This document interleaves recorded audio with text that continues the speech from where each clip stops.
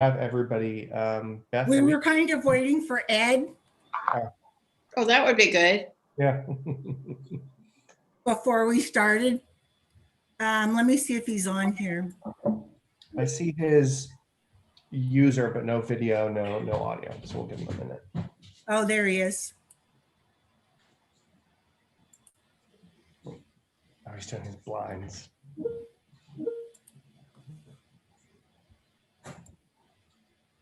All right, I'm sorry. What did I miss? Oh, Just you chatter. wouldn't believe what you missed. It was amazing.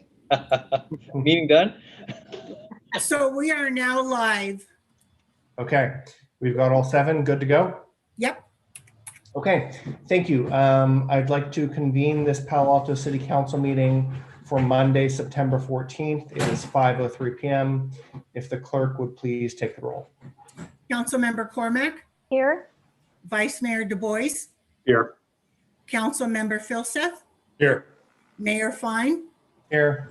Councilmember Niss, Here. Councilmember Ku, Here. Councilmember Tanaka. Here. 7 present. Thank you. We now move on to item number 1, appointment of 1 candidate to the Human Relations Commission for a partial term and 2 candidates to the Public Art Commission for 3-year terms. Any comments from staff on this or how we're gonna, I know we spoke about earlier, what we're gonna do for voting is go alphabetically by council member. And if you could vote in the affirmative for the people you would like on these commissions.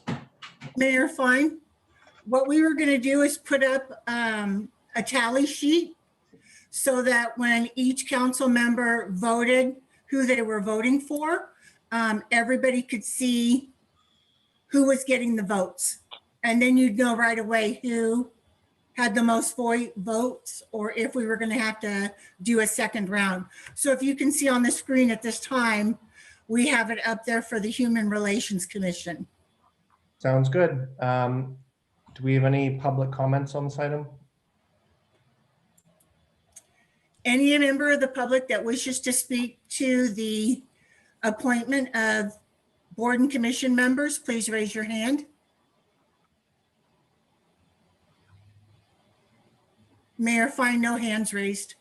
Okay, then let's please vote for the appointment to the Human Relations Commission for a partial term ending May 31 of 2021.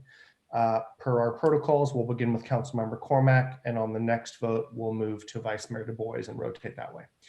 Councilmember Cormack. Sophia Fojas. Thank you. Vice Mayor Du Bois. Nilofer Chalubat. Councilmember Filseth. Golem Pot. Thank you. I'm going to vote for Sunita De Torel. Councilmember Niss. Kurt Kinsky. Councilmember Ku. Nilofer Chalampat. Councilmember Tanaka. I was going to vote for Sunita. Okay. So looking at the board, it doesn't seem like we have a winner here. No, so we'll have to go to round 2 and she will go down to the next page and we'll have the second round. Okay. Mr. Vice Mayor. I'll stick with Chalumpot. Councilmember Filseth. Chalumpot. I'm going to stick with Sunita De Torel. Councilmember Niss. I will switch to Sunita. Councilmember Ku. Chalampat. Councilmember Tanaka. Same vote. Sunita. Thank you. Councilmember Cormack. Sunita De Ture. Okay. So Mayor Fine, would you have a quorum for Sunita De Torel getting 4 votes? So they will be appointed to the Human Relations Commission. All right. Congrats to Sunita. And of course, thank you to each and everyone for applying. We do encourage you to keep an eye on future openings and apply again as you see fit. Thank you for that one. And thanks for the tally sheet. It makes it so much easier. It's easier for you guys to see who it is and Right. easier for us to keep track. Okay, So now we'll move on to the Public Art Commission. great, thank you. And for this one, please announce the two candidates you would like to support for the Art Commission for 3-year terms ending May 31, 2023. We'll begin with Councilmember Phil Seth. Shannon Taylor. Okay, Shen and Taylor, please. Mia. Okay. I'm voting for Taylor and Stern, please. Councilmember Nis, Taylor and Harriet Stern. Councilmember Ku. Taylor and Shen. Thank you. Councilmember Tanaka, I'm voting for Shen and Marilyn. thank you. Councilmember Cormac, Harriet Stern and Nia Taylor. thank you. Vice Mayor Du Bois, Taylor and Shen. thank you. So Mayor Fine, we have Nia Taylor with 6 votes and Sia Shen with 4 votes. So they both will be appointed to the Public Art Commission. Great, thank you. So congrats to our 2 incumbents who have been reappointed. And again, thank you to everyone else for applying. We do encourage you to keep an eye on future openings and apply again. We now move on to agenda changes, additions, and deletions. Are there any from staff or council members? None from staff, Mr. Mayor. Okay. Seeing no hands, let's move on to oral communications. And so any members of the public who wish to speak on an item which is not on the agenda, please raise your hand in Zoom and the clerk will help you provide your comments. And if you are participating by phone, dial *9, which will raise your hand also. Our first speaker is Kat Snyder. Kat, go ahead. You have 2 minutes. Hello. I just noticed that we have the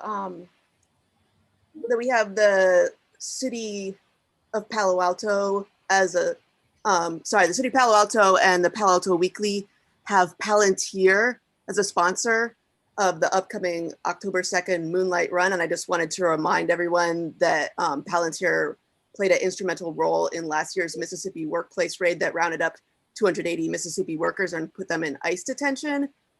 I also wanted to let you know that this company buys access to public and private databases and tailors the data to help surveil and track people. And by doing so, they help ICE subvert our sanctuary state and sanctuary county laws. In point of fact, Representative Eshoo, along with a number of other reps, sent a letter to the California DMV asking for the identities of all of the buyers of the information that the DMV sells for up to, I think, about $50 million. Our representatives point out that, in particular, a large number of immigrants' driver's licenses are in that database. What's more, this past Wednesday, the ACLU came out in favor of the No Tech for ICE campaign. They call out Palantir by name in their press release. I think it's time to reconsider what our relationship with Palantir communicates to our fellow residents, to other members of the community, to people around the country about what we think about keeping people safe inside of our community. So please stop accepting sponsorship money from Palantir. Thank you. Thank you, Kat. Any other members of the public that wish to speak on oral communications? Please raise your hand at this time. Actually, one question is, our oral communications is scheduled for 5:30. So I know some members of the public may want to call in at that time. So I don't know whether it should be, it's up to you, Mayor, but I don't know whether that's going to cause some issues for some people. Good point. Let's come back to it maybe after the consent calendar, after minutes and consent.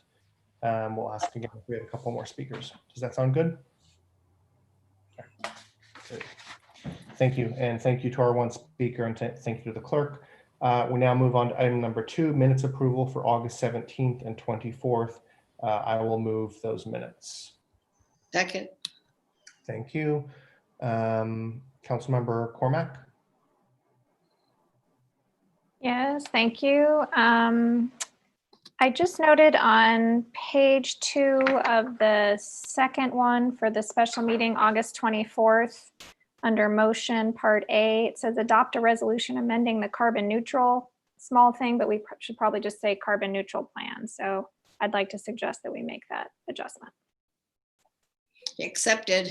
Accepted. Does the clerk, have you written that down, and can we incorporate Yes, that change? we will take care of it. Okay. Any speakers on item number 2, approval of action minutes?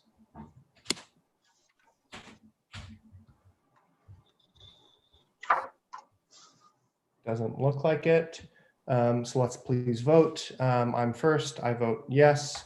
Councilmember Niss, Yes. Councilmember Koo, Yes. Councilmember Tanaka, Yes.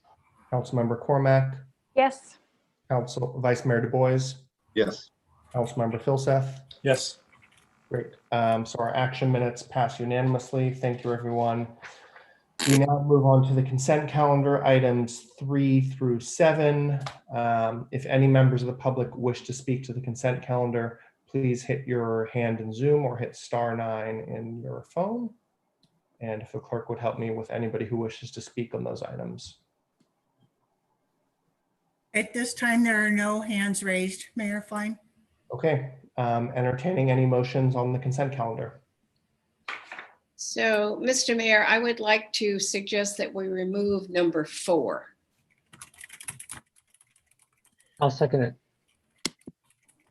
Councilmember Niss and Tanaka are asking, or is there a third vote on that? There is.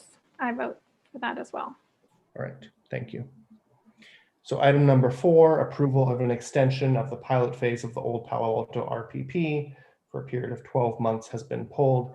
Mr. City Manager, would you like to hear that tonight or in the future? Well, we appreciate getting some clarification. As per your rules, we would typically, well, first off, I would note that we had no real indication that this was going to happen prior to this afternoon. So I don't think staff is in a position to be able to discuss it. Is it the intent of pulling it off consent to have it heard as an action item? That would typically be what is involved with pulling it off consent. Let me ask Councilmember Niss. My intent is that we hear it at another time, having heard more information from one of those who's affected by this decision. Any comments, Councilmember Tanaka or Cormack? I would just say that, resident reached out with an email to all of us this afternoon with some information. And if I reflect on the fact that we will be looking at the California Avenue garage at a later date, it seems like these two are connected. It'd be better to hear them at a similar time. I do apologize, but we just received the information this afternoon at the same time staff did. Well, perhaps rather than, well, it is a bit awkward only to the extent that we are extending a pilot program. I believe it was originally set up a year ago to be a 1-year pilot. So presumably if we don't hear this item in October, that the pilot would sunset. And administratively, I think we can figure out how to extend it, given that currently we're not enforcing RPPs, although staff is actively in discussion on when enforcement for RPP would start up again. So we'll schedule it for an action further in the future at a date that we can find. Thank you, Mr. City Manager, and the Vice Mayor and I will work with you on scheduling that before the pilot expires on October 31. Is that correct? I believe that's the case. Okay, thank you. Any other comments on consent calendar? Actually, I do have a question. I don't know if we can ask a question, but so is the same as you're saying that the program will continue or will not continue? It will expire on October 31st, and we will try to hear it before then. Okay. Thank you. All right, I will move the consent calendar items 3, 5, 6, and 7. Second. Thank you. Any comments from colleagues? All right, let's please vote on the consent calendar absent number 4. Councilmember Niss, Aye. Councilmember Ku, Yes. Councilmember Tanaka, Yes. Councilmember Cormack, Yes. Vice Mayor Du Bois, Yes. Councilmember Filseth, Yes. and I'm also a yes. That passes unanimously.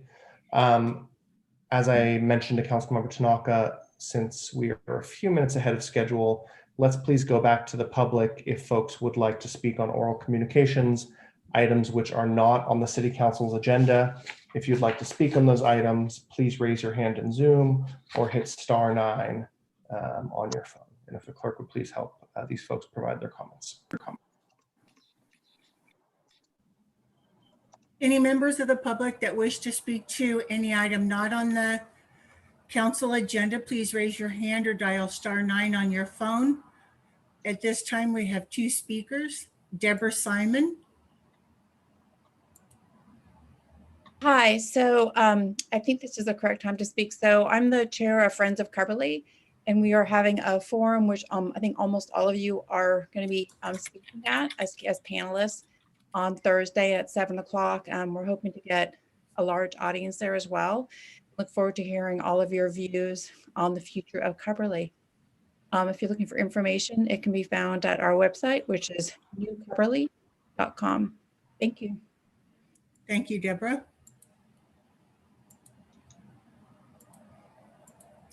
Our next speaker is Sam Kaplinski.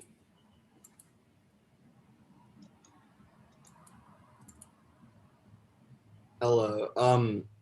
So I don't know if my camera's working, but I wanted to be here to discuss the possibility of a skate park in Palo Alto, because at the moment, the only park we have is Greer Skate Park, and it's just a bowl, and it's a lot of fun. I love that place. It's like I go there all the time, but I think we need an updated place for kids to learn how to skate more and have different types of obstacles, because at the moment, all that we have is a bowl, and it would be nice to have something with rails, stairs, and ledges for kids to learn on. And I think a skate park would be a good idea, especially now when a lot of uncertainty is surrounding the subject of school and sports returning due to the pandemic. And skateboarding is a great way, and BMX biking and scootering is a great way for kids to kind of find a community of other people to support them that they might normally find in school that they aren't getting right now. Thank you, Sam. Our next speaker is Josh Below. Josh, go ahead. Okay, can you guys hear me? Yes, you have 2 minutes. Go ahead. I hope you are all doing well, and I thank you for your time. My name is Josh Baylog, and I've been heavily involved in the Bay Area skate park community for 25 years now. I've since worked for the city of San Jose for 7 years, managing the 3rd largest skate park in the community, located at Lake Cunningham Park. Skate parks provide a supporting family and safe place for kids to go in cities, since it's monitored and policed by elder fellow skaters. Skate parks are the new form of YMCA. They statistically receive much more use than baseball fields, football fields, basketball courts, and tennis courts due to their ability to allow more people to use at once, as well as being open at night with lights during the summer heat. You can drive by the Sunnyvale Skate Park from 6 a.m. to 10 p.m. and it's never empty. Moreover, the popularity of skateboarding is now exploding because of the Olympics. It is something healthy people can do to engage their mental flow state as well as artistic and athletic ability without the rules or judgment from referees or coaches. This healthy outlet for kids and adults who are battling the upcoming social media addiction and rise in suicide due to unrealistic standards advertised by AI algorithms. This is also one of the last remaining places open during the pandemic. Greer Skate Park is an iconic historical landmark for many of us, and we would like to preserve it as much as possible. But a new skate park would provide these updated obstacles that we need, as well as a free, safe place for kids and adults to exercise, build new friendships, and eventually turn it into a community. The city of Milpitas just finished their new skate park, which will include lights, and we are anticipating the grand opening soon. We all look forward to that same announcement from the great city of Palo Alto. Thank you so much for your time and consideration. Thank you, Josh. Our next speaker is Christian Sala. Christian, go ahead. You have 2 minutes. Hi, I think the skate park would be a good thing for the community as it would bring more people together. And right now we only have one skate park around us, or we have Greer Skate Park, but that barely gets used because it's not too beginner friendly. So most people just go to Burgess Skate Park, which is like 3 miles away from Palo Alto, and it gets really packed and crowded, which makes it like hard for beginners to learn. It like turns off beginners from skating because it's so crowded. That's why I think we should build a skate park in Palo Alto, because it'd be more beginner friendly and it would just help build a better community of skaters in Palo Alto. All right, thank you. Thank you. Any other speakers that wish to speak on anything not on the agenda, please raise your hand. James Hendry. James, you have 2 minutes. Go ahead.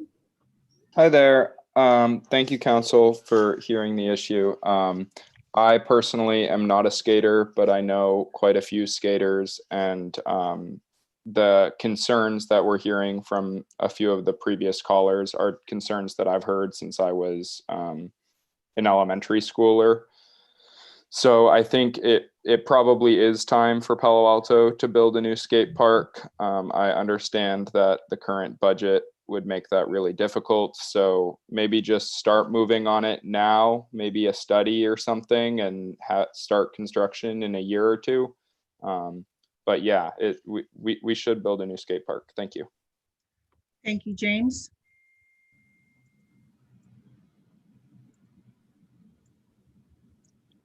And our last speaker is Connor Burns. Connor, go ahead. Connor, you may need to unmute from your end. There you go. You have 2 minutes. Okay, can you hear me now? Yes, go ahead. Awesome. Yeah, I live in San Diego now, but growing up in Palo Alto and skating and riding BMX really showed me that having a place like with your friends to have fun and create memories is super important, because you want to be outside and staying healthy. So I think adding a little bit more in terms of like skate parks in the Bay Area would help that, because kids would be able to go outside more and have fun, and the parents wouldn't have to worry about like them being in the streets skating as much as it is fun to skate around on the curb. But it's just good to have a skate park for the kids that want to progress and have fun with their friends or their family. Thank you, Connor. Our next speaker is Alex Kaplinski. Alex, go ahead. Yep. So I just wanted to unmute myself. So just wanted to express support for this idea. I grew up in Palo Alto, and I used to skate as well. And back in the 80s, we had the same issue, right? Which is that you couldn't go to a lot of places that you wanted to be able to skate, like schools and shopping malls and things like that, where there was good surfaces, and there wasn't really a good facility. And so we ended up going to places that maybe we shouldn't have been hanging out, as opposed to going to an approved place for this. So I just wanted to voice my support for it. Thank you, Alex. And our next speaker is Rebecca Eisenberg.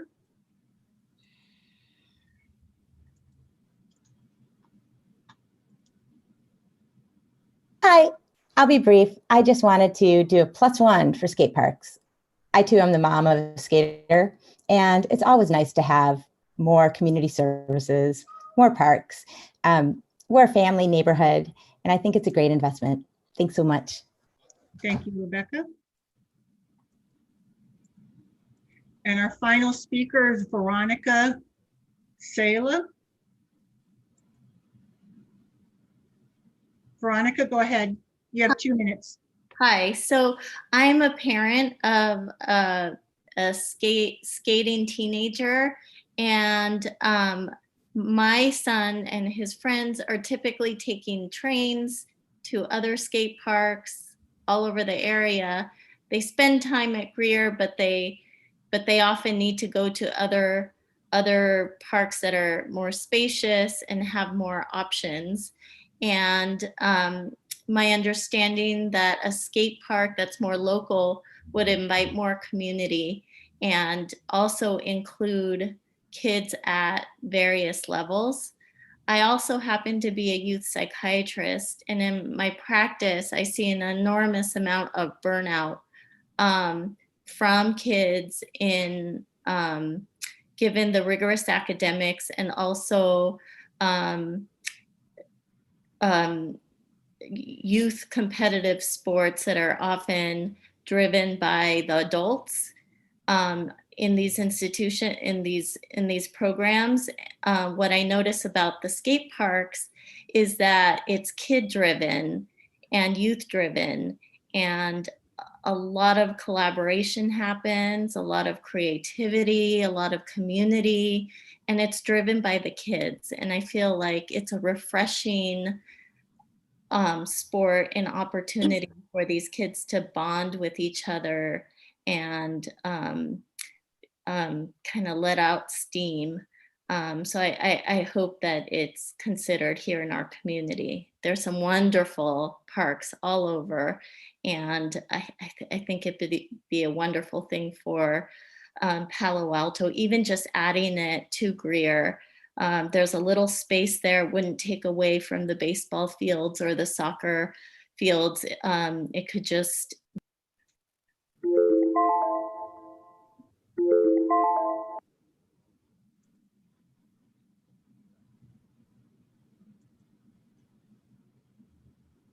Veronica, did you want to finish? I think I added everything, but thank you for considering it. Okay, thank you. And our next speaker is Dave Kirby. Hey, everybody, can you hear me? Yes, go ahead. You have 2 minutes. Oh, perfect. Thanks so much for hosting this, and thanks to Sam Kaplinsky for spearheading this for the community.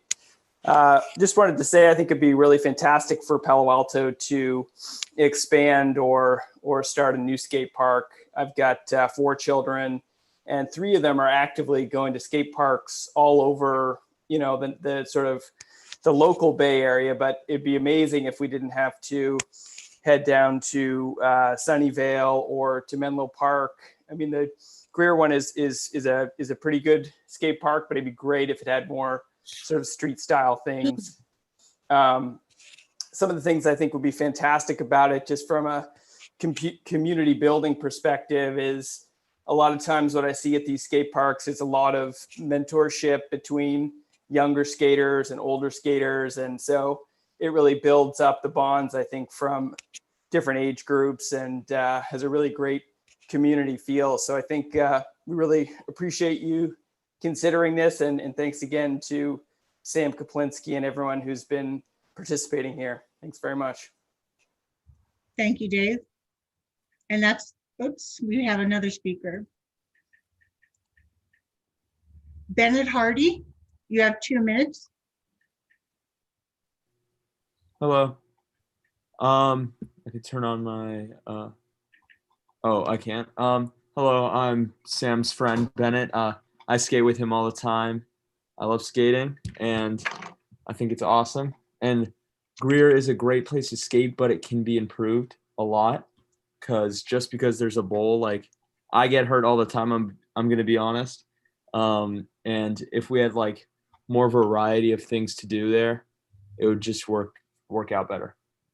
Thank you. Thank you. And that was our final speaker, Mayor. Fine.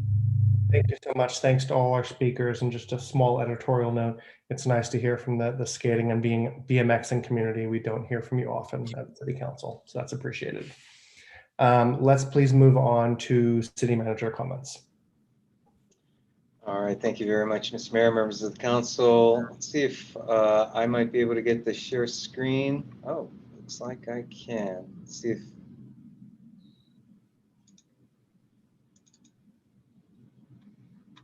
that's working. Just a few items of note for the council. This has obviously been a very busy, year, but we'll narrow it down to the last couple of days. A few items provide some updates to the council. We have, as we are pivoting from summer streets to whatever the fall and perennial might be. Similarly, we may need to be rebranding our cooling centers to what might be called community respite centers. At Mitchell Park is now open and will be open all week for anyone wanting to stay indoors in an area or a facility with filtered air conditioning. Again, this is our Mitchell Park Community Center, open from 10 a.m. to 6 p.m. throughout this week. We, as always, will have safety protocols in place requiring face coverings, also provide hand sanitizers and the like there. So our city website, cityofpaloalto.org/cooling centers, again, until we rebrand that with the turning of the season, will be open this week. On a related note, we did receive a number of emails today related to our electric utility pole replacement project, noting that air quality has been poor, as obviously everyone has experienced, is expected at least until tomorrow, that the utility staff has been working with the contractor and will treat tomorrow as one of the delay days or rain days, as has been identified. There are provisions for in the contract. Now that said, there is, I believe, an improvement in air quality expected later in the week. So I believe that at this point, this will be a day-by-day decision. Would note, based upon prior community feedback, that staff have really ramped up the pre-noticing of this work. So we are currently have been providing notices up to 6 weeks in advance, then 3 weeks in advance, then 1 week in advance, and then day of notices for the work. So recognize that delaying will also cause inconvenience from those who have been anticipating power to be out on the 1 to 2 block, typically length that are impacted on any given day. 1 to 2 blocks of residents that have typically been experiencing a planned outage for their electrical service at home. So based upon, again, feedback and recognition of poor air quality expected tomorrow, that the contractor will not be working, and modified notifications are being handled in order to provide that word out.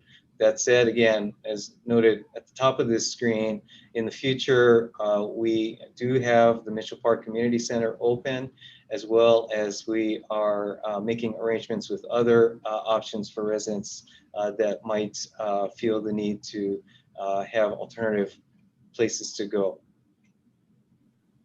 Next, just looking ahead slightly for planning, we have had some ongoing discussions of Halloween planning and what rules, social distancing rules and recommendations coming out of the county might be applicable. And so we have asked for some guidance from the County Public Health Department. I understand there was some discussion over the weekend. And so we'll look for more formal guidance from the county as far as recommendations on Halloween activities. Would also note that we have some upcoming dates of the county's pop-up testing here in Palo Alto through October. So our next date at the Palo Alto Art Center will be on September 25th. And then new dates, recognizing there were some conflict with well, in fact, working up to election dates, that October 9th and 23rd are also scheduled dates for the community-free testing. And also notable that the county has this pop-up testing that's happening throughout the county, basically on all weekdays. And so further information is available there and through our website at cityofpaloalto.org/testing. Then finally, also note, again, on ongoing services, there's been quite a bit of interest recently on library sidewalk services. Services are now available through Saturday, recognizing also subject to air quality. So on a day-by-day basis, we'll be making decisions based on conditions appropriate for staff as well as community members to be out and about. We are currently using guidance through library field that is recommending this 96-hour quarantine of materials that are returned to the library, and at the same time coordinating with other local libraries and the library field on looking at any evolution of those recommendations and changes that might lead to shortening that time period. But again, in the interest of both community safety as well as safety for our employees, we're going with the recommendations that are coming from the profession. And at the same time, we'll provide update to the council and community as additional information is available. We do know and are working with the county library system as well as other systems or library systems throughout the county, that as early as late September or into October, there may be additional openings available. So our library department is staying in touch and will provide additional information as it is available. And then finally, something entirely new, a partnership with Canopy on what they're calling Wishing Trees. And that, again, I'll just read this, that we share community visions of a better world by writing a wish on materials provided near trees located at the Palo Alto Arts Center, Coverly Community Center, Hoover Park, and near Park and Margarita Avenue.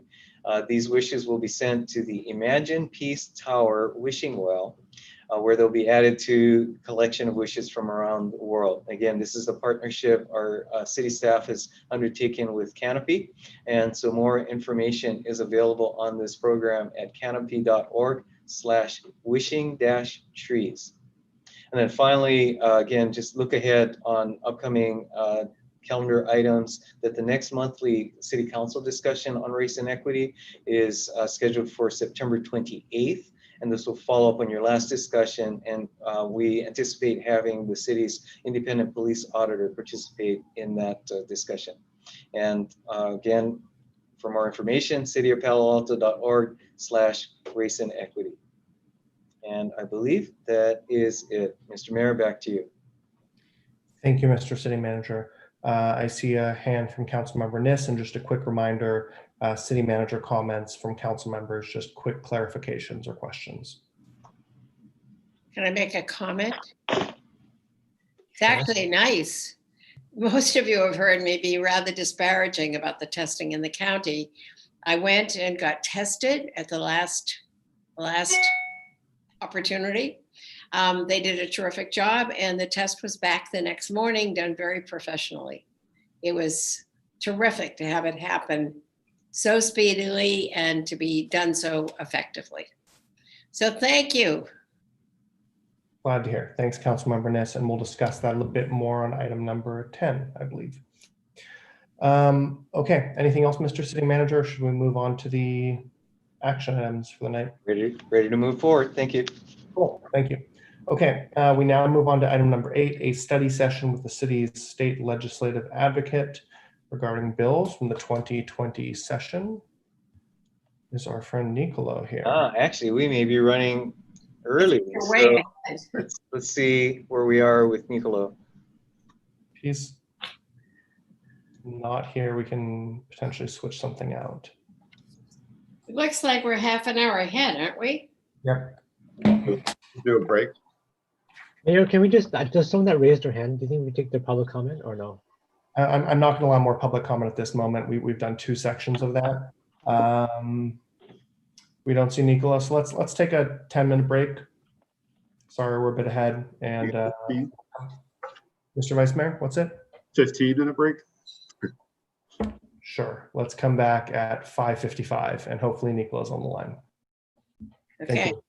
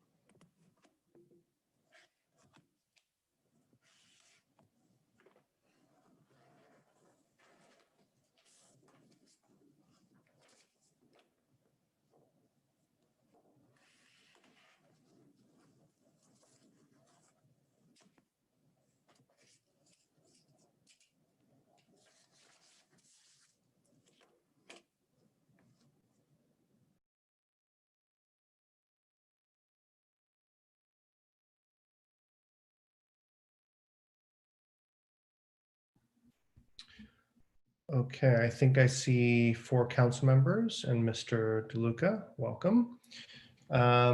So let's please begin with item number 8, excuse me, a study session with our state legislative advocate regarding bills from the 2020 leg session. And does staff want to kick this off, or Mr. DeLuca? I'm ready to kick it off. To Nicolo. Absolutely. So Mayor and members of the City Council, Nicolo DeLuca from Townsend Public Affairs, really appreciate the invitation this evening to present to you. I was going to do a quick high-level summary of what happened at the end of session, identify kind of 2 policy topics, and then what we plan for going into the next session, and of course, answer any questions. So as you all know, the 2019-2020 state legislative session came to an end. As traditional, it ended on August 31st and ran way past midnight. I must say, I've been doing this for a handful of years, probably one of the more dysfunctional ends of session. I know I'm disappointed, and I know our state legislators are also. They were able to pass some good pieces of legislation. One of them was Assembly Bill 3088 from Assemblymember Chu, which was had to do with evictions and COVID, because as you know, the state moratorium was coming to an end on September 1st. So that eviction legislation from Assemblymember Chu gets us through the year, obviously relating to COVID concerns. But the day is really going to be known for a lot of fighting between the Senate and the Assembly, the fighting amongst senators between both parties, and then even fighting within the Assembly. So a day of dysfunction, a day of frustration. Obviously, due to COVID, it's been a frustrating year, but this is probably at a higher point than I've seen over the years. And the good news is that session is over. The governor has until September 30th to take any action on legislation. And I think there's going to need to be a healing process between both parties, which I'm sure will happen. Some fun data points. Each year, I would say in a normal average year, about 900 to 1,200 bills hit the governor's desk. And through Governor Newsom, Governor Brown, and other governors, there's about a 15% veto rate. This year, 428 bills have hit the governor's desk. So obviously a massive, less than, or a little bit more than 65%, a massive reduction in bills. The governor has taken action on about 30 of them, some on employee rights, some on firefighting. So we've got half of the month to go. He has about, 428, 430 bills to go. So expect a flurry of activity starting, I'd say, towards the end of this week, rolling through the 30th. So with that said, a few things to highlight, and then happy to take questions. One thing that we worked closely with the city leadership on, and it's something that Palo Alto has taken a big leadership role in, is flavored tobacco. Senator Hill, what a great champion, fought hard to get the flavored tobacco ban, especially as it relates to vaping. That was signed immediately into law, which was great. There was, up here in Sacramento, the tobacco industry was running ads up to the very last minute. Unfortunately, they are moving forward on the signature gathering for a referendum. So we'd be seeing that, I think, in 22 maybe. But that was a big victory. And I know that Palo Alto's led that charge over the years. So it's something definitely to be excited about. The eviction relief bill, that was signed into law. And then the year really became a focus on police reform and housing policy. Not a lot of those are getting to the governor. When it comes to police reform, really 3 bills are going to hit the governor's desk. One is specific to Sacramento County. One relates to banning the chokehold. Another one relates to making it more difficult for police departments to hire officers with marks on the record. And then when it comes to housing, there's only really 3 bills that are going to the governor. 2 of them have to do with density bonus law. And then one of them from Senator Skinner relates to foreclosures and corporations and them essentially holding pieces of property. It relates to what happened in Oakland with the mothers, those 3 mothers that were in that vacant house. So with that said, happy to talk about what we see coming next year. Happy to answer any questions. Already working with the city manager and his team on what's our plan for next year. Keeping in mind, next year will be the first year of a 2-year session. So expect a lot more legislation. We will also have new members. We're losing some valuable senators and some valuable assembly members. So we'll have a new crop of leaders coming. So with that said, that is sort of my high level overview. Happy to get into the weeds and answer any questions you all may have. So thank you, Mr. DeLuca, and thanks to your firm for being our advocate in Sacramento and for your report backs here in Palo Alto or virtually, wherever we may be these days. Let's please go to members of the public who wish to provide comments on this, and then we'll come back to council. Any members of the public that wish to speak to the bills from the 2020 legislative session, please raise your hand or dial *9 to raise your hand. And I do want to mention, sorry to interrupt you, Clerk Minor. Item number 11 later tonight is where the council will review and select positions on state and local measures. So tonight we have an opportunity with our legislative affairs team to question about state bills going through the legislature. Later on tonight, we will discuss state and county ballot positions. Our first speaker is Kat Snyder, to be followed by Winter Dellenbach. Kat, go ahead. You have 2 minutes. Hi, thank you. I really appreciate getting to go through this study session. I have a really big just overview question that I'm sure you'll be able to answer easily. I just want to get a sense of, from the police reform side, some of these things have been contained, possibly some of them are dead and some of them are still going through. So when it comes to something like our police department getting updated policies via Lexapol or something like that, I'm curious with some of the things that are still going through, when is the next possible time that they could be passed into law if they haven't already been signed yet? Thanks. Thank you, Kat.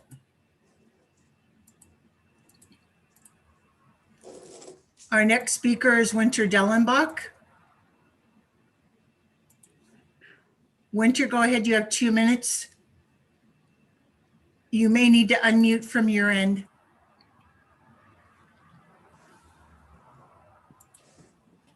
There you go, Winter. You have 2 minutes.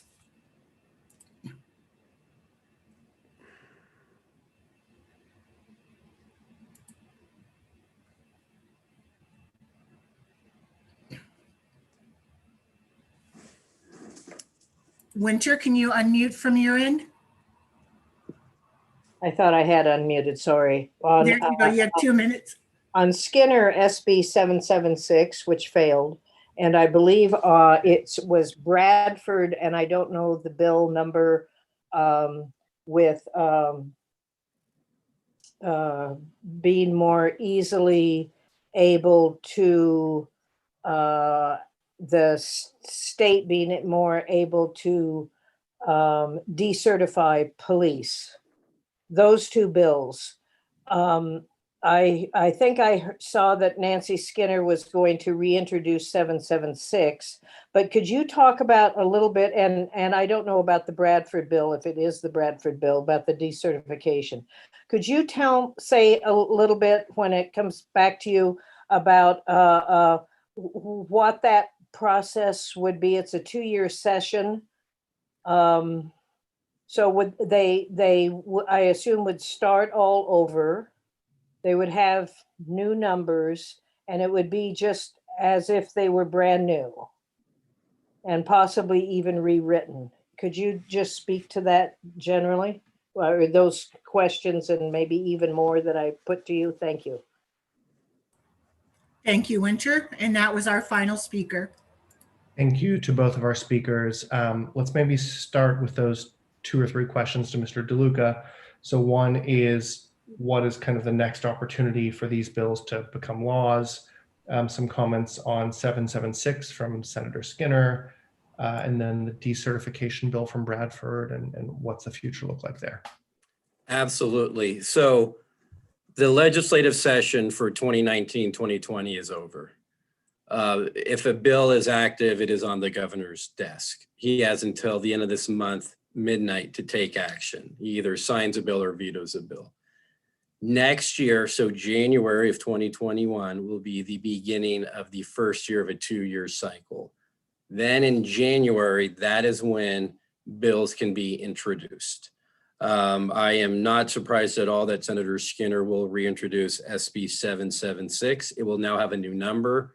More than likely, it will be very similar to what's in print now, but with some refinements. I recall on that bill, and that was a bill about public records and what you can request.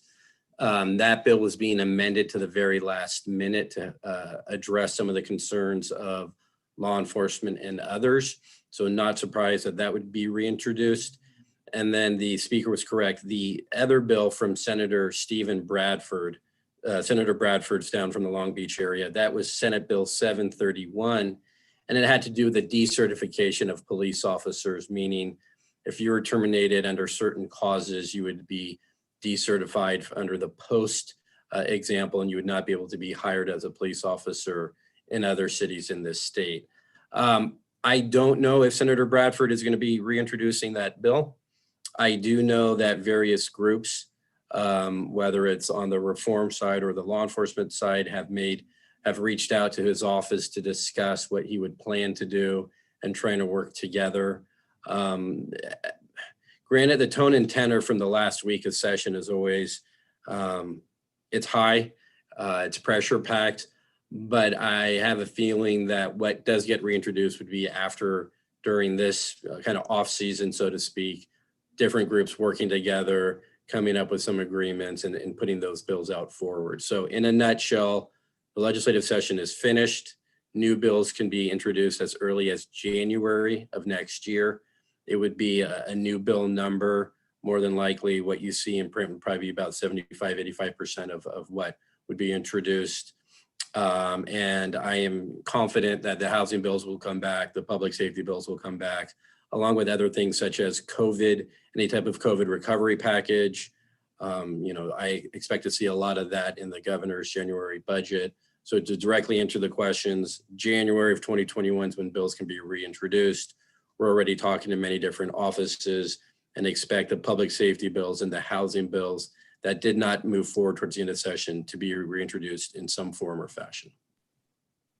Great, thank you so much. I want to open it up to my colleagues for questions and comments. Just hit your hands if you have questions for Mr. DeLuca. Councilmember Hillseth. Hey, Nicola, thanks for joining us here. My pleasure. There was some scuttlebutt and rumors that, maybe the governor or the legislature would call an emergency session later to address some of this stuff. Is that in the cards? I do not see that in the cards. I don't see that in the cards due to COVID, due to November elections. You're right, Councilmember, there was a lot of discussion about that, but as of right now, today, September 14th, I do not see that happening. Thank you. Other council members? Councilmember Cormack. Thank you, Mayor Fine. Mr. DeLuca, hello. How Hope are your air quality is, I don't know, we should check if it's as bad as it is here. I've got you guys on my phone for checking AQI. It's bad. I'm looking out the window. It's bad up here. Yeah, it's bad everywhere. Thank you so much for helping with Senator Hill's SB 793. That is important. And there were a few victories in this session. I was waiting for you to use the word unprecedented, but I assume that was implied in your coverage. I wanted to go back to ACA 1, which I think we might have talked about a couple other times. I noticed that if the funds are now used for affordable housing, that is an option. Any thoughts? I know it's a heavy lift, but any thoughts on ACA 1 as we contemplate how we're going to be able to pay for affordable housing going forward? My thoughts on ACA 1, as you all know, ACA stands for Assembly Constitutional Amendment. They're always hard to push forward because you need 2/3 in both houses. However, and I know the author, Assemblywoman Aguiar Curry, was a strong champion, and she remains to be the champion and wants to push. It's been clear before COVID that one of the major factors to help with affordable housing, probably the most important factor, is the desire for funding. Senator Bell also had a bill earlier in the session about pushing for funds for affordable housing and just didn't make it through. So I know the desire's there and the kind of the heart is there. It's just the actual machinations of how to create some of the funding for affordable housing. And now with some of the concerns about rebuilding from fires and what's it going to do for small businesses for COVID, I think overall the best opportunity for any economic package would be a little bit for everything, but that actually reduces the overall pot, whether for affordable housing or small business loans. I'm happy to reach out to the author's office, check in with them, and working through the city manager's office, provide another update and just kind of see what's going on. But that's what I've got right now. Thank you for that. I remain interested in that in the long run. I know if I think about how that's helped our schools throughout the state be able to improve their infrastructure, I think that's something I know that I'd like to continue to learn more about. Okay. And then on the police reform ones, so we already discussed SB 731 and SB 776. What about AB 66? We've spent a lot of time reviewing our own policies here, and I'm interested in your thoughts on that. Yes, so to the public, AB 66 from Assemblywoman Gonzalez, that has to do with essentially how you respond to unruly protests, about using projectiles, about using, for lack of a better word, tear gas. The bill got out of the Assembly, unfortunately was not taken up on the Senate floor. This was one of the bills we were watching closely for the city, and I was really interested to see how the discussion would go in the Senate. I suspect, and I would like to confirm with the author's office, that they would bring this bill back next session. It did have some amendments as it kept moving, and it addressed some of the crowd control measures. One of the concerns voiced by public safety was, during an unruly crowd, there's certain things that they need to do or need some type of tools in the toolbox. So what I will do is follow back up with the author's office, see what the appetite is for reintroducing it, and then let through the city manager's office, let you all know right away what we're hearing. But that was a good piece of legislation, and professionally, I think it's going to come back. I just don't want to say without knowing that for sure. Great, thanks so much. Thank you, Councilmember. Next, I have Councilmember Koo. Hi, Nicolo. How are you? I'm great, Councilmember. How are you? Very good, thank you. So I wanted to ask, I'm glad that Councilmember Cormack brought up ACA 1. Now, ACA 1 is the one that is reducing the voter threshold down from supermajority of 67% or 66.7% to 55%, right? Correct. And so that is also looking into perhaps enacting sales tax or parcel tax in order to receive the funding? No, this was, or as I recall, this was only for property tax. It did not touch sales tax. And so that was to drop it down to 55%. They have not proposed to touch or alter sales tax this session, other than in Contra Costa County, they had a bill because they're at a cap. Relating to sales tax, and it's something that the city is familiar with, I feel another bill that would be introduced next session is how do cities and counties work with sales tax when it comes to online ordering? Is it at the delivery? Is it from the warehouse? What have you? But to answer your question directly, ACA 1 did not touch sales tax. It was only related to property tax measures. Property tax measures involve parcel taxes then. So they might push through a parcel tax on properties in order to generate the funding for affordable housing with a reduced threshold of 55%. If ACA 1 was passes. Correct. Okay. And can you tell me what happened Now on Senator Beal's 795, that's a little bit different from ACA 1, where they're also looking for funding. But what was the method behind that one? Great question. I need a second or two to go through my notes to get the method. This time of year, it's funny, we memorize these bills, and then if they're not moving forward, that space just goes away in our brain. So I'll get you information on the methodology. He changed it a couple of times.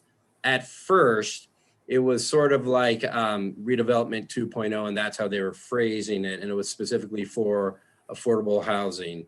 And then was changed a little bit and then changed a bit some more. So let me go through my notes, and as you all have other questions, and I'll tell you how they plan to use that. But unfortunately, that didn't move Didn't forward. go through. Now, how about Senator Portantino's 1299? 1299 also did not get a hearing. That was one of the bills that just did not make it into the second house, and it did not move forward. I know that the senator put a lot of time and effort into that bill. It was basically rezoning for idle sites, and it was a way to encourage to do more affordable housing. It wasn't heard on the assembly floor. Okay, and do you see that coming back? Yes, I do. From him, yes, I do. Okay. When you say idle sites, can you kind of give some example what that would mean, idle sites? As I recall, it was for idle retail sites. And so not to be confused with Senator Caballero's bill, but it was for certain cities. As you know, there's been kind of strip malls and haven't had much action. They've been vacant for a while. So what his bill proposed to do was to give some incentives for those sites to be redeveloped, to include some housing, to include some mixed use. You had to be, I think, vacant for at least 3 to 5 years. It had some pretty high thresholds. Oh, I see. Okay.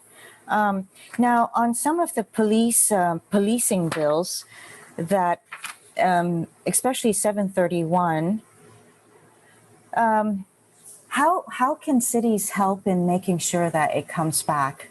What are some of the processes that you would suggest or recommend for us, for a city? For the decertification bill? Mm-hmm. You know, I think what would be helpful would be, if we've got great Senator Hill, he's great, and Assemblymember Berman, but I think a letter overall to the delegation, which would be to not just your exact members, but neighboring members, just explaining from Palo Alto your point of view, why you would support something like this. Obviously, since it's no longer going to be SB 731, so I'd probably phrase it more by the topic. Hey, on behalf of the city of Palo Alto and to our neighboring cities, we support this policy topic because of X, Y, and Z. And so something to keep in mind. So we've got the governor working on bills till the end of the month. And then October is sort of when legislative offices start considering what they might want to do for the legislative session. Getting closer to October, it runs into November. Certainly some very big seats and races are coming up. And then I'd say probably about 2 weeks after the November election is when offices really start honing in on what they want to do for the upcoming year. So happy to work with the city manager and his team on drafting such a letter if that's the will of the council. But now is always a good time for general policy topics to write to the delegation. Of course, through our efforts, this is something we would share with the Pro Tem's office and the Speaker's office, but just explaining commonsensical, City of Palo Alto, the reason why we support policy topics such as decertification is because X, Y, and Z, and obviously having a good conversation with your chief and others. So that would be one recommendation. And this particular bill, we would want to do it with other jurisdictions to have more, power in getting noticed by? I think it's always helpful to work on a regional level for some pieces of legislation. Some have a good regional approach, others don't. I think when it comes to some things, to a topic such as decertification or public safety, especially as it relates to hiring or rehiring, I think it's always helpful to socialize the issue with your neighboring cities or any of your regional groups or what have you, just to hear where some of the where your neighbors are. And then I think it's helpful to just share what our position is. We don't necessarily need to work hand in hand with them or everyone agree to what the letter says, but I think it's easy to help get it out and help build coalitions running into January. Okay, thank you. AB 2054, it's grants, it's a pilot grants for mental Yes. health policing. Do you see that do you see that being signed by the government? Absolutely. Yes, absolutely. And so to the public, it's Assembly Bill 2054 from Assemblywoman Comlager. It's an acronym. It's called the Crisis Act. And it is to allow for appropriations in future years. And I think it's either a 3 to 5 year pilot program. And essentially it's to work with service providers and other nonprofit organizations to help address some of the issues that public safety traditionally deals with that might not, might not necessarily need a law enforcement point of view or law enforcement person doing it. Hypothetically, mental health services or interactions with teen and youths. And so it's what it's trying to do is show that there could be opportunities for others to help address some of these underlying public safety issues. And instead of having law enforcement do it, it's a grant program for 501c3s and service providers. But yes, I can definitely see the governor signing it. And hopefully in the January budget, there might even be some funds set aside for it going forward. That's really super. I also wanted to find out if you can help me understand SB 1206 about broadband infrastructure. I'm not really understanding, the brief summary, but if you can help me understand it and then give me the pros and cons on that, I would really appreciate it. Council member, that's a great question. Offhand, I don't know. I would have okay. to go back and read on it and then send a note to you all. Okay, thank you. Thank you You so stumped much. me on that one. I admit being stumped. Thank you. Now on AB 725 and AB 2345, those are housing, and they basically take away local control and is actually invasive into the single family neighborhoods. So with our broad directives in terms of preserving local controls, and so how are we, where are those two, do you see? Both bills are on the governor's desk. AB 2345 from Assemblywoman Gonzalez, and then AB 725 from Assemblymember Wicks. And what they do, both bills have different ways to revise the density bonus law to increase the maximum allowable density.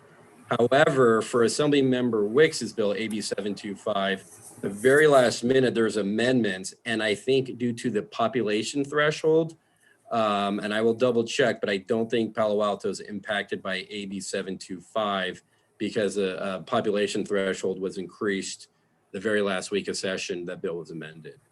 If it's at the will of the council, if that's a bill you all want to send a letter to the governor, as you all know, the bills on the governor's desk, there's two types of letters, either request for signature or request for veto. Thank you for that. Now I just wanted to go back to AB 2345. That also decreases the percentage of lower income affordable units required by housing projects, right? And we're still giving developers concessions and incentives though. It does give developers incentives, and the goal is to increase the allowable density. It increases allowable density, but it doesn't say anything about whether we have to increase the affordable units, right? Correct. Okay. What happened to AB 3182? This has to do with HOAs, homeowner associations. So it prohibits HOAs, homeowner associations, from enacting blanket bans on renters in their communities. Now, I was just wondering if you happen to know if it's... If I recall, that was held in one of the appropriation committees. I think that was held in Assembly Appropriations. So it's not going through this year. Correct. Okay, very good. Okay, I'm done. Thank you. Thank you, Councilmember Ku. Councilmember Niss.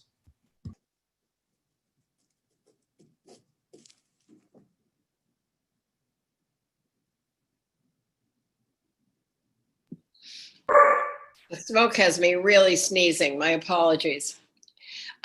Nicolo. Yes. Let me ask you something far less specific. What do you think the mood is right now in Sacramento? Also, we're going into a new year. And there are some very significant propositions. One of them is Prop 15. This is a weird year. We're all functioning on Zoom. Make some comments, if you would, about where we are. We've had a Democratic controlled legislature for quite some time now. So comments. Absolutely. So unprecedented year. Everyone's excited for this year to be over, frankly. Whether it was, the Senate Republicans at the very last week having to vote via Zoom, that was uncomfortable and many different challenges. Whether it was not being able to physically go into the Capitol to speak to live human beings face to face, that was a massive challenge. Frustration from the Senate because they made their members cut down the number of bills, and there was a feeling that the Assembly did not. So, council member, honestly, I feel that everyone right now, everyone's sort of in their corners. They went back to their districts.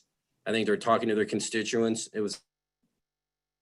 And I made the joke, remember that TV show Dallas when JR died, and the very next season, the episode was, oh my God, this was just a really bad dream. Life is back to normal again. It's sort of like that. It's just like, can we just completely erase 2020 from our minds? I think, though, unfortunately, a lot of very important topics, I mean, it's one thing to vote a bill up, yes or no. You've been around for many years. You've experienced a lot of these hard discussions, but not even be able to get to some of those discussions is also the frustration. So frustration from the legislature, they're not proud of how things ended. Frustration from different constituencies, bill sponsors and others, they're not happy how things ended, and there is still a lot that's left to be unsaid. So I think everyone's happy the year's over. Just exhaling, the marathon was harder than anyone thought. Let's regroup, let's go into 2021, hopefully as back to normal as possible. But at the same time, 2021 is going to be massive when it comes to legislation. There's going to be housing, police reform, COVID reform. There's going to be new members. There's going to be so much going on. And there's going to be a lot coming at us quickly and very fast. So that's the legislative side of things. The other side, the governor has been dealt a hand of COVID, extreme forest fires. And I'm gonna say how much more, the joke is what's next, the locusts. Yes. So I think that the administration has really done a lot. They've handled a lot. And, maybe I don't mean to be flippant, but maybe fortunately it's good that the bills are so few that are on the governor's desk, because there's been so much going on outside of just legislation that we need to focus. So I'm always optimistic. I feel 2021, there's going to be greater energy, a greater sense to prove they can do better. Both parties trying to work together in a more cohesive way, because that's what the state needs, that's what the state wants, and that's what the general public wants. So that's what I see. The staff I talk to, because we do a lot of work with staff, they're frustrated too. So, but what that sort of implies is that we anticipate by January, this will all be over. And the general public doesn't really believe that yet. So as we look at the possibility of kids coming back to school, people are on totally different sides. Oh no, I'd never let my kids go back to school, or I can't wait till my kids can go back to school. So I think before we get out of this, there's a lot more angst we're going to go through about decisions. Who can you be with? What we're still discussing what you can touch. It's really, really troubling, I think, which is why I wonder, Do you want to say a word or two about Prop 15? You want to do prognostication or you want to just skip it? I'm going to skip that. I know that's your other agenda item, item 11. I still need to really like dig deep into the propositions. I'm a big, vote by mail person. So This one, I swear, has come up so often that it's. has it? Oh, it's really split roll. And we've done that one before. Yeah, I've done that before. The governor just came out in support. I mean, I will say, and it impacts you directly and indirectly, and it's something, and it's, what Caltrain's been going through.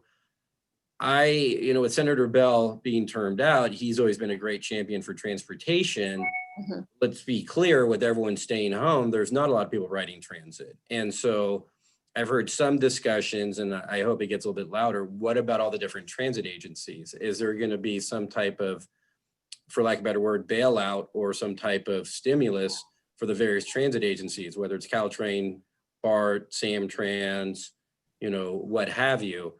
And I'm hoping that those discussions at least happen in January, because that's something else that impacts all of us. Well, we'll see, right? Yeah, I know a vaccine is coming out very soon. we need one. We need one. Just a matter of then who can get it. Yeah. Thanks, Niccolo. My pleasure. Thank you, council member. Next, I have council member Tanaka. One quick question and one little bit longer question. So first question is, so we're all Zooming right now, and that's because we had to kind of change the Brown Act and to enable us to do that. And one thing that we found is that it really has increased the diversity of people that are able to attend these meetings and participate, and which overall I think is a good thing, right? So I guess what is the thought about, like, okay, past COVID, let's say everything does come back to normal, right? What is the thought about still being able to use some of these modern technologies, or are we going to go back to Stone Age and we're going to have to do everything as we did before? Like, are we going to be able to modernize some of the Brown Act, or do you know where we are on that? I haven't, when all this first started, there was obviously a huge discussion relating to Brown Act, Sunshine Act, noticing requirements. And I agree with you. I think a lot of this has allowed for greater participation. And I'm hopeful, and I haven't heard the discussions yet, but I haven't been part of them, that in the Capitol, they would allow for people to call in. However, something else that this has shown is the digital divide. And so I have heard a lot about, we're fortunate that we can Zoom in, or we've got good broadband or what have you, but there's a lot of folks that aren't as fortunate. So the discussions I have heard about digital divide are louder than the discussions I've heard about participation. However, that is definitely something I can add to our agenda to check in with leadership and others about, meaning specifically what's the appetite, whether it's for the local side or the state side, to continue this greater participation. Yeah, I think to me, if we're looking at the additive part, so if let's say when we do go back to, like, hopefully we will soon go back to in-person meetings, I still think it'd be great to enable this, right? So if people want to show up in person, great.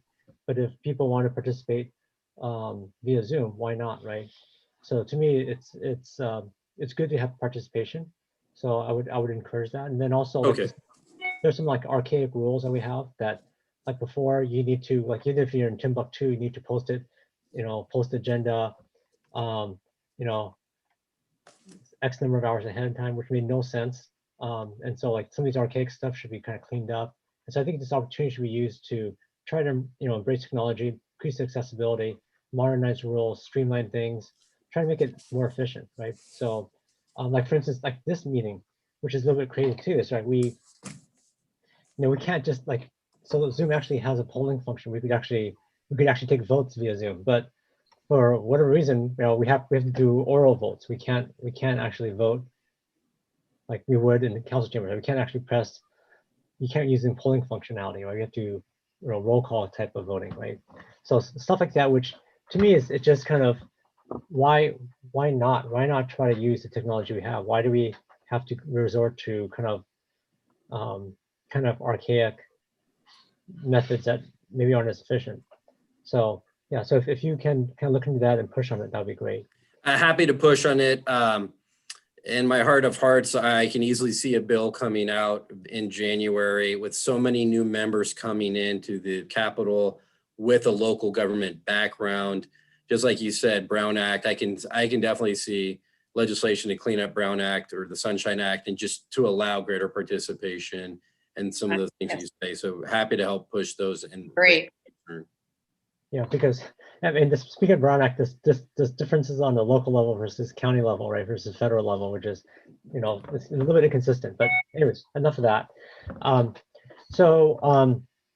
second thing I want to ask you about is just like our own city has been hit pretty hard with the finances. What's your view about the state level? I mean, I've seen like just, you know, gigantic losses from the state, and how is the state adjusting with it? And more importantly, how do you see it trickling down to cities like ours, and in terms of, you know, how are some of the funding sources that we're getting right now? How's that looking? And, you know, I'm not optimistic for the state, at least quarter 1 and 2, frankly. I'm definitely concerned about that. You know, the initial, and to an earlier question about the special session, one of the things that was expected was with the delay in state income tax, getting the numbers in August, there were some grumblings about a special session then to redo the budget. Fortunately, that didn't happen and the numbers were better than expected. As it relates to traditional programs or grants that the city's benefited from, I think you're going to be fine because most of those are bonds. Still have bonds from what I think 16, whether for water for parks or things like that. So that's good news. Something that we've been working on behalf of this city was working on direct funding, AKA an earmark, as it relates to some of the pedestrian improvements and what have you for grade separation. I don't see this next budget cycle having direct spending allocations just due to not having a lot of money involved to be flexible. I don't necessarily see the state doing what they've done in years past about taking, you know, some of your vehicle registration fees or anything like that, but we don't know. I mean, January, the governor's proposal in January versus what it's going to be in June are going to be two very separate things. So obviously we're going to be defensive of any of your fund revenue streams. I think year quarter 1 and quarter 2 are going to be tough. But I also, you know, we were fortunate that the CARES Act funding from the feds that came to the state and that went to the cities and counties, at least that was something that could help out. I think also though, when it comes to cash infusion, big money is going to come from DC, and I don't see anything happening until after the November elections. Okay. Any thoughts on like how CalPERS is doing and any impact you think that might have on us? I do not know. I have not seen anything on CalPERS lately, but I can happily go back and check. Okay, great. Thank you. You're welcome. Thank you, Councilmember. Next, I have Mr. Vice Mayor. Yeah, I think Eric was next, but I just wanted to go to folks who haven't. I already spoken. asked one. Let Tom go. okay, good. Sorry. Anyways, Nicola, thanks for being here. One random question. There's a lot of discussion about sales taxes. What is the current maximum sales tax? Not a random question at all. 2% above the state's 7.25. So you could go, your cap is 2%. In years past, past governors, there have been bills, one-offs to allow counties to go above, whether at 0.25 or 0.5. Last year, the Governor Newsom vetoed a bill for Alameda County to allow them to go over the cap. He was not a supporter of that. However, there was follow-up legislation that backfilled certain funding sources. So for example, in Alameda County and Contra Costa County, they backed out the BART portion of the sales tax and they backed out the county-wide transportation portion of the sales tax to free up space. So to answer your question directly, you cannot go over the 2% cap, which is shared between city and county. There's been legislation in the past to go over. This administration has vetoed that. They've allowed legislation to allow for you to move and play around with some of that cap space. So we're at Santa Clara's at 9.25. I think so. I think you are. I don't recall seeing your numbers lately, but I think you are. You should be. Okay. So PG&E merged for bankruptcy. What happens with SB 350? Would it still be in effect if something went wrong with PG&E at this point? That is my belief. It would still be in effect, yes. Okay. And then back to the housing bills. So is SB 1085, is that one continuing or that one did not make it? That did not go forward. Okay. So the other one, 2345, what can you tell us a little bit of the details on what the density bonuses are? Yeah, I had to go through my notes on that to give you a little bit more information. If you can give me a couple minutes, I'll happily do that. Sure. Actually, that was my last question. So everybody covered a lot. So thanks. Okay, thank you. I mean, one comment on AB 2345, that it doesn't reduce the affordable housing percentage, except for two incentives from 20% to 17%. Anyways, I just looked that up. Next, I have Councilmember Filsath. Maybe another fairly quick one. You said earlier, right at the beginning, you said that when you were sort of remarking about the late night marathon, that some healing was going to be needed between the parties. I think were your words. And I gather there was a pretty big rift between the Democrats and Republicans. It was bad. This. Yeah. Do you see any significant fault lines within the Democratic Party itself as this went on? Good question. I mean, I think Monday morning quarterbacking, I think it was just a hard year and everyone was tired and people were tired of traveling if they didn't need to. People were tired of wearing masks. There was concerns about, some members having to come to the floor, maybe if they had their infant with them or with their baby, right? Who's older in the age. I just think people were just tired and frustrated and frankly annoyed. I don't see cracks. I also see newer members coming in that I think can help out. For example, Senator John Laird used to be an assembly member, was Secretary of Natural Resources. He's running for the termed out Senate seat that touches San Luis Obispo, Santa Cruz. He's been around forever. That's the type of personality I think is going to be helpful. They've been around forever. They're kind of diplomatic, like they can help massage things. The strange thing is in both houses, traditionally both parties get along well, So I'm chalking this one up to COVID, to frustration, to annoyance, to just overall frustration. Thanks. Thank you, Councilmember. I don't see any other hands. If you have any last questions for Mr. DeLuca. Mr. Vice Mayor, did you have a follow-up on your previous one? I think I'm good. That's all my house. My dog wants to follow up with you. Sorry about that. Okay, Mr. DeLuca, any last closing thoughts? No, just to the Vice Mayor, a lot of what the Assembly Bill 2345 from Assemblywoman Gonzalez adds a definition that to be eligible to get these incentives, you have to be located within 1/2 mile of a major transit stop. Mayor, as you said, talked about restriction of 17% of the total units to 20%. Deletes the option for developments to receive 5 incentive and concessions. Add some clarification language. So what I can do is do a more detailed write-up and through the city manager's office, share it with you all. I do want to say I really appreciate the city manager and his staff. Great to work with, really helpful. All of you have been wonderful, turning around letters, great getting our questions answered. So whereas this year's been hard, it's been great working with you all. So appreciate it.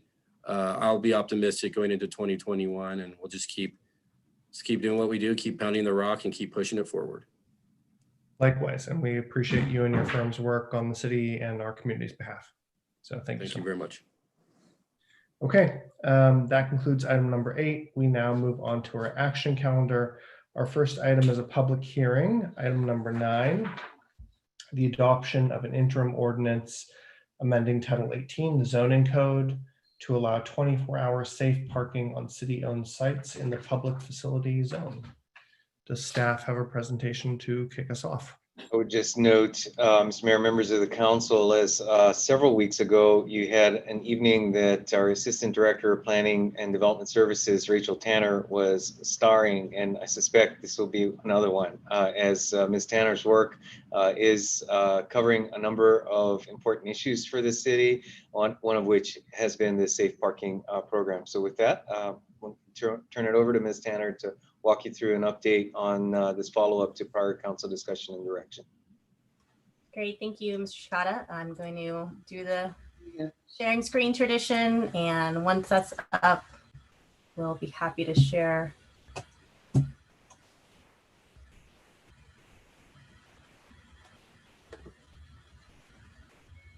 feel like I'm closing.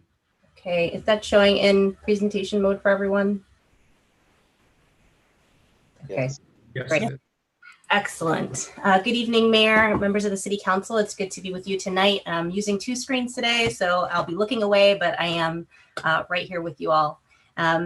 This evening, we'll be talking about safe parking and a really exciting opportunity to operate a safe parking lot here in the city of Palo Alto. So staff has 3 parts of the recommendation for you this evening.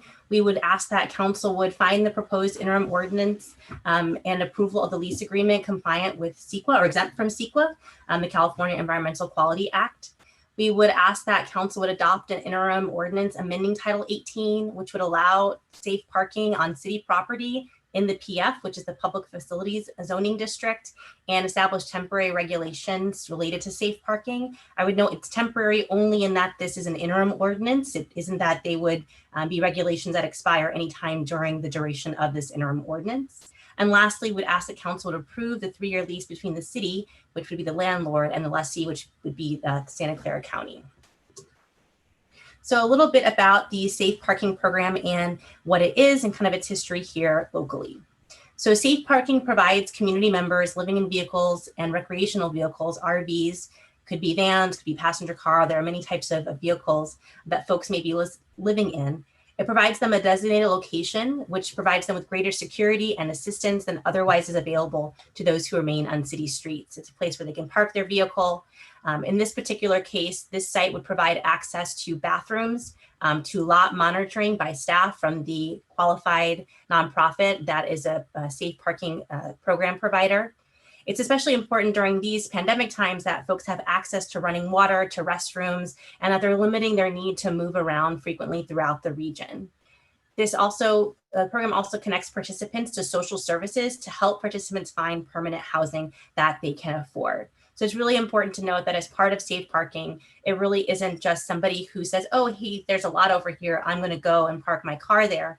It's a program where folks sign up, they are screened, they become part of the Santa Clara County Homeless Services Network that provides people with resources, and again, tries to really get them into safe, stable, permanently affordable housing for them. Safe parking programs alone cannot resolve the issues related to homelessness and vehicle dwelling. I think it's important for the council and for members of the community to know that this is not going to, in and of itself, resolve any and all issues related to folks struggling to find and afford housing or folks needing to live in their vehicles. Addressing homelessness is a multi-pronged approach, which our county is leading many efforts to address homelessness within Santa Clara County, and of course, efforts throughout the Bay Area. And even with effective, safe, and successful program, there will be persons who will remain homeless or who may dwell in their vehicles in Palo Alto, either because there isn't capacity, they choose not to participate, or other reasons. So just a little history, kind of a timeline of safe parking in Palo Alto. You'll note this timeline only starts in 2019, and I'm sure many of you know that the challenges with people dwelling in their vehicles predate 2019, go back, I believe, to 2011 and even into 2009. And so there is a longer history with safe parking in this community, but this is the more recent history since June of 2019, which seems even longer ago than just last summer.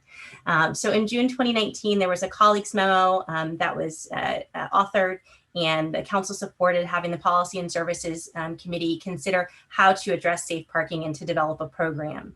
That led in January of this year to an interim ordinance for Tier 1 congregation-based program. And council may remember that program was that it could be at a congregation or religious institution housing up to 4 vehicles overnight only at those locations, again, working with a known safe parking program operator and subject to certain rules and subject to obtaining a permit through the city. The idea was that throughout 2020, we would learn from the experience of the congregations and develop tiers 2 and 3, with tier 2 being allowing private parking lots such as congregations or perhaps other uses to expand beyond the 4 vehicles. So maybe they would have 10 vehicles parked overnight. And then the tier 3 program being a program that would be on publicly owned land and could be longer than overnight, could perhaps be larger scale, and that we would kind of grow into larger and larger operations as we learned, as we understood how these programs worked in our community. Of course, then in March 17th, 2020, COVID-19, the shelter-in-place order was issued, and that really put a hold on a lot of our congregations moving forward with applying for permits for the congregation-based program, as both they are mostly closed, at least from their normal worship activities, and not able to operate. In addition, there had been efforts to try to source funding, source resources, coordinate amongst the congregations so that there could be a really holistic approach to how to operate the programs. And at the same time, an opportunity came from Supervisor Joe Simidian to think about working with the county more directly to offer a 24-hour program. And so that's where a lot of our efforts have focused, and what brings us here to tonight for your consideration, which is really kind of jumping from the tier 1 to the tier 3 to offer a 24-hour program, which is that people can stay on this lot, 24 hours a day, 7 days a week. They're not required to just stay there. They can, go shopping and do other things, go to work, etc. But they have a place to park 24 hours a day, 7 days a week, and it be located on public property.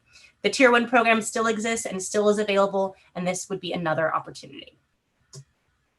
So the operational standards at these proposed tier 3 lots are very similar to the tier 1 standards. They have to have a verified partnership with the Santa Clara County Homeless Management Information System and Coordinated Entry System.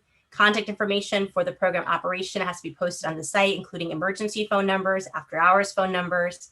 The site must be safe, cleanly, and orderly. No noise can be generated from the site that is really bothering folks on the site and also surrounding neighbors.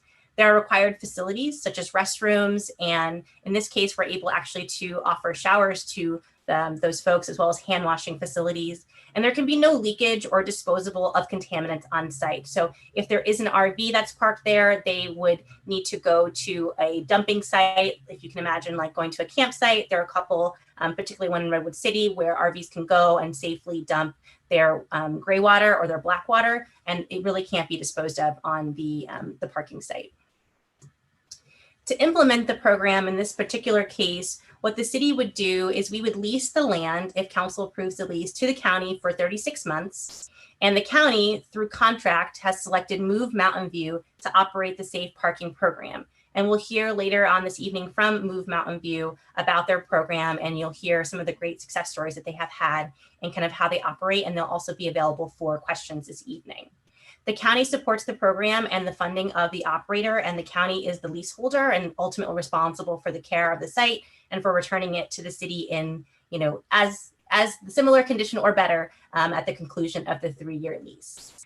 The operator believes that they could serve up to 12 households safely at the site. That's ensuring that there is good distancing between each vehicle, which provides not just the social distancing that's necessarily during COVID-19, but space for the vehicles to safely maneuver if they do need to move around, and for some privacy between the households in the vehicles. There's also before you an interim ordinance. This would allow the public facility zone land to be leased for this purpose and establishes the standards, some of which we just reviewed, as well as requiring noticing of owners and occupants within 600 feet in advance of city council considering these leases. So we did notice owners and occupants within 600 feet of the 2000 Gang Road site for this evening's hearing. So I'm going to talk a little bit about the facility itself. It is not a well-known facility in Palo Alto, and so we'll share a little bit about that site. So here is a bit of a zoomed out picture showing you where it is. If you Google map 2000 Gang Road, you can see where that red dot comes up, but the site itself is a little bit back from the roadway.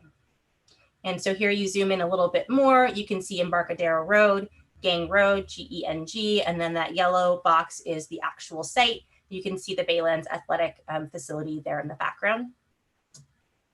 And then zooming in just a little bit more on the site there, you can see it has a couple buildings. That was formerly the temporary fire station during construction of Fire Station 3. There are actually a couple buildings. There is a main building where there were the dorms for the firefighters, as well as an eating facility and kitchen. There's the garage where the fire trucks were parked. And then there's a locker room that has restrooms and showers there. It's estimated again that this can serve about 12 households. It's zoned as public facilities as well. So Move Mountain View, the Lots of Love program is the operator of this site, and it's supported by the Office of Supportive Housing. We have both Amber Stein from Move Mountain View with us, as well as representatives from the Office of Supportive Housing. So I'm going to turn it over to Amber. I believe she is a panelist this evening. If you want to turn your mic off, Amber, and share a little bit about who you are, what Lots of Love does, and how the program operates. My name is Amber Steinman. I'm the program coordinator director of Move Mountain View. The organization now has been running for almost 2.5 years. We started out simply with church lots, and we had 2 at the beginning with 4 vehicles, which eventually expanded to 6. And now since April, we have been running along with the church lots, 2 city lots, one on Shoreline, Lot B, and the other one VTA, which is on Evelyn, located on Evelyn and Pioneer.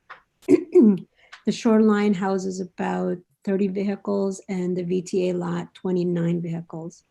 And I think totally we are serving approximately 132 people individually. So that means they come in family households. We have been working with the county, and we provide the case management through a CSA, which at this point, since we're growing so much, we are in the process of hiring case managers that will be in our office, in our program. So we will have at least 3 case managers covering the lots at least we have right now. If Palo Alto was to come on, I think we would probably add on another case manager, thinking the average should be probably between no more than 16 to 20 individuals per case for a social worker. I think overall our experience running or operating their lot has been very good. It started, the big lot started right before COVID. So we became a shelter and place, and it has been a safe place for many people. And we have, they've been able to get medical that comes from the county twice a week, twice a month, I should say, and then once a month we have a COVID test. There have been food pantries that have come in and served various meals, because one of the things that has happened with COVID is that even though this has been, this population in large is usually a working population, because of COVID, people have lost their jobs. So that means there's no income, which makes buying food that much more difficult. So we've been able to network or work with others that have the food service that bring sometimes prepared food, sometimes food that needs to be prepared to the lots for these families. It's been a positive experience. We've had some incidents here and there, but nothing that would probably you wouldn't encounter in a semi-normal neighborhood. So I think overall, I would say the clients that we have are satisfied. And I think for us as operators of the safe parking lot, I think our experience has been very positive. We're seeing changes in the school children, at least from the district. There was a notice saying thank you for this because they're seeing so much change in their students. And part of that is we've been meeting their needs by having story time for them in the summer. And then the other is just being advocates, families saying, I don't have a Chromebook, and just helping them through the process of how to obtain that and how to get an internet connection and those kinds of things. So it's not just a parking lot to come and park your vehicle, but it's more of a wraparound service that we've been able to provide.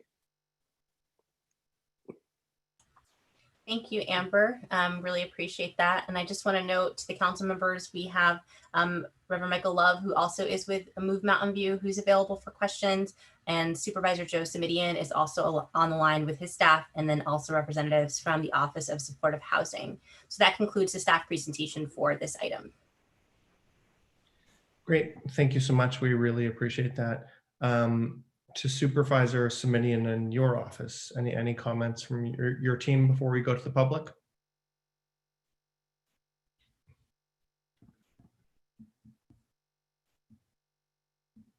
I see Supervisor Simidian raising his hand, but he's an attendee. If we could promote him to panelist or allow him to speak first, please, that'd be great.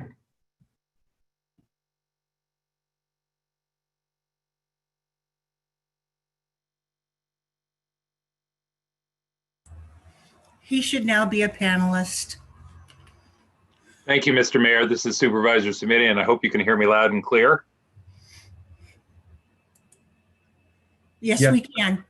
Thanks. My office and I are just here on standby as indicated to answer any questions you have, but also since I have the moment to say thank you to you and your staff for taking the matter up. I thought Ms. Stein did a really first-rate job of describing how much more than, quote, just a safe parking lot we're talking about providing. The one other factor I would share with you all is what I call the multiplier effect. I know this sounds like an awful lot of time and energy for, quote, just a dozen cars, as somebody described it to me the other day. But if you think of it as a dozen vehicles with maybe 2, 3, 4 people, sometimes more in each car or RV, all of a sudden you realize you're talking about 30, 40, 50 people. And again, the goal, as Ms. Stein indicated, is to move people through the program, out of the program, into a better place, frankly, to some level of service and housing that is real and lasting and long-term. So what sounds like maybe a dozen vehicles is really 30 or 40 folks, but then if you can turn those sites over 4 or 5 times a year to move folks on to a better set of circumstances, what that means is at the end of the year, you've helped 200 folks get themselves into a better place in terms of permanent housing. And that's no small accomplishment for a single site. And after this site has proved itself to be the success that I feel sure it will be, you can be sure I'll be back chatting with you about other sites in the future. So thank you again. And do let my office and me know if there's anything any of you need as we continue to work together on the project. I appreciate it. Thank you, Mr. Supervisor, and thanks for being here tonight. To the clerk, if we could please go to members of the public who wish to speak on this item. Sure. Any member of the public that wishes to speak on this item, please raise your hand.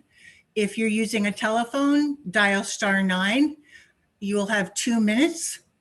Our first speaker is Ryan Globus, to be followed by Mark Molyneux. Ryan, go ahead. Good evening, City Council. My name is Ryan Globus. I'm a resident of Palo Alto, and I'll be quick. I support this program. Please support this. We have a lot of folks in our town that really need this. And it's a great program with, the county and Move Mountain View doing a lot of the legwork for us, which is fantastic. They have experience in this.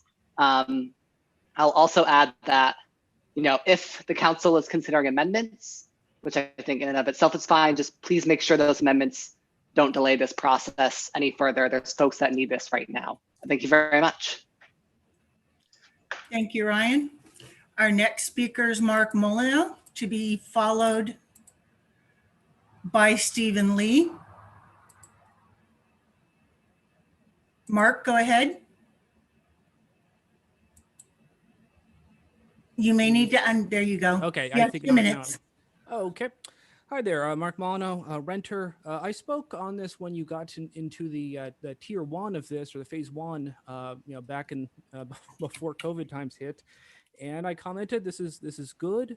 I just think it is at once way too slow and way too insufficient for the crisis we have already been as far as unaffordable housing, and that we now are deep in the throes of in the wake of the COVID health emergency. I think if you look at the amount of we have in our queues of people who cannot be housed, I think this is one of a very crucial way to use public resources to house people. And I definitely say this is a good program. You should move ahead with it.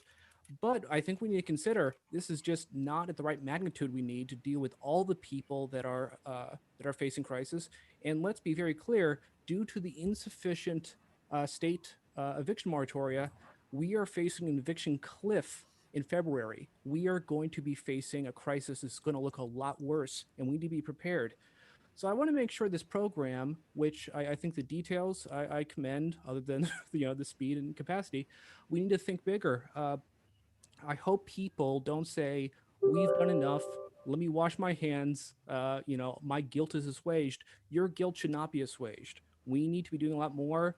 We need to consider, what can we be doing to create more public land acquisition?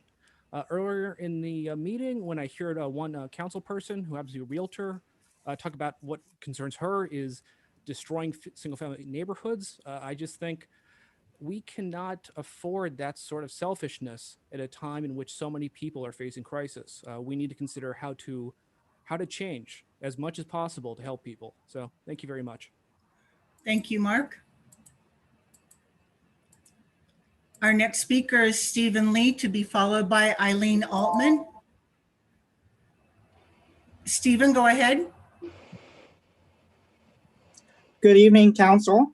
As a former Human Relations Commissioner, I just wanted to take an opportunity to thank city staff, county staff, Supervisor Simitian, and Move Mountain View for all of the excellent work over the past couple of months and couple of years to make this happen. This is certainly a long time coming. The council and our city began this work nearly 3 years ago when the HRC came to the council to discuss the issue of RVs and finding a compassionate way to serve and address our unhoused population. I hope we build upon and expand on this success to move a little bit faster and think slightly bigger so that we can expand services to a larger percentage of the nearly 113 unhoused individuals living in Palo Alto. And ultimately, I hope we get more serious about building housing, in particular affordable housing, so that we can address this larger systemic issue.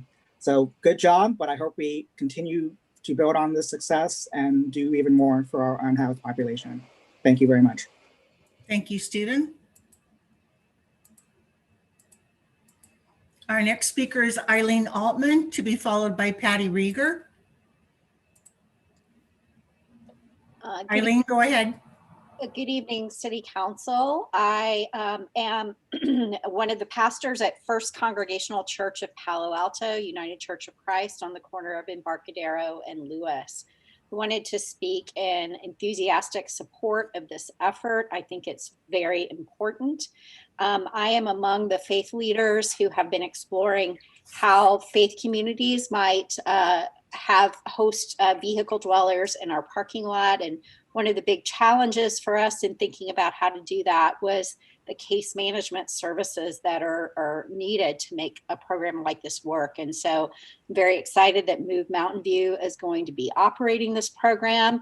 And my hope would be that this beginning effort might then allow faith communities to actually partner with this effort so that we can expand the program with our faith communities in Palo Alto. So well done, and I'm hoping that you'll pass this tonight. Thank you. Thank you, Eileen. Our next speaker is Patty Rieger, to be followed by Rebecca Eisenberg. Hi, I'm Patty Rieger, and I'm from the Human Relations Commissioner, and I've been chosen. We voted unanimously to support the Palo Alto Safe Parking Program, and we've sent the City Council a letter. And I just want to say thank you so much to Michaela from Joseph Median's office and to Rachel Tenner. It's been a delight working with them. We are supporting the City Council approving the Safe Parking Lot Ordinance to allow the 24/7 parking lot and approve the leasing agreement between the city. This program has been really well vetted by the Planning and Development Service and the County Supervisor's Office. I just want to say thank you. And in our work in the Human Relations Commission, we have included housing and homeless issues. And one goal was to collaborate with the county to identify the needs and create joint strategies. We are committed to this plan and hope we can work with the council to extend our finding and efforts for the safe parking. And thank you so much. I think this is great. Thank you, Patty. Our next speaker is Rebecca Eisenberg, to be followed by Rohan Ghosh. Rebecca, go ahead. Hey, thanks so much. And thanks for doing this. I 100% support it without hesitations. I just have a few comments on top of it. First is that I request that you make sure that what you pass tonight has the flexibility to apply to more than just this location so that you can expand this program beyond this one site. Additionally, I agree with the earlier comments that, as per my comment one, that we need actually to make this a bigger program. Third is, while I think that Move Mountain View seems exceptional, I was very, very impressed with the presentation. I am a little concerned that they're a small operation and they do need to do some hiring. I think we're on emergency level, terms right now. I'm wondering if you have actually spoken to Life Moves, who's a much bigger operation. Maybe Life Moves could do this alongside Move Mountain View, so not to move them aside, but rather maybe in collaboration, just to make sure that we have enough this staffed out. Also, location question. As you know, for parking of vehicle dwellers, it's very important that they're near public transportation.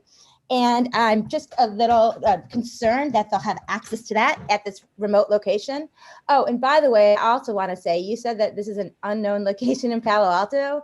I'm in that very, very, I guess, minority group that is actually there all the time because my son plays baseball 4 times a week at Baylands. And I do want to say that even though my minor child plays baseball right there, including at night, I 100% support this program because I know that vehicle dwellers do not pose any public safety hazard. In fact, they often are known for being low crime. So that's all I have time for now, but I really appreciate you paying attention to this. And and hopefully maybe Palo Alto can line up to get some great grants from the state, like Mountain View got $12.5 million last week. Thank you. Thank you, Rebecca. Our next speaker is Rohan Ghosh, to be followed by Evelyn Comian. Rohan, go ahead. Hi, can you hear me? Yes, go ahead. I'm very glad that we're finally taking this up as a city council. I think it's kind of a bare minimum step we can take as far as looking after our most vulnerable neighbors. I think it's very important that this ordinance, that this piece gets passed right now as is, or expanded without any cuts or any delays. But I will say the fact that we are having to do this is a poor reflection on our community's lack of ability to build sufficient housing at all income levels, especially at the lowest income levels, and a lack of our ability to really step up to the challenge of addressing the housing crisis in terms of building, in terms of renter protections, all kinds of things. I think it's it's really sad that the discussion we're having is on protecting vehicle residents and doing the bare minimum and not actually and that's the discussion we're having to have. So I hope that we as a city take this as a learning experience and going forward think beyond just doing this basic relief and actually proactively build the housing that we need to address this crisis. Thank you. Thank you, Rohan. Our next speaker is Evelyn Comian, to be followed by James Hendry.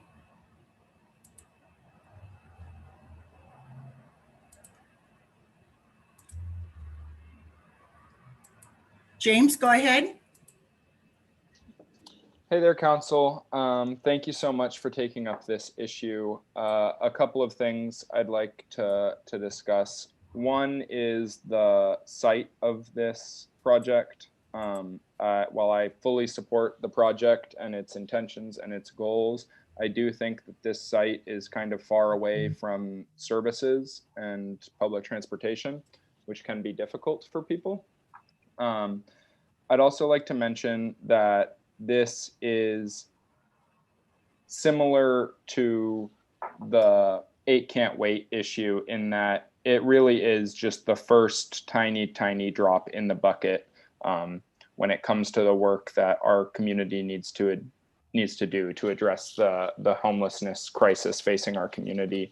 While vehicle dwellers are by far the largest percentage of our homeless population, not all of our homeless population are vehicle dwellers. The chronically homeless, unfortunately, usually do not have access to vehicles and are still left sleeping on the streets many nights.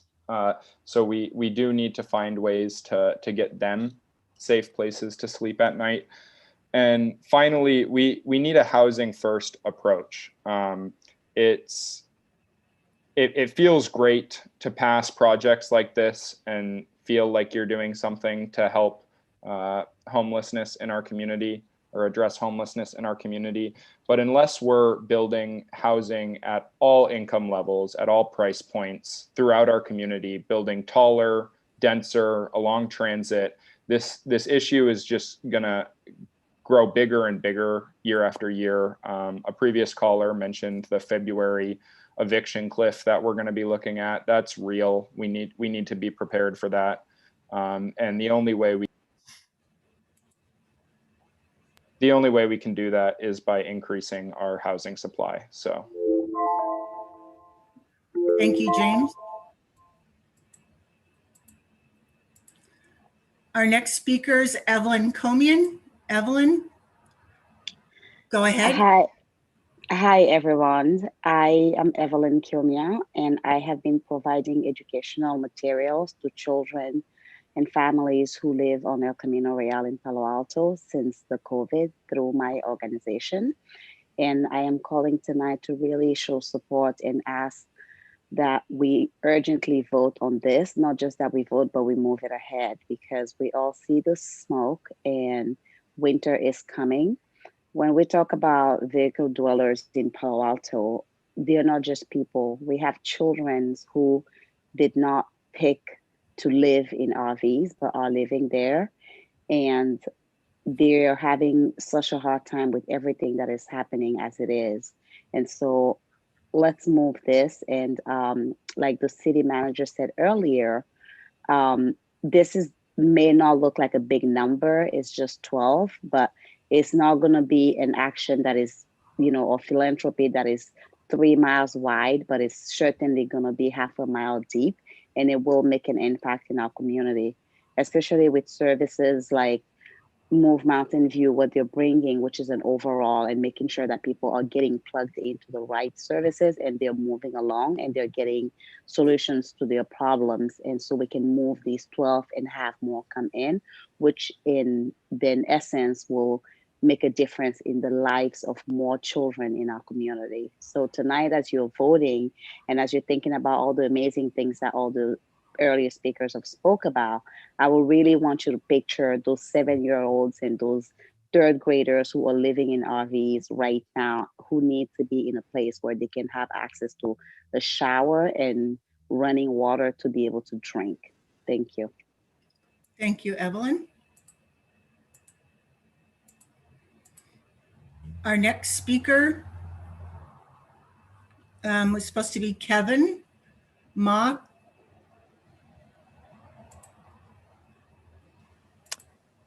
Hello, Kevin, go ahead. hello, City Council. My name is Kevin. I live in Ventura neighborhood.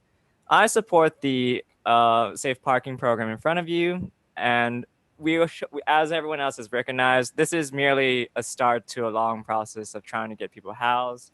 As we know, the pandemic has really caused a financial crisis amongst the entire United States, and given how high the housing prices are, it's going to probably drive people into the streets. As such, things like this are required and necessary and should be sped up and encouraged across all communities in the area. So I'm encouraged that Palo Alto is taking some leadership in this. However, this upcoming thing should not be considered a one and done thing. We should be continuing this.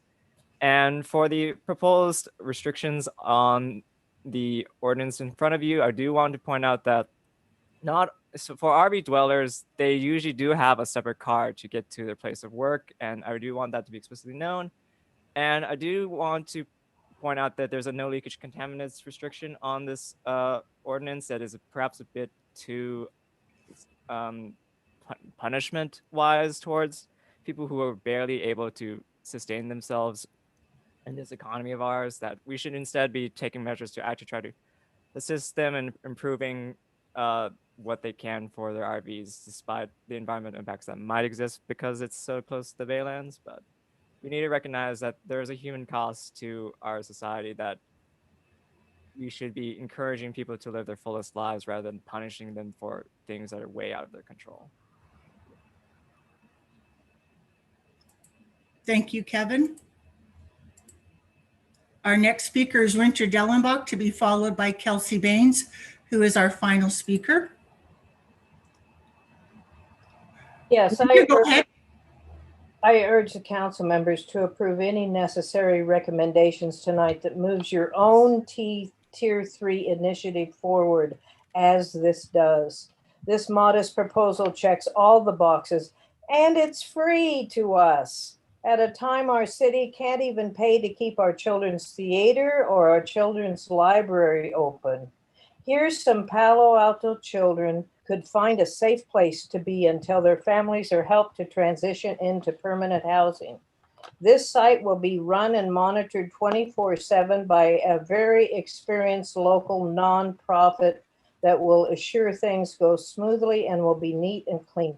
The site is well screened all around and is already outfitted with the necessary amenities. I have attended every meeting about safe parking, including the policy and services meeting, and I saw the difficulty it is in finding any location for such a place. So the notion of trying to find a place immediately, such as this, further in town, is just not happening. We need to take the place we have and not think about the places we don't have. This location is a rare thing, and we need to go with it. The 2019 Safe Parking Program, I want to thank Council Member Koo and Du Bois for bringing this up to the council to begin with. We must not pass up this rare opportunity and delay it any longer.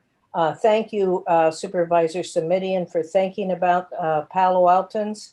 And that includes those living in vehicles, young and old, children and elders, healthy and disabled. Let's help some Palo Altans to move from our streets and into safety now.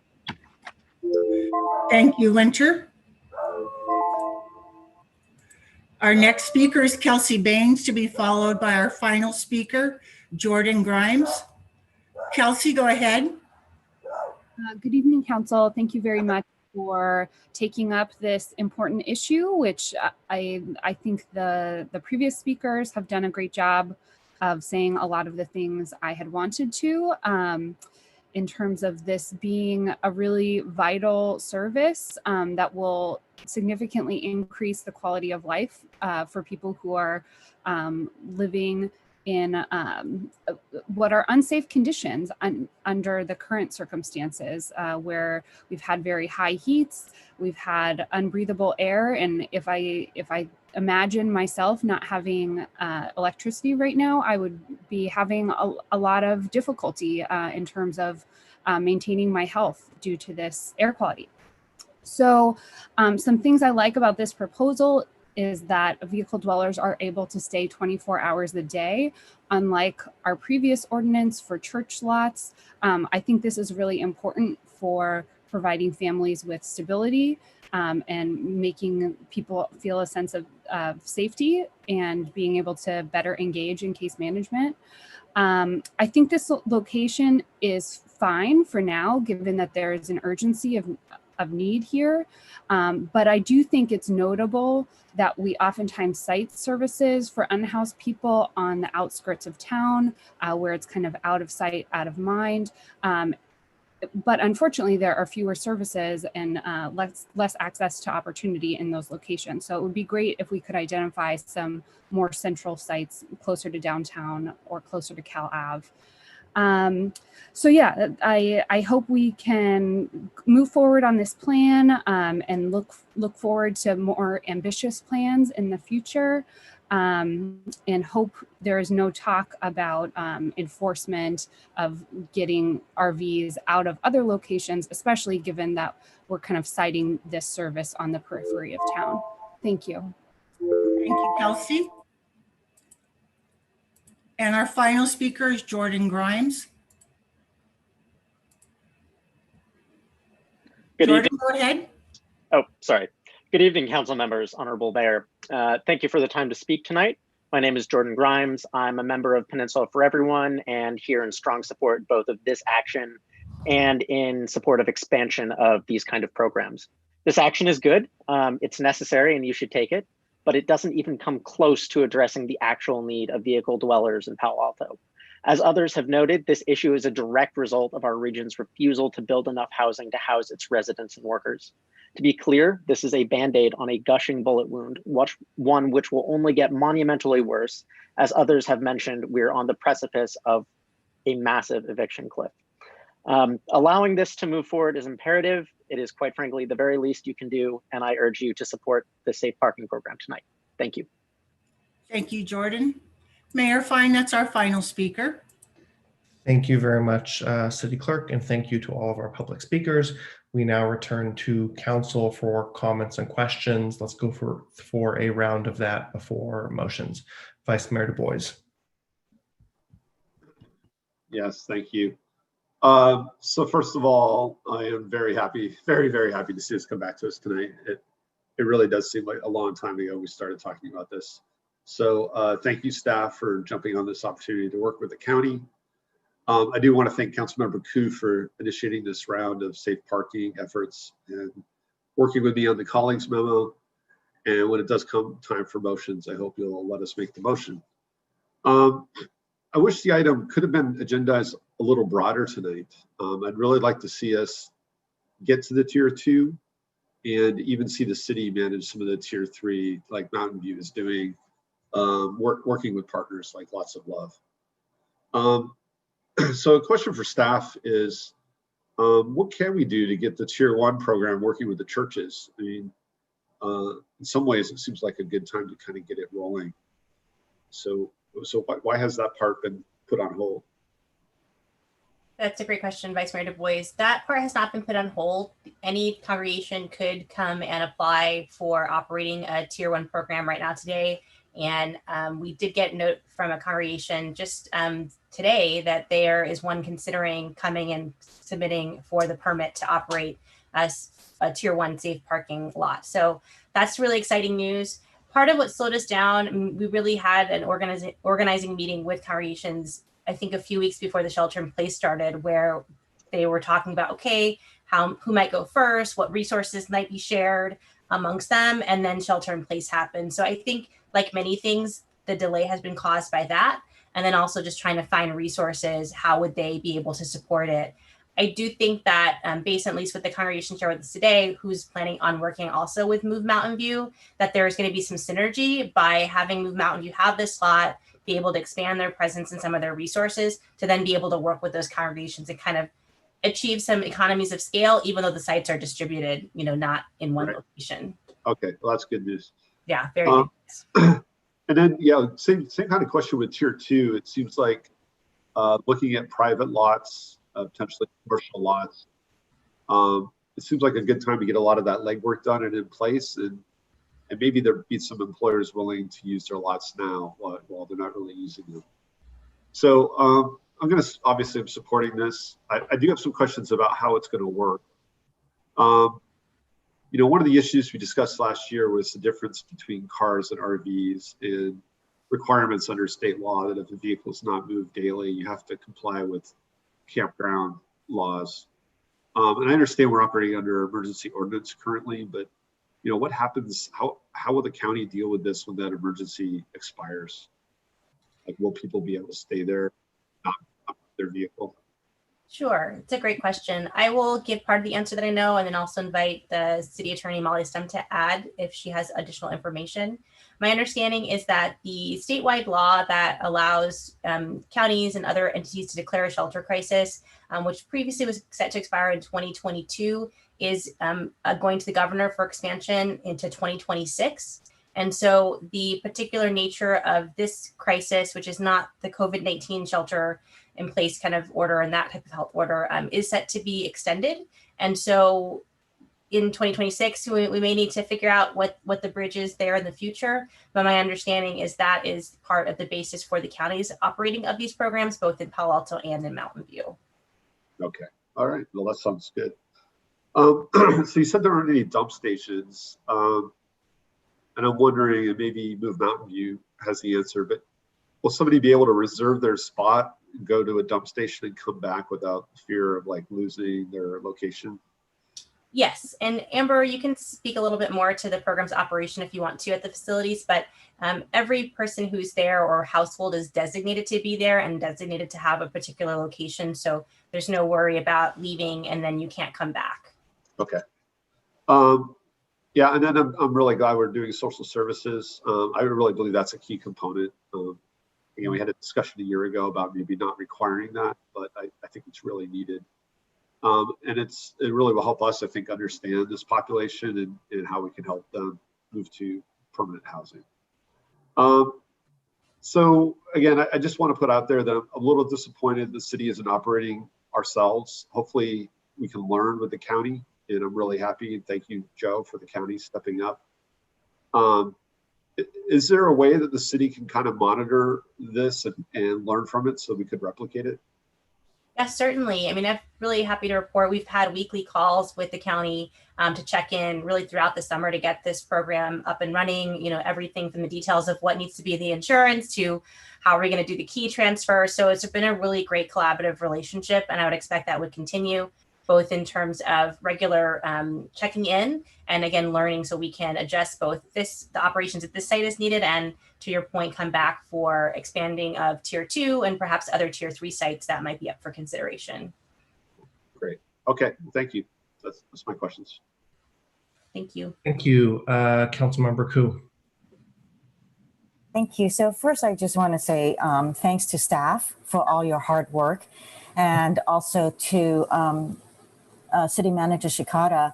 When Tom and the Vice Mayor and I first brought the colleagues memo to you, it was actually for the Los Altos water treatment plant, and you suggested 2000 Gang Road. So just thank you so much for suggesting that and looking into it.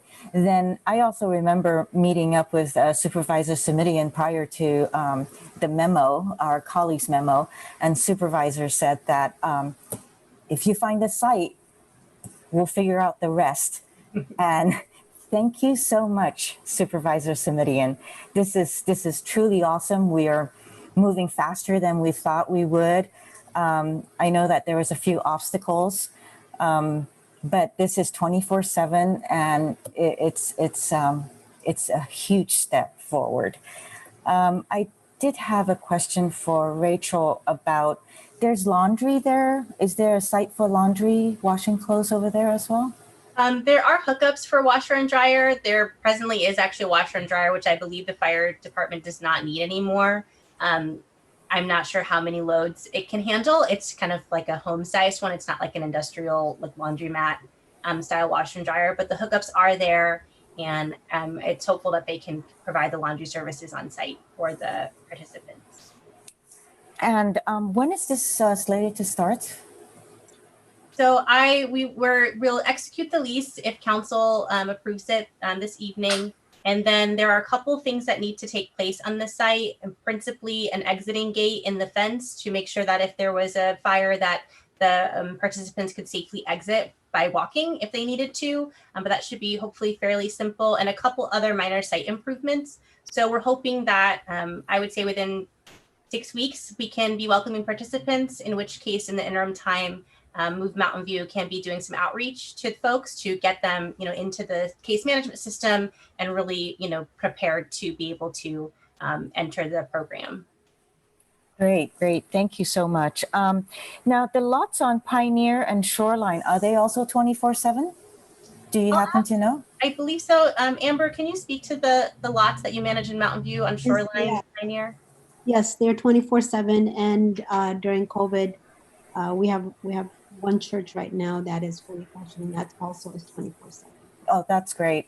Now, the church the faith organization that submitted a permit today that you mentioned, are their sites looking to be 24/7? Or because I understood in the past Tier 1 was just for overnight.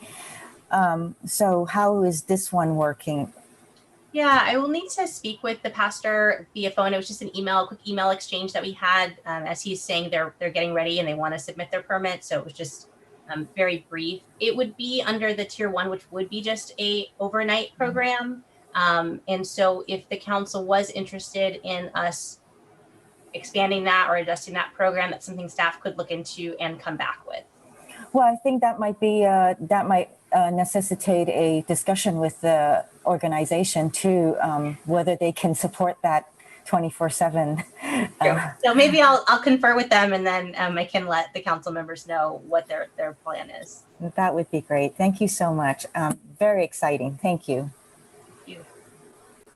Thank you, Councilmember Cormack. Thank you, Mayor Fine, and thank you to the originators of this program. I think we are extremely lucky that the county is in a position to operate this in a way that is frankly an improvement on the way the city would operate it, and grateful to Michaela, Ms. Hellman-Tincher, and to Supervisor Simidian's whole staff. I know they're working on this throughout the community.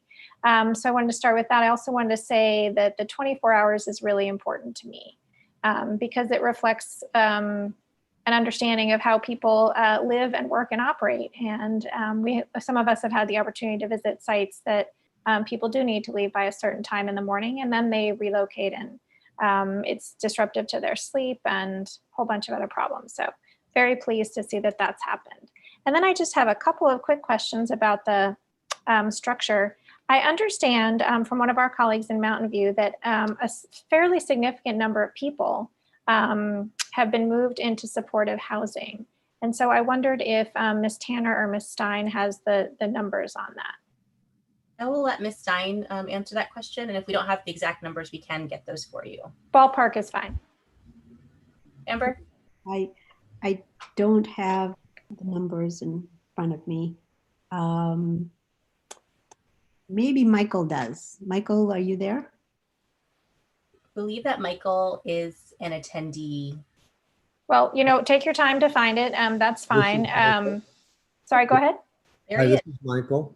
Thank you for the opportunity for us to be here tonight with you. The weekly Office of Supportive Housing teleconference that we sit in on tries to keep a tab on that. And I believe the latest number was somewhere in the neighborhood of 3,000 people placed cumulatively over the life of this crisis right now. Wonderful, thank you. And then will the people who move in here be able to use the 2000 Gang Road address for voting and receiving mail? That's a great question. I don't know, Amber, if folks are able to receive mail at the facilities that you offer currently. I think voting under California law that they would be able to use that, and even folks who are living on a street can use the nearest address closest to them. Amber, do you know about the mail receipt? So far, most of our people have probably other places that they've been receiving mail. We do have information from the census that they were wanting to come to the parking lot, to the safe parking, and do some of the sense numbering, and maybe then. I think the advantage with Gaines Road is that it has a building. It has the ability to be able for us to collect mail and put it in a secure place for people to obtain it. So I think that could work. The Mountain View parking lots they're parking lots. There is no other structure. There are no buildings. So that kind of limits, how the mail would be distributed unless we have somebody that's there actually doing, collecting it and distributing it. But I think the Palo Alto site has that advantage. It has the advantage of the showers and all those other things because it already has the buildings there. Great. It sounds like there's an opportunity for us to provide that, and I'll let staff work on that. And then related issue, will we be able to provide Wi-Fi for kids who are doing school during the day from the building itself? The building certainly has the capacity to do that. Amber, is that a service that Move Mountain View is able to offer? I think, like you said, the building has a capacity, and then also the schools do give the students their internet connection to the hot boxes. But again, because there's a facility, because it is wired, all of that is something that can be provided. I think part of that is in terms of budgeting and meeting the financial needs. Wonderful. And that brings me to my last question, which is there are an awful lot of people in Palo Alto who are happy and excited about this and generous. And what would be the way for them to donate either items that people might need or make a financial contribution? What would be the way for people to support this program? Think a washer and dryer, a commercial one. Okay, and who do they need to talk to? Who do they need to talk to? What's the email address or phone number? They can call us at Move Mountain View. Our phone number is 650-861-0181. That's great. I'm just going to repeat that for everyone listening at home. 650-861-0181, commercial washer and dryer. Thank you so much. Thank you. Thank you. Councilmember Niss. I believe you're on mute. In that case, there's an unmute. Congratulations to everyone who's been involved in this. This has been a very long journey, and I think this site sounds like it will work well. I may have missed this, but did we talk about where these kids would go to school if they could? Did we do that, Ms. Tanner? We did not talk about that. I have to confess, I'm not familiar with what school district this would fall into, depending on what schools are served by this area. There may also be a question if students are already enrolled in a school that may be based on some other previous address. Maybe there is a desire to work with the school district to maintain some continuity for the children who are already enrolled. Well, I'm surprised, but it is indicating as though that time may come sooner than we had thought. I was surprised to hear about that today, whereas we've gone from purple to red. There may actually be that possibility. So I would guess if you just looked at the closest school, you'd probably be looking at Duveneck. But I think that's up to a school district to make those decisions. I remember the first time we talked about this in policy, and Amber, are you on the line? Yes, I am. Because you have made such a difference to that program. I remember hearing about it that night, and I was so impressed with all of you. Could you tell us what what are the areas that we haven't poked at yet that you think could be a problem, and that we may not have thought of? And I'm glad to know that you will be on call for advice. Oh, There you are. there I am. I don't know. I think Palo Alto, I think Rachel has done a very thorough job of getting this together. And I think she has asked all the necessary questions from us as well as from the county.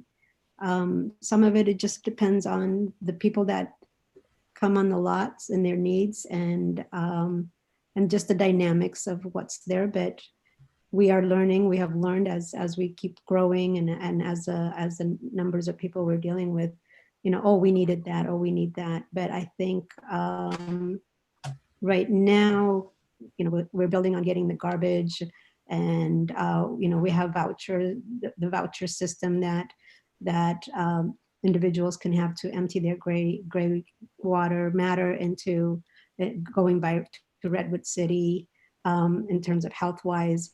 Maybe one of the things to consider is I know Mountain View as a city had come and looked around for the drainage of covering so that garbage doesn't go into the water source. So maybe some of those kind of utility things to look at around the parking lot. But I think overall, I can't think of anything else.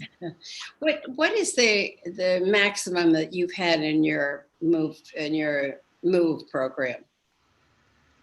Well, both our lots are full right now.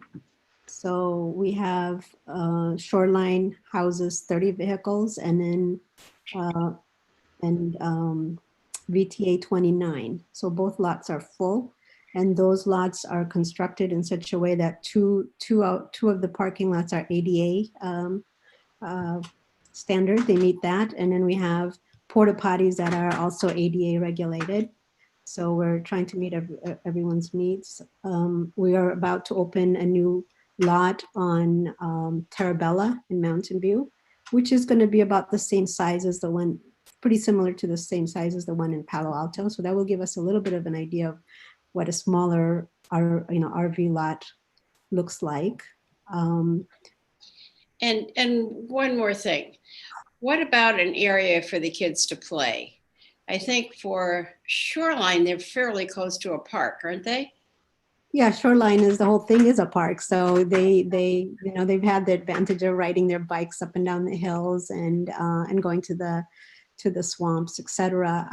Well, there's a baseball field. My son played there for years and years, and there's just, you know, all kinds of space there, not even on the field, but around it to play and to bike. So in that sense, it's a very nice location to have outdoor activity. So, and what's the longest someone has stayed in your program before they've moved on? I think right now, on the average, we are seeing about 120 days. Am I correct, Michael? Something like that. Yeah, that's correct. Yeah, that's the average number that we have. So, and after that, they've moved into another situation, I presume, that is, you know, one that's going to be more permanent.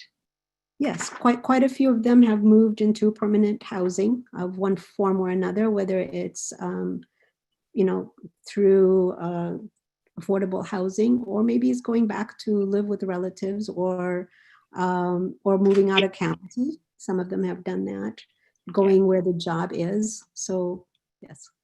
Well, you've done a remarkable job. I'm delighted that the county is, you know, so involved in this. I know you must have all looked at the Santa Barbara program because Councilmember Cormack kind of inadvertently referenced it, or maybe advertently. So this is really, I think, a landmark that we can talk about having a place for people to stay in their vehicles in a comfortable, safe, and in a situation where there are services as well. And I would agree with the Vice Mayor, the services are critical. That probably is, if not the most important part, one of the most important parts of this. So thanks, Amber. It's nice to see you again. Thank you. Thank you, Mr. Mayor. Thank you. Councilmember Tanaka. Yeah, thank you everyone for your work on this. Just a few questions here. I guess first question is for 2000 Gang Road. I guess first of all, how long was this property vacant? This property, well, the new fire station opened fairly recently. I want to say the spring of this year, if I recall correctly. And so it hasn't been vacant for very long. And what was the planned use for this? Like, what was the city thinking about putting on this lot? And during my research, there hadn't been any specific plans for this. I think perhaps a sense that as other fire stations were perhaps renovated, that this could serve a similar purpose of that temporary use for the firefighters. I would also note there has been some interest by the Parks and Recreation Commission, Parks Department for additional recreational uses. And what kind of uses were those? I don't know that that's been specified, but again, consistent with the Baylands Athletic Center as well as the Baylands itself. I see. Okay. And I think I saw in the staff report, although it says it's a lease, it's actually a $0 lease, right? So it's actually, is that right? Or am I missing that? That's correct. Okay. So the city will make no money in this, right? At all, correct? That is correct. Okay. How many square feet is a lot? I need to look up the lot statistics. Okay. I guess I'm interested in knowing the square footage of the lot and the square footage of the building. Do you know either or both? Or can you find out both? I can, yes. Just give me a moment. Okay. And then while you're looking that up, maybe someone else on staff knows this, but if we were to lease this out, how much would we get? We do have a lease for the other portion of the lot, which is leased to a car dealership. And I do have that number, but I need to look it up. I'm sorry, Councilmember Tanaka, to not have that right available. I guess it would be great for that kind of stuff to be in the staff report, because I think what's important for us to do is to understand what is the opportunity cost of this. So while you look that up, I can ask other questions, and then maybe you could mention the answer when you find it. My other question is utilities. So who pays for the utilities? Under this current lease agreement that's proposed, the county would pay for the utilities. The county will, okay. And then this is a 3-year lease, correct? That's correct. Okay. So, and what are the termination restrictions we have on it? Is because a lot of times contracts that have $0 are not, well, if you need some sort of consideration. So what is the restrictions we have on termination? Let's say, for instance, there's some like critical use we need. What is our ability to terminate? I'm going to ask if the city attorney can handle the questions regarding the specifics of the lease agreement. Thanks. Deputy City Attorney Tim Shimizu is on the call. So Tim, can you describe those, please? Good evening. Can you hear me? Tim, your voice is very faint, I believe. Oh, can you hear me now? Is that better? Yes. Yes. Okay, great. So under the proposed lease, the city can terminate for breach. So that would mean any kind of the county breaching the lease's performance standards or any of the other standards in the lease. So that's one thing that's very important, is that the performance standards that are in the ordinance are also in the lease. So if the county does not cure any of alleged violations of those, the city can terminate. The county can also terminate with 10 days business days notice. Wait, so sorry, Tim. So the county can terminate within 10 days at their convenience, or upon Yes. Okay.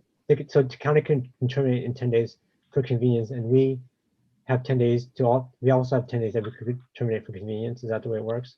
No, so the county has the right to terminate for convenience, but the city has the right to terminate for breach. Okay. And why is it not symmetric? Why do we not both have the ability to terminate for convenience? I think that when you look at what's happening on the ground, it's important that the county has obviously some stability in terms of it would be extremely disruptive to its clients if the city could terminate that quickly. And I think the county being in a better position to better anticipate any issues that it may have can better, forecast that. And we think that, at the end of the day, this is not very likely to be used by the county. And I think the city itself protects itself because, again, if there are any breaches of things like the performance standards or any lease terms in general, the city does have that protection to notice and cure and ultimately terminate if those issues are not taken care of. So let's say for whatever reason we need another fire station, right? Let's say there's wildfires and we really just need an extra fire station. Could we terminate and be able to use it as a fire station because we need the space, or would we not be able to do that? No, under this lease, we could not terminate for city's priority use. Okay, so even if it's a critical use for the city, we would be stuck. We would have to wait for the 3 years and then just make do without a fire station if that was the case. Well, Councilmember, we would find another site. You would find another fire site, or no fire station site. We would find another site for any critical use that. So we have spare property around where even if there's a critical use, it's okay. We would also have capacity to find whatever use we have. We would be able to figure that out.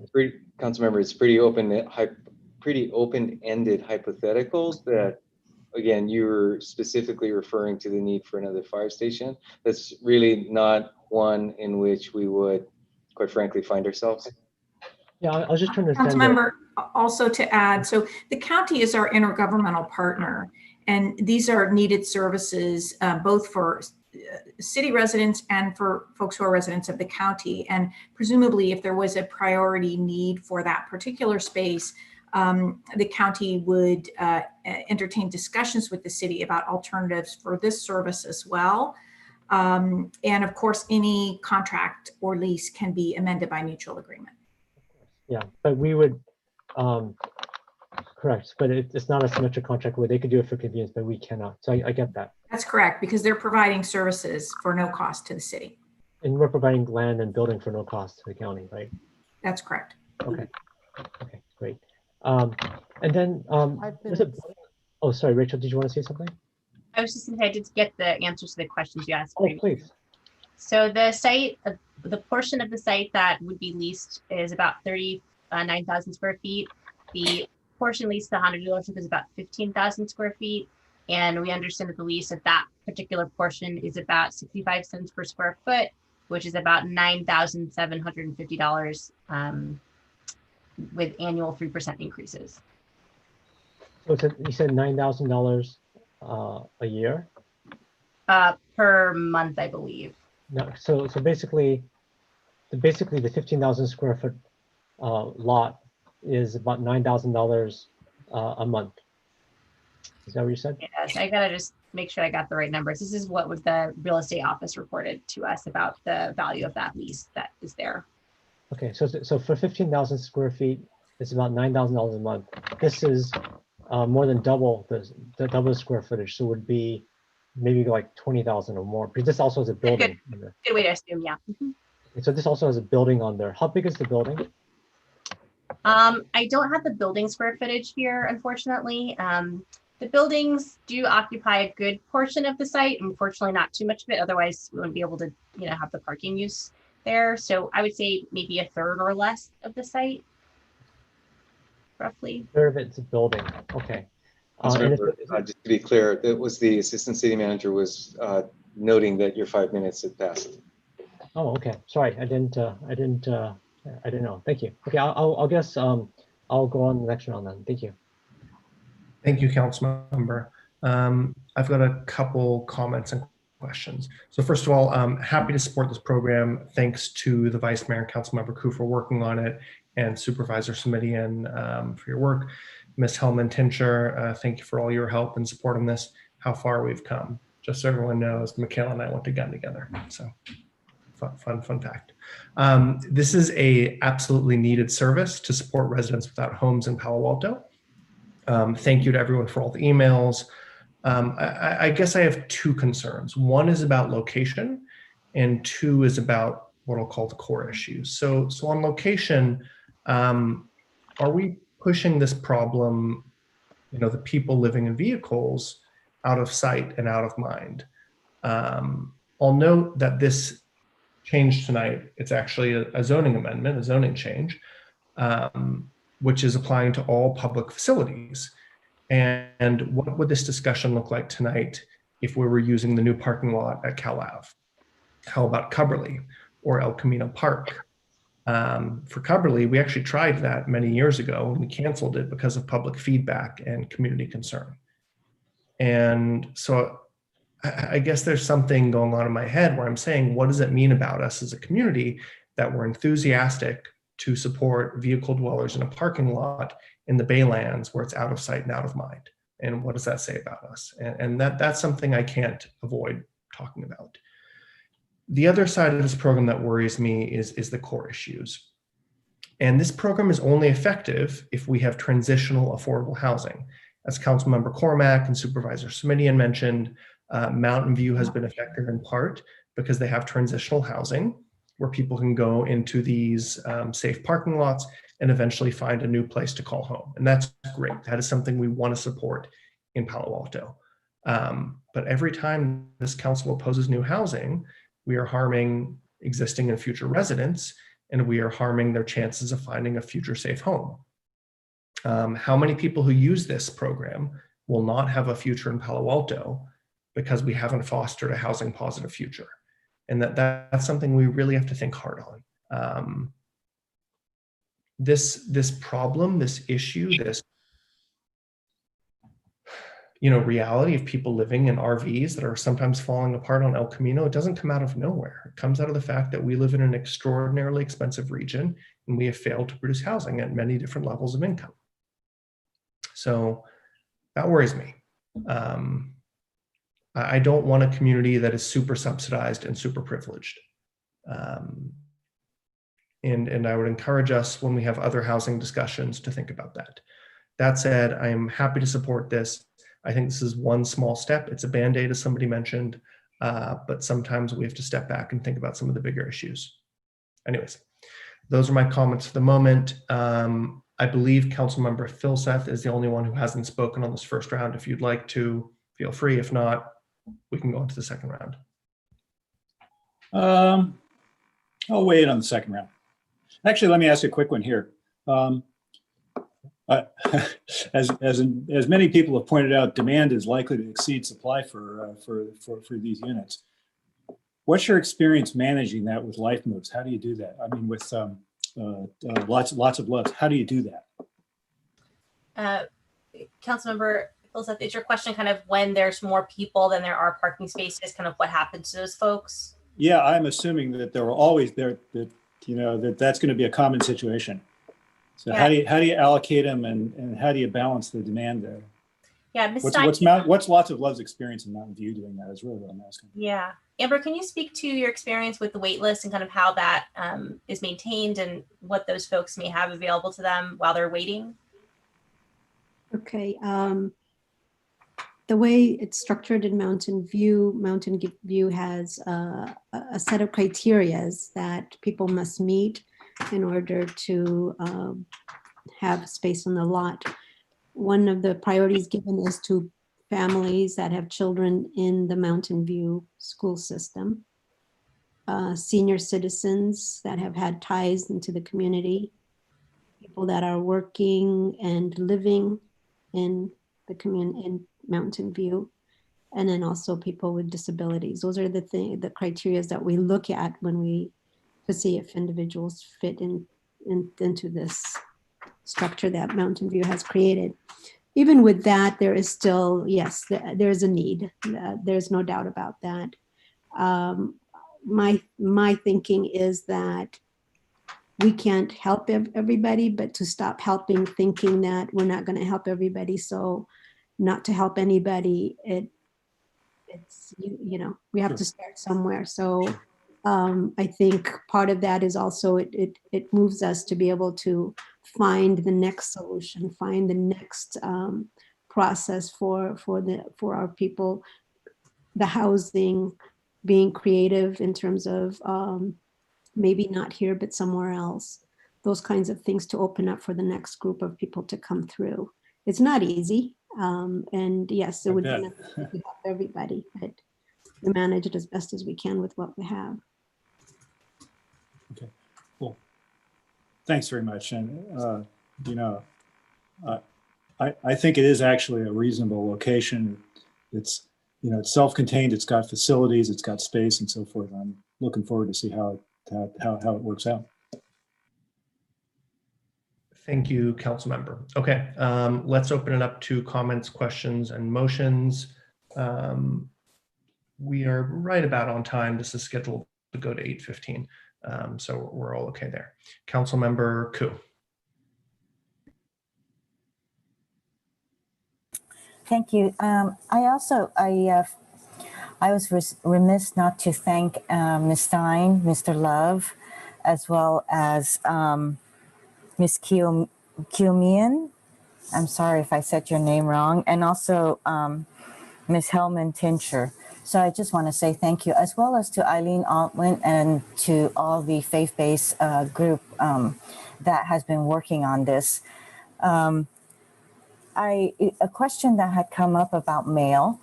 If I remember correctly, Rachel, and correct me if I'm wrong, at the last meeting when Supervisor Simitian had the neighborhood checkup, I remember Philip Dahl from the Opportunity Center who said that there is also a way to pick up mail over there. They also have, I believe, meals that people can get over there. They also have lockers. Am I missing anything else? And would this site at 2000 Gang Road for the occupants, would they be able to get the services at the Opportunity Center? Certainly. I think to one of the a commenter maybe talked about the Opportunity Center and Life Moves, and certainly this site would be in partnership with that, as Life Moves provides a lot of services to certain folks in Palo Alto, and they are one of the designated providers of certain services for our city. And so to the degree that folks need something that Life Moves provide, they absolutely could go to the Opportunity Center to receive it. And perhaps, you know, given this particular time, there could be some collaboration between Life Moves and Move Mountain View for this particular site. I did also want to note, just in response to a previous question from Councilmember Niss, but relates to kind of what can happen at the site. The children from this school who are would be designated as homeless could choose any school in the school district to go to. So Ms. Baroga from the Office of Supportive Housing provided that information regarding the school district. Thank you for that and for that answer. So with that, you know, Vice Mayor and I did bring forward this colleagues memo in order to get safe parking going. So I would like to move the staff recommendation and to move forward with this. I think that's a motion for the staff recommendation by Councilmember Koo, seconded by the Vice Mayor. Councilmember Koo, do you wish to speak to your motion? It's a first step into getting people into a safe location and having services provided. And I know that they're in really good hands with Ms. Stein and Mr. Love. So, and the whole objective when we brought forward this colleagues memo was to find a way to help people move into stable housing. So I think this is a first step in accomplishing it. It's I would consider a baby step, and hopefully in time we would be able to not have to find something bigger, but if needed, then we can move to that next project. Thank you. Thank you. And Mr. Vice Mayor. Yeah, I'm happy to move the staff motion. I just wanted to comment quickly. I mean, to the suggestion that the city is foregoing revenue by only charging the county $1 a year. I mean, sure, we could lease this to a startup or a car dealership, coal factory. But I think we have a responsibility, right, to the residents, and that includes those living in vehicles. And as people have said, this is our first safe parking lot. It's the first step to address an ongoing challenge. And the key, again, is these social services so that we can help address really the underlying issues. So I just want to say, I reject the idea that our city's filter should be maximizing money, and without taking care of people. And I also wanted to just follow up on a comment that you made, Mr. Mayor, that, I do think this is a little bit more than a Band-Aid. I mean, as you pointed out, it's a zoning change. It's not just a one-off. And I just want to say, the longest journeys start with that first step. So I hope we'll make that step tonight. So thanks. Thank you, Mr. Vice Mayor.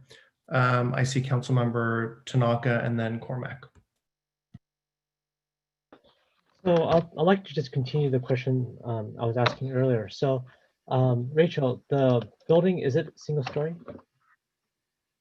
Yes, and I want to correct the information I provided earlier. Councilmember Tanaka, the whole site is about 39,000 square feet. Of that, 15,000 is the Honda, and then 24,000 roughly is the site for the safe parking, which was the fire station. And the buildings, there's actually 3 separate physical buildings. They are all single story. Some are quite tall, as in, one section is where the fire trucks park. So you can imagine they're very tall bays. That would be more than your typical story in height, but there's only, one level. And I believe there's a mezzanine in the garage. Okay. And do you know the square footage of the building? The building's about 5,000 square feet. And I do have to say, I think there's an extra garage there. I'm not sure if that's included in the square footage. It's quite small though. Okay. And did firefighters actually live there at the time? Yes. They did, okay. And how many firefighters live there? I'm not sure of the staffing of that facility. I know that from my walking through the site, there seemed to be 3 dormitory rooms, and I believe there was 1 firefighter per room, but I'm not sure if that's the staffing around the clock at the station. Okay. Okay. And you said how much was the lease per month right now on the 15,000 square foot part? It's about $9,000 a month. $9,000 a month. Okay. So if I do the math here, then so if I take 24 divided by 15 times 9 times 12, it's $172,000 if it was just bare lot. But since there's a building there, then 5,000 square feet, you just times it by, let's just say $5 a month times 12. That would be about $300,000. Whether you get $5 a month per square feet or not, I don't know. But just as a hypothetical. So it's if we were to lease it out, which of course we haven't put on the market, so we don't know, it would be somewhere between $172,000 to $300,000. Might be more, might be less, but something in that range. Is that a fair estimate? Based on the math that you're providing, that seems to be, I am not part of a real estate department, so I would not venture to guess what our fair market rents for the space would be, and certainly depending on the use of that space. I would note, Councilmember, it sounds a bit high, but perhaps just to follow your logic, please go ahead. I think you're trying to hone in on the opportunity cost, right? So what'd you say? You're honing in on some estimate of opportunity costs. Is that where you're headed? Yeah, I mean, kind of where I'm headed is, first of all, I think there is a homelessness issue here in our city, and we want to do something about it. So, and so what you have to think about is there's several ways of solving it. So this one, we're solving for 12 people at a time, or 12, I guess, vehicles at a time, and they may have multiple people. So that's one way of doing it. Or you could theoretically take, let's say, the $200,000 to $300,000 that we could have got from this property a year and invest it directly into homeless services, right? And so that's kind of the calculation you have to think about. And so that's what I've been thinking about. Like, okay, so if we want, let's say this is the best in use of city resources, right, to help homeless, to help with the homeless issue, which, we want to invest something in this area. What is better, right? And that's why I was kind of curious to know how many people could actually live in that building, right? It's 5,000 square feet. Makes me wonder, if that was a homeless shelter, how could that what kind of impact could that have? How many, would that help more people or less people, right? We get a certain amount of rent on part of that property right now. So it makes me think about like, okay, what if we use revenue for, what if we used it, we actually got money for it and we actually used it on homeless services. Maybe we give money to Downtown Streets, or we give it to some other homeless program that we would have operating in our city. What would the impact of that be? So that's what I've been thinking about in terms of trying to understand. That's why to me the opportunity cost is actually kind of important. And I wish it was actually in the staff report so we could just all see Well, what it I is. think if you wanted to calculate the opportunity cost of the parking area itself, so if we say the site's 24,000 square feet, 19,000 square feet of parking area, and another car dealership wanted to lease it for the exact same use that the other portion is, and we lease it at 65 cents per square foot, it'd be about $148,000 a year roughly in revenue. It's about $12,000 a month. And so to your point, could that revenue be used to support other homeless services programs in Palo Alto? Certainly if the council decided to direct that revenue towards that use, that could be something that happened. I would note, and Ms. Baroga is on the line, I believe, from the county if you want to delve more into that, but there is a cost of operating the program itself that the county in this instance is footing that and being generous as our partner to support that. So certainly perhaps a revenue generation model could be part of the future. And if the city, county, were to partner on a separate site, perhaps that this site could become something else that is generating revenue that could support that program elsewhere in the city. That's certainly something staff can keep an eye out for or be conscious of how to create those opportunities in the future. To be fair, though, the hangup has traditionally been the site, and that is what is being brought forward through the city's participation in this for the item tonight. And again, in terms of the services, again, a unique type of service that's being provided here by having a 24-hour-a-day a location and services provided, which really isn't available in any other form in Palo Alto currently. And I think, Richard, the only part of the math I have trouble with is that there's actually a 5,000 square foot building that, at least until March, was operational. So I think it's a little bit, it's hard for me to imagine that would lease for 65 cents, but I don't know. But yeah. And what has the feedback been to from the nearby offices? We have not received any correspondence from the neighboring uses, and we did reach out also to some of the schools. There's 2 private schools that are located there, and sent information and have not received any. We made contact, but there was no feedback provided. 5 minutes. Okay, thank you. Thank you, Councilmember Cormack. Thank you so much, Mayor Fine, and I'm delighted to support this. I just want to be clear. This is a comprehensive program for 12 families in need that happens to be in a parking lot. So I just want to be sure people listening know that this is about far more than parking. That's the pardon the pun, like the vehicle. This is the method that we're using, but this is a comprehensive program for 12 families in need. And I look forward to supporting it. Thank you, Councilmember Niss.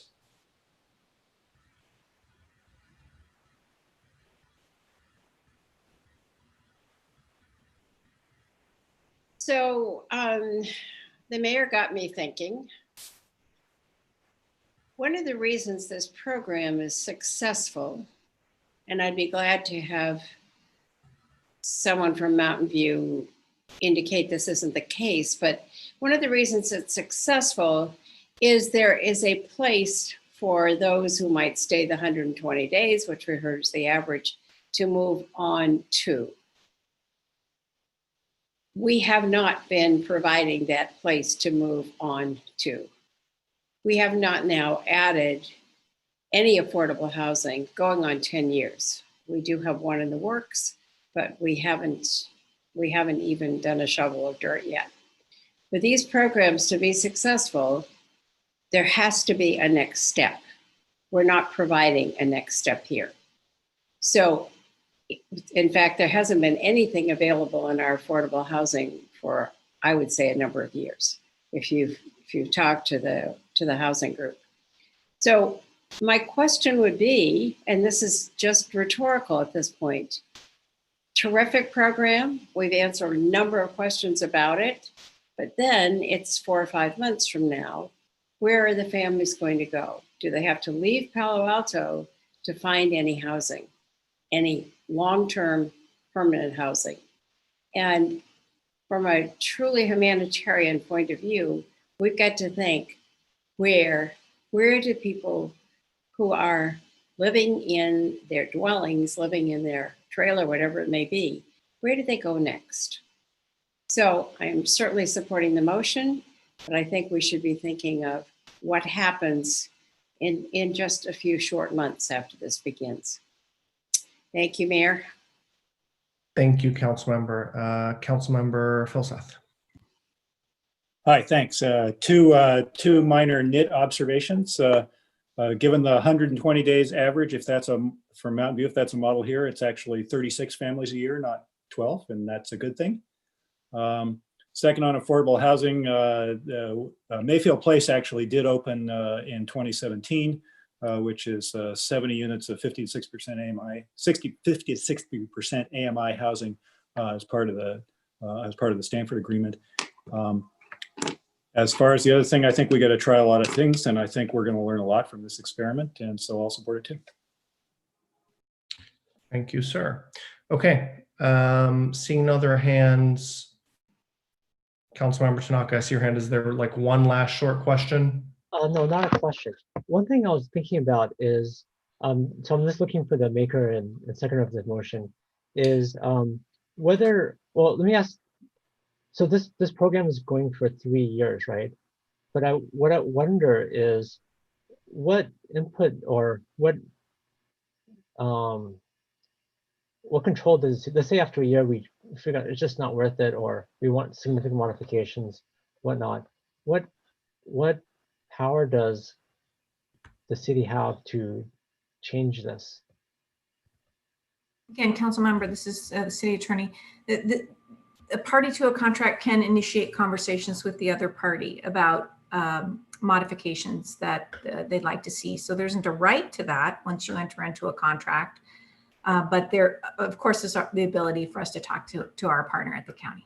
Okay, so I just wonder, and you know, I'd love to get the maker and the seconder's opinion on this, but what about after a year we have because I think the only lever we would have is a right to terminate or something, or right to modify or something. There has to be some sort of right here, because without that right now, it's kind of like autopilot for 3 years, right? So I'm just thinking about whether after a year, after we see some data, we see what if any impacts are. Maybe it's fabulously successful, right? And we want to replicate it, right? Or maybe there's issues that we want to tune.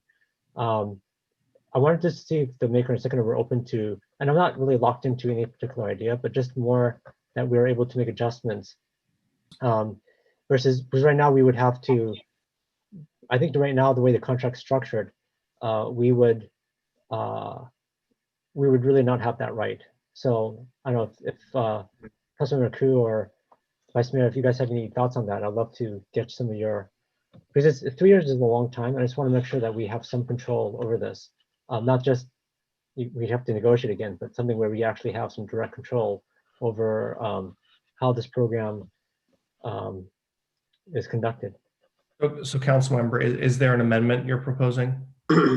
I guess I'm looking for something that I'm looking for something like after a year we have some sort of control to I'll propose something, but I'll propose something concrete, and then love to get feedback, and I'm open to modifications on this.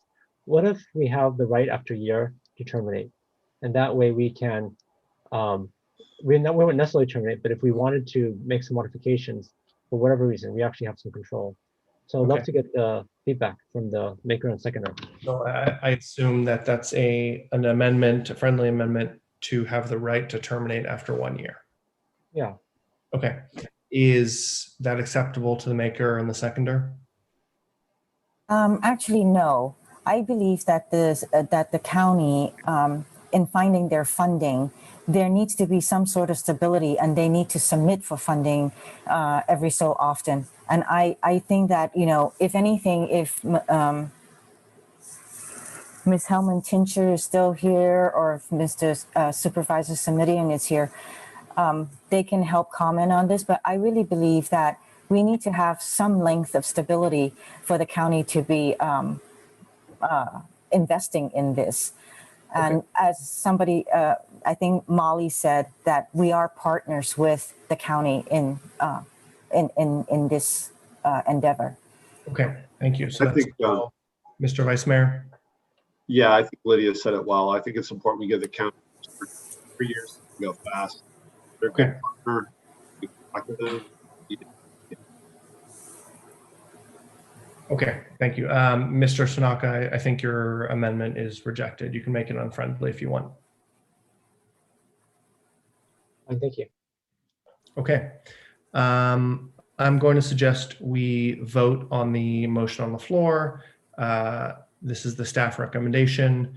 So if there are no further comments or questions, we'll start with Councilmember Ku.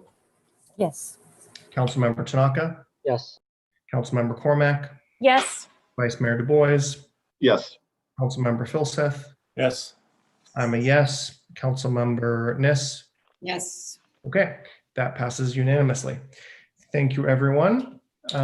We are about 10 minutes behind schedule, totally okay. I'm gonna suggest we take a 10-minute break until 8:35 or so. And then we'll come back to get on to item number 10. Great, thank you, everyone.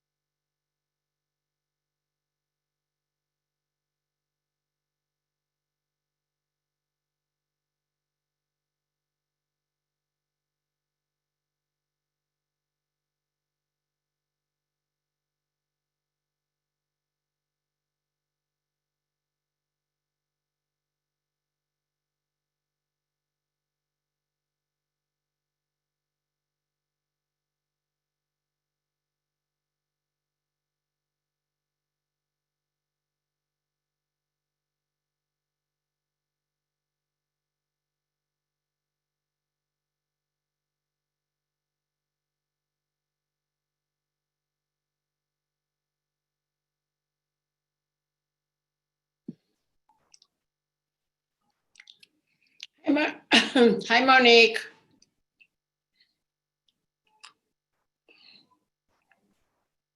Hello, Liz. These are long meetings for you, waiting for 5 minutes to be up and then waiting again for 5 minutes to be up and having people ignore you. It's okay. I listen carefully to everything you're all asking. It's good education. Interesting. Many viewpoints.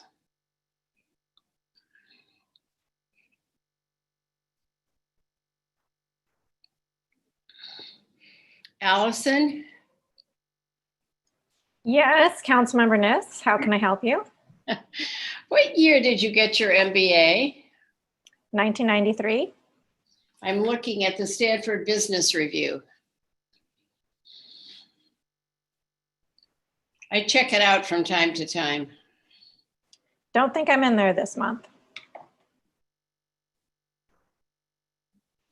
Well, it's surprising how many people, though, if I'm leafing through it, that are in it.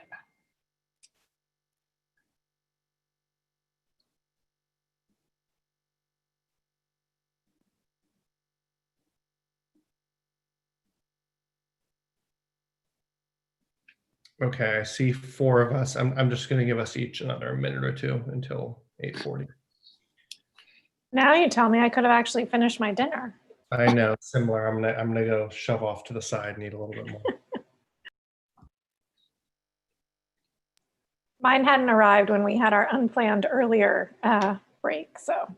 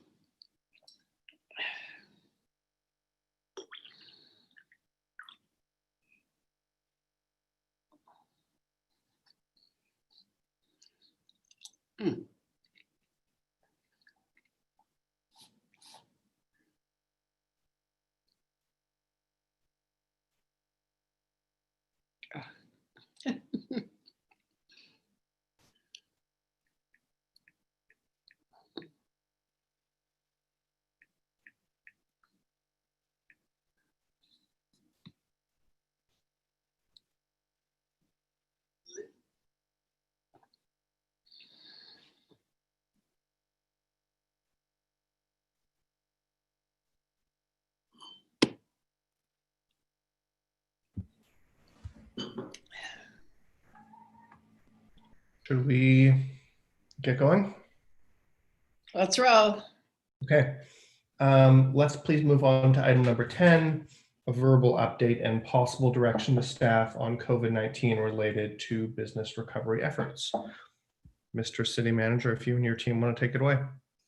Well, let's see. I may need to stall until Ms. Tanner is also visible. Aha, very good. That didn't have to stall long at all. Well, thank you, Mayor, members of the council. It has been a few weeks since we've had a update on our activities related to COVID-19 and specifically around the area of business reopenings. And so we wanted to give you this opportunity for discussion.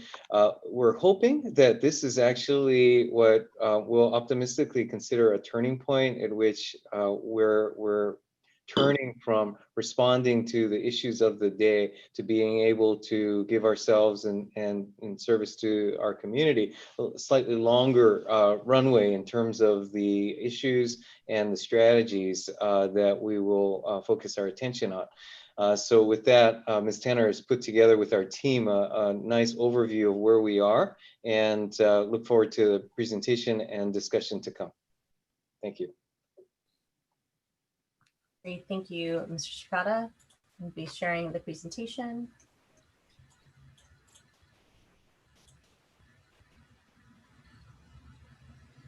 Excellent. Good evening, Mayor, council members. As Mr. Shikata said, I'm hoping to provide a little bit of context for where we are right now in our reopening, recovery from the pandemic, even as the pandemic continues to wage on, unfortunately. So tonight, I want to provide some potential actions that the City Council can consider and provide direction to staff with the idea that if council did want to give some additional directions to staff, that we might have to come back with certain items, may have to research them and come back. But again, trying to set a course for our strategic response to the pandemic in regards to how we are looking at recovery related to our business community.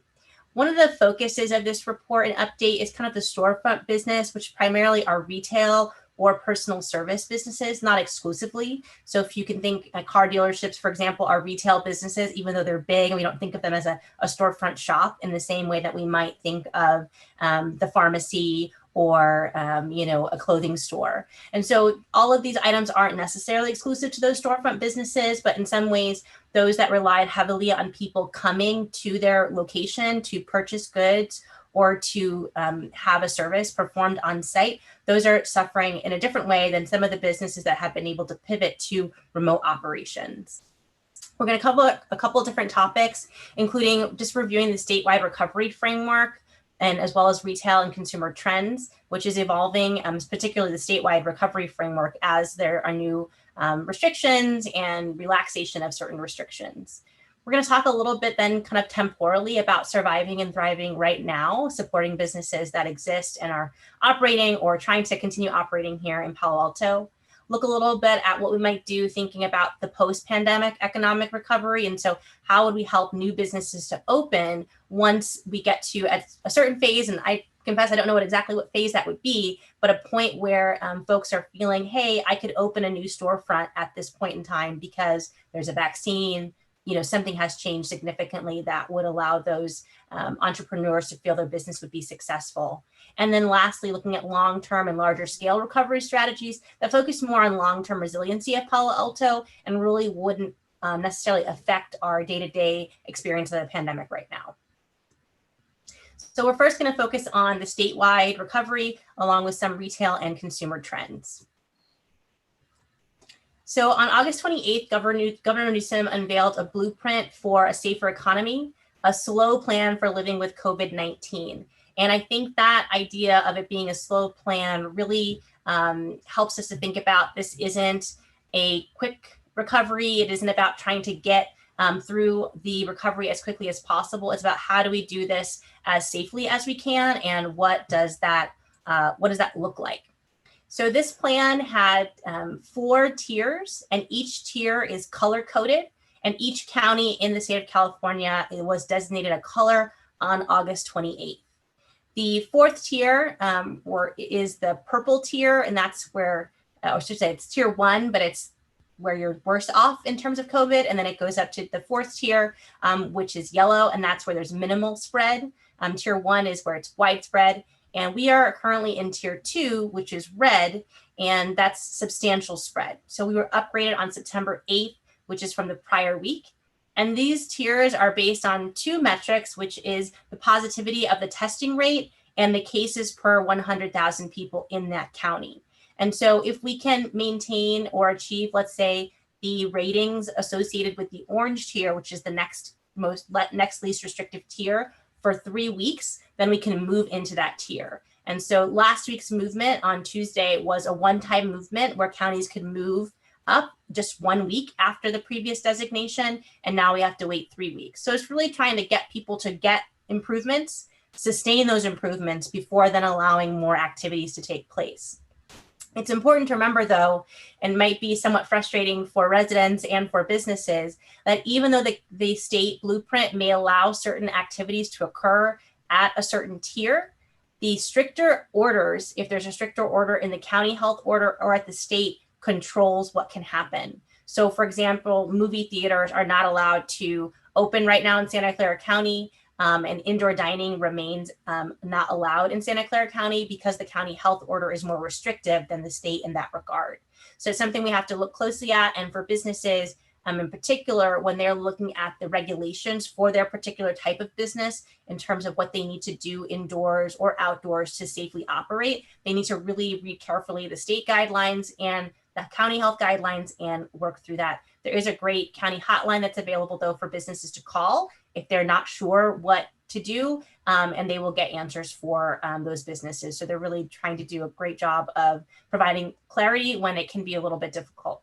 So those are some things that are important to remember. And we do, of course, look forward to positive reports and moving our numbers in the right direction. So that's the framework overall that we're in right now as a state and as a county. And so now I talk a little bit about kind of our local economy and what this cycle here is looking like. So in our local economy, when we talk about those storefront businesses, this is kind of the cycle that hopefully is a virtuous cycle that continues with these dollars circulating in the community and with those dollars uplifting the community. So Palo Altans shop locally, receiving their goods and services. Those businesses generate profit, which they can use to pay their employees. They may give back to the community even, and they continue to maintain their business, offering their goods and their services. Taxes may be paid on purchases or property taxes for the properties that are leased or purchased or renovated. And so those taxes go to support public services, infrastructure, and programs, whether they be at the local, county, or state level. And then that supports our high quality of life in Palo Alto. And so that cycle continues. And that's the idea around shopping locally, supporting businesses here in Palo Alto. This cycle, of course, has been very disrupted by the pandemic in that certain businesses can't open their doors. People can't come in to shop. They can't come in to receive those services. And so that's been very, very difficult, to say the least, on many different businesses. And I would add also nonprofit organizations, civic-minded organizations that also need to have dollars to do their work and provide the services in the public. And certainly, think about their arts organizations and ticket sales. So this circle applies to more than just businesses, but again, that idea that we're supporting these activities and then they're supporting our quality of life. And so that's really, I think, this framework of why should the city care? Why should we be invested in thinking about how to support our local economy? Is because when this cycle breaks down, it affects everyone that's part of the cycle. In addition, our business districts often provide or contribute to the sense of place and community and identity that Palo Altans enjoy. So thinking about Cal Ave, downtown, even some of our shopping centers, Town and Country, and other places where folks go to see and be seen, to see their neighbors, to meet together, to be at a place that's often described as a third place. It's not home, but it's not work. It's somewhere else that you are. And they can be really important parts of what it means to live in a particular place versus living in another place. And so ensuring that these places are around during the pandemic to provide us that much needed, at least, seeing each other at a distance and safely, and that sense of community is really important.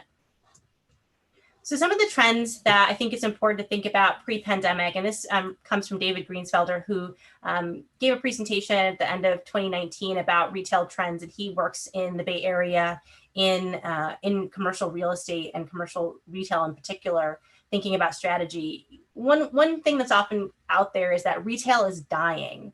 And we think about retail, which is buying of goods, it's not dying, it's reorienting. And so there's a lot of people, pre-pandemic in particular, buying a lot of things. They may not be buying it, at the store down the street from them or at their local shopping mall. They may be buying it online. They may be buying it from Instagram. They may be getting it from a number of different platforms. And those platforms for the consumer can be more efficient, perhaps, than the way that they previously purchased those goods. So they're still buying things, but they may not be buying it locally, which can be a challenge when we think about the identity and also that virtuous cycle that we want to support. There's also a shift towards enjoying experiences more than purchasing goods. So because retail is reorienting, folks may be doing some of their necessity shopping. Even now we see groceries, people having them delivered online. They may not feel they need to go physically to the store to have the grocery shopping experience, but they will leave their home to have the experience of dining out and enjoying dinner with a friend, and then walking around to maybe browse shops and make some impulse purchases, or buy certain, let's say, specialty items that it really isn't about just buying the good and having it. It's about the experience of going and purchasing it or interacting with that shop or that experience. And shoppers in cities are trending towards more retail that's walkable from housing. This is a trend that I think there's a lot of debate around what will happen in cities, post-pandemic, with people wanting more space possibly. And so that's still, I think the jury's out on what the impact long-term of COVID will be on how we want to live and work. But retail that's close to housing, again, to have those experience retail not be too far away, is something that was trending pre-pandemic. we think about retail during the COVID-19 pandemic and what shifts we've seen, and this research comes from a couple different sources just to share with you. We're kind of picking up on that trend we've seen during the pandemic that the omni-channel retail and diverse options for how to get your goods has just actually ballooned. And the number of people who've been willing to try a new way to get their goods has increased. So you can think about getting on your mobile phone on an app or a website that's optimized for mobile, clicking off the things you want, and then going in store for a contactless pickup, right? And so there's all these different ways that folks are getting their goods, not just in store, not just delivery, but combinations thereof, their subscription services. So really the retailers who have a presence from brick and mortar to online to even, catalogs really are seeing different ways that folks are coming and still being able to get their retail goods and have that same quality of experience across those platforms. We were seeing, this is a research from Raj Chetty out of Harvard. He looked at some big data, he and his team, and found that there's a slower recovery in wealthier zip codes from this pandemic. And that is a lot dealing with shops in wealthier zip codes, may be more related to discretionary spending. They may still be closed. They may not be a service that is essential. Whereas in less well-off zip codes, the stores that are there may be more essential or be able to open under essential guidelines. And so that could be a differentiating factor, which for Palo Alto, this can be a challenge. And then some things that brick and mortar retailers are needing to do, both because of the trends before, but also during the pandemic, adapt their protocols, make sure it's really clear that they're following cleanly protocols, that folks can see, oh, what is this store doing? What is this retailer doing that I'll know I will have a less risk of getting the coronavirus if I go to that location. Offering superior customer experience. So again, whether it's online or in-store or all of the above, really having a top-notch experience for the customers and having a digitally native experience. So folks that maybe just had only a brick and mortar and maybe a so-so website, really needing to enhance that online presence in order to drive the sales that may be coming to them mobilely, especially now. And then this is a great resource from McKinsey. They do a US consumer sentiment during the coronavirus crisis. And this data that they published is from the week of August 19th to August 23rd. And they will update this report as time goes on. So a resource that you might refer back to as time goes on to try to see what's happening, what are the trends. And there's just a few key takeaways, and I won't go over all of the data, but that it's shift to value and to essentials. And so even though over the time that they've been doing this survey, the intent to purchase has increased, with people reflecting that they're maybe spending some more of their discretionary income on things they hadn't been before, but it's still across most categories, 20 to 40% down of the pre-COVID intent to purchase. So still pretty dismal numbers, even though they were trending up, at least as of August. Flight to digital and omnichannel. Again, people are trying new ways of purchasing things, and they say that they may continue to use those practices after the pandemic subsides. Shock to loyalty, which is that, a lot of folks have tried new brands, new places to shop, or new shopping methods. Now, some of that could be good, and not that they're abandoning the places that they went to loyally, but think about in the Bay Area, where many people are spending more time in their homes, in their neighborhood, they may be exploring neighborhood stores and shops that they simply didn't have time to before if they worked away from their city and away from their homes. And so I think could be a good thing for Palo Altans. We've heard anecdotally from retailers seeing people, I don't know who these people are, but I haven't seen them before, but they're coming to my shop. And I think that can be a good thing in some ways. And then health and caring economy. Folks, again, want to see that the retailers they're going to are practicing proper protocols. There's masks, there's physical distancing, and wondering how are the retailers and businesses taking care of their employees. They want to support folks who are then supporting their employees, not just through obviously offering jobs and hours to employees, but also taking care of the health of their employees as well. And then homebody economy. So 68% of Americans not engaging in normal out-of-home activities, waiting to see what's going to happen. And many have adopted at-home solutions that they think they're going to continue post-crisis. So some of these may not be shockers. Probably you're thinking of your own self and saying, oh yeah, that fits me. And so some of these trends are also bearing out in the national data that we're seeing. So I'm going to switch to thinking about those three things. What can we do right now? What can we do post-pandemic? And what could we do in the long term regarding helping to support Palo Alto businesses? This slide shows some of the activities that we have already engaged in as the council and staff carrying out these activities from March through July, everything from offering free parking in our lots and garages, all the way down to putting twinkle lights on the trees in Cal Ave, which is a long awaited for project that we're happy to see, as well as distributing grants to businesses, raising donations in addition to that. And of course, our Summer Streets program featured in that photo, allowing outdoor dining on sidewalks and closing streets in Palo Alto to allow for outdoor dining and outdoor retail, along with other items, as well as online permitting services. So folks can get permits for building, construction, remodeling activity online without having to come into the development center, of course, offering that when needed. And I know one of the things that we had talked about previously is like, what's the value of this? And depending on how many permits we have, we've served probably combination of 80 or so different permits, including some businesses that have multiple permits. But even a conservative estimate, we've probably, we waived the fees, council waived the fees. We've not collected probably about $150,000 worth of fees that we would have been collecting for these encroachment permits. And so the city has really been trying to do its part to support our local businesses in that regard. We also are continuing to evolve our approaches to getting input through having regular meetings. We've been looking at University Avenue and downtown, the street closure formats, and have been making changes. I'm really trying to balance the needs of restaurants who are using the closed streets for outdoor dining, for retail activities, with the needs of other businesses, especially as more open, who may be relying more on curbside pickup. And really also trying to make sure that areas that the street are closed are really activated and are places that are going to be providing that positive experience for the consumer. Otherwise, if it's not a really activating experience, it may actually have a negative impact on the businesses that are on that street, and that people may not want to come there, and it could actually diminish their business as well as diminish those who are looking for curbside pickup as a primary driver of their business. We also hosted a retail focus group, which I'll talk about in a minute, which really allowed us to think with retailers about what are things that would help their businesses. They're not restaurants who are outdoor dining. They still have goods that are being sold inside, and how would they best be helped during this time?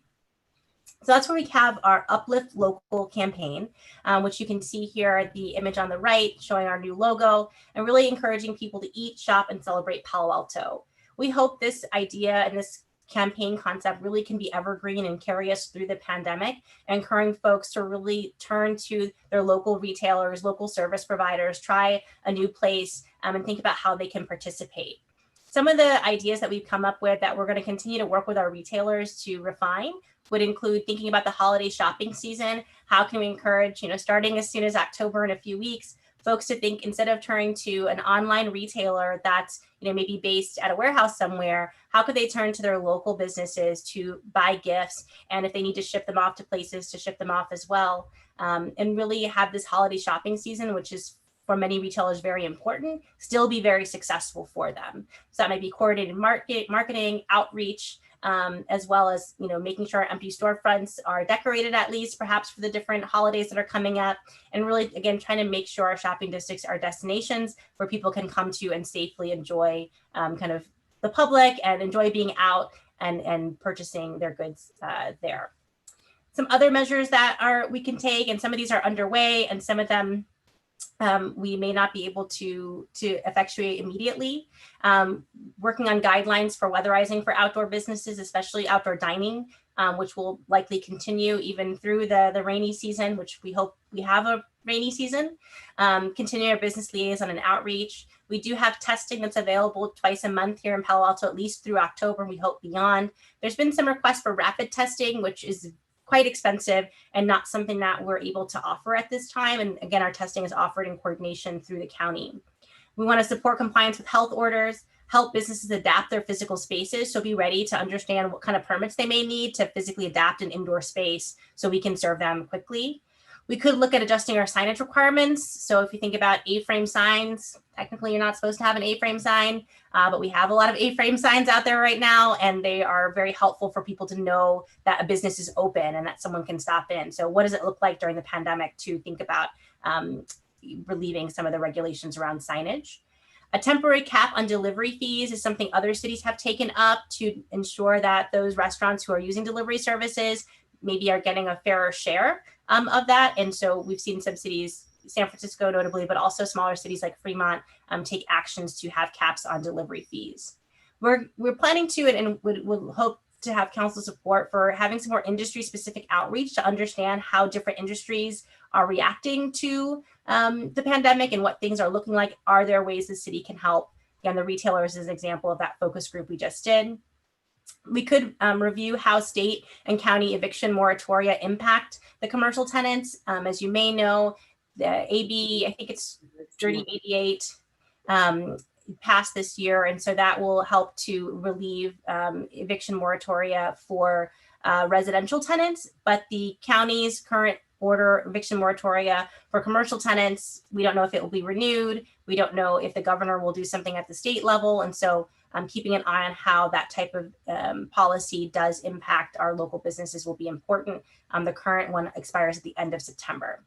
And then business and worker support programs, some of these things we may not have resources to do, but whether it's technical assistance for business, e-commerce coaching, essential worker childcare, these are ideas that have come up and that have been part of what other cities have done. So we wanted to put them before you for your consideration. These next few slides, I'm not going to go over each item. You may recognize some of these ideas. These are summaries from the business roundtables that we held and ideas that came up. So you can see in green, a lot of these we have implemented and continue to work on.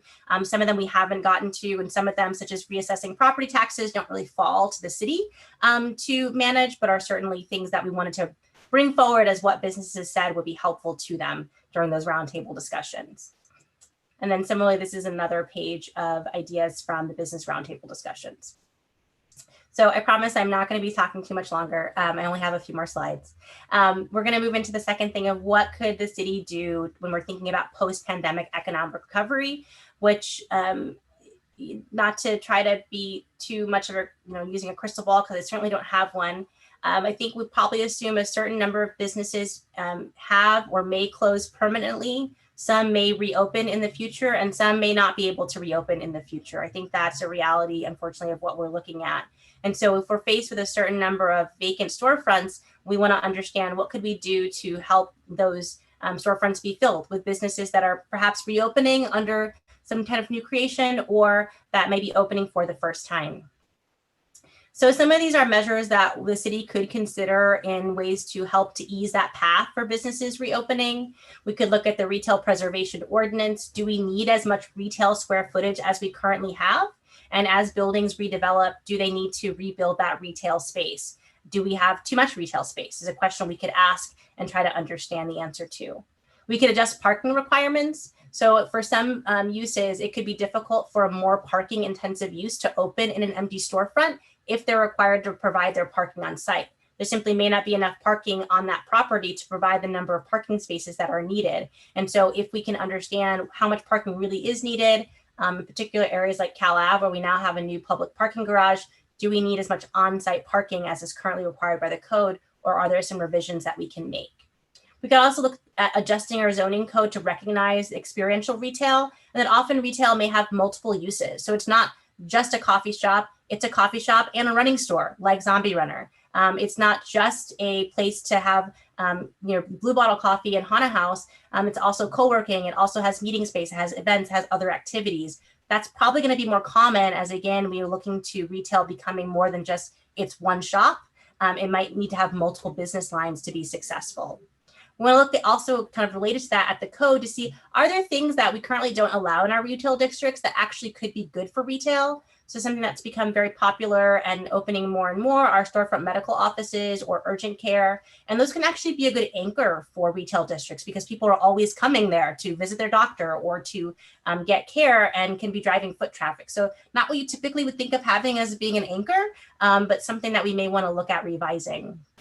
Similarly, we could consider changes to our formula retail restrictions, allowing non-conforming uses to reestablish within 12 to 18 months. So let's say there's a non-conforming store, it closes. Instead of saying, well, now that that's closed, this use has to revert, we could say, okay, for a year or a year and a half after the pandemic, we're going to allow that to become that store again. Might be a different owner, might be a different business, but again, allowing that to be revived in a space that theoretically has been outfitted and somewhat prepared to be that space might be easier. And similarly, encouraging more pop-up shops, temporary uses, so that folks could try something for a short period of time with limited investment and see if they can make a go of their business. And then the last section is really thinking a little bit about longer term and larger scale recovery strategies, which of course we can return to in the future. We don't have to, decide on these strategies right now, but just to kind of put these out to have them be part of the conversation. These really are revolving around how do we shore up Palo Alto for future downturns. So one might be increasing our local customer base by growing the city's population through those walkable mixed-use neighborhoods that have housing, retail, and services. Already underway with the MVCAP, thinking about that. So maybe continuing more area planning, such as the downtown plan, which has also been identified in our comp plan. Maybe thinking about El Camino Real, which is a major retail corridor. How do we want to help to have these folks, these areas have a strong future that could increase the customer base and enhance the shopping experience?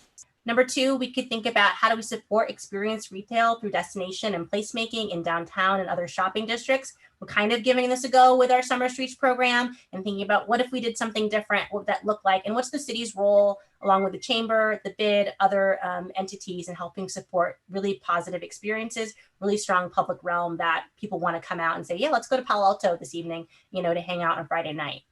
And then lastly, just continuing to work with major retailers, employers, producers, startups, others to continue to have a strong base of workers, hopefully many of them who can live in Palo Alto or around Palo Alto and maintain those as destinations we hope will be revived in the future, that people will come back to their offices at least a few days a week and again, continue to be part of our local economy here. So staff's goal is to receive direction from the City Council regarding these strategies and measures and what you would like to see staff explore. We do have one more item before I turn it back to the mayor, which is we have Jim Ellis from Town and Country Village to share with us a little bit about his experience at Town and Country and what they're seeing in regards to their response to COVID, how their tenants are doing what they've done, and really just kind of an on the ground perspective from a very well-regarded and successful retailer, much more than myself. I'm a retail shopper, not a manager. So I want to turn it over to him. I think he is here in the meeting. Jim, if you're here, if you want to come off mute and share a few words with the council, we'd appreciate that. Great. Mayor, Vice Mayor, City Council, thank you for including me in this discussion. I'm assuming you can all hear me. Yes. An excellent presentation. It really does touch upon many of the things that I think, us in the retail, landlord or tenant side of the business are thinking about right now. And, I would be lying if I didn't say that we are in a very challenging time right now with Town and Country. COVID has certainly, for all the reasons we know, has dealt a big blow to our tenants, with a few exceptions. We take a very hands-on approach to merchandising Town and Country, trying to create that, experience retail effect at Town and Country that, our family and our teams have worked on for a decade now. And many of those businesses are small businesses, either small chains or not, or just single store businesses. And it has been brutal, quite honestly. I know we're here to talk about ways to improve things and change, but I think, it's important to acknowledge that that many of these businesses won't reopen. And it isn't because the landlord won't talk to them and isn't willing to defer, abate, or, rework their rent.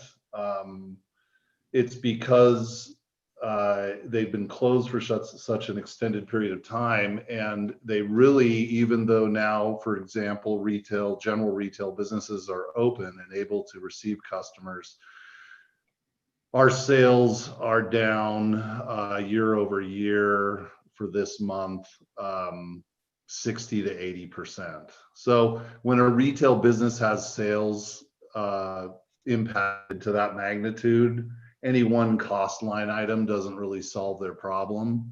And so, you know, we're entering a period now of recovery, very slow recovery, and we are struggling to try to help all of our tenants, you know, find a way forward in a limited operating capacity.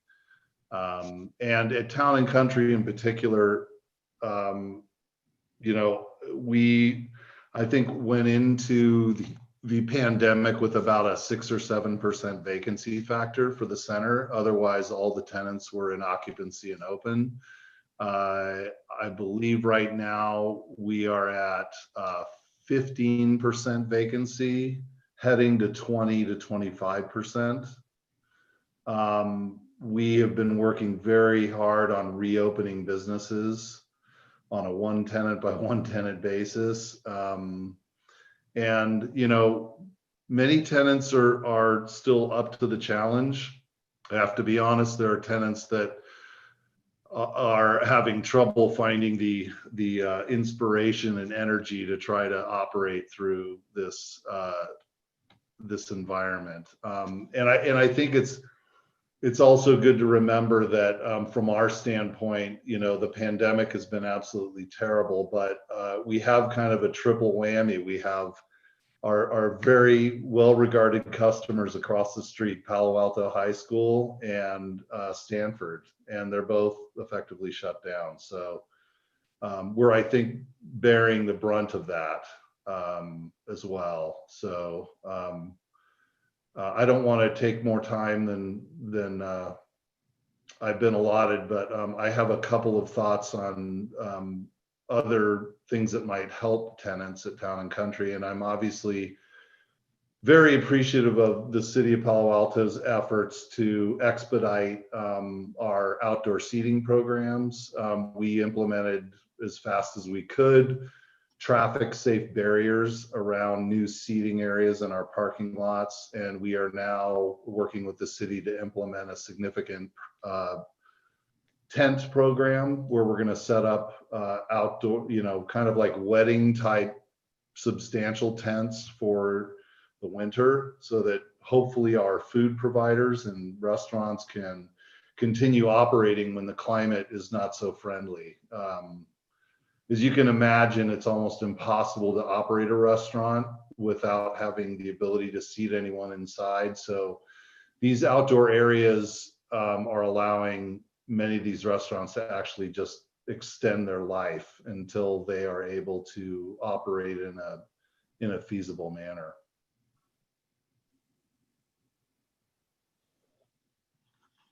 Thank you, Yeah. Mr. Lewis. We really appreciate your perspective. Thank you. That's it, Mayor Fine. Return it back to you. All right, thank you. Thank you, Ms. Tenner, as well. I'll just note one quick anecdote. I believe last Friday, the city manager's office, Lieutenant Kara Apple, myself and Rob George from Mr. Shikata's office joined a call with Sephora, which was just opening up at, I think, Hamilton and Emerson. And it was really interesting just speaking to them about the process they've gone through to open up with the city, some of the troubles they faced, why they wanted to do business in Palo Alto, and why they were still opening up during this crazy year. But I think one thing that really has shifted in 2020 is our city's attention to our local businesses and how they support residents and how those businesses support our community overall. So just a small anecdote there. With that, let's please go to members of the public who wish to speak on this item.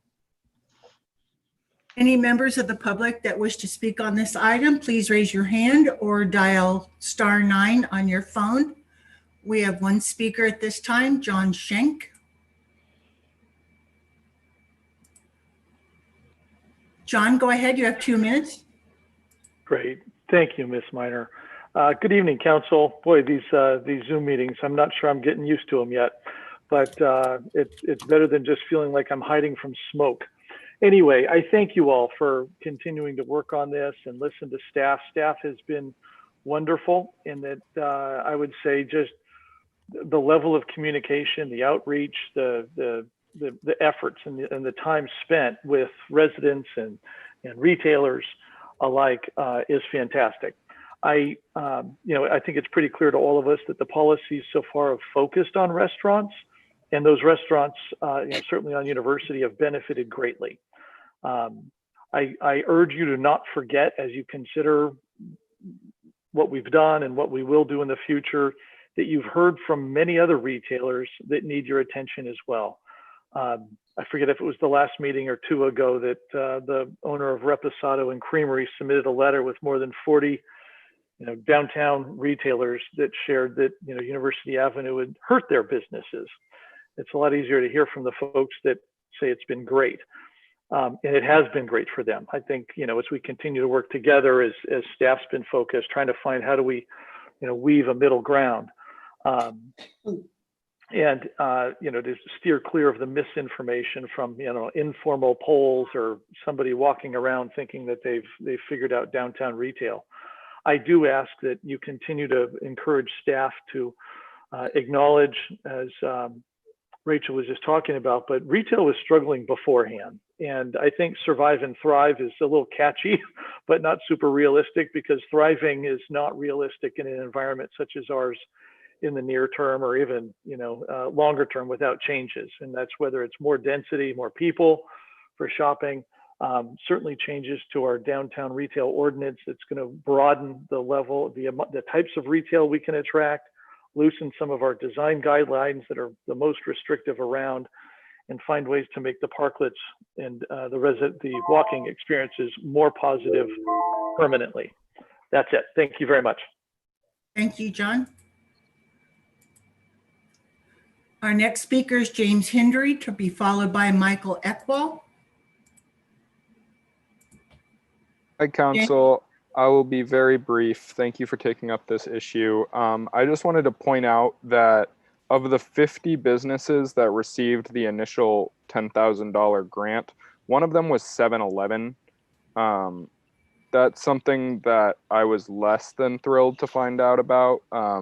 My dry cleaner is on University Avenue, and I've known her literally since before I can remember. She was my dad's dry cleaner.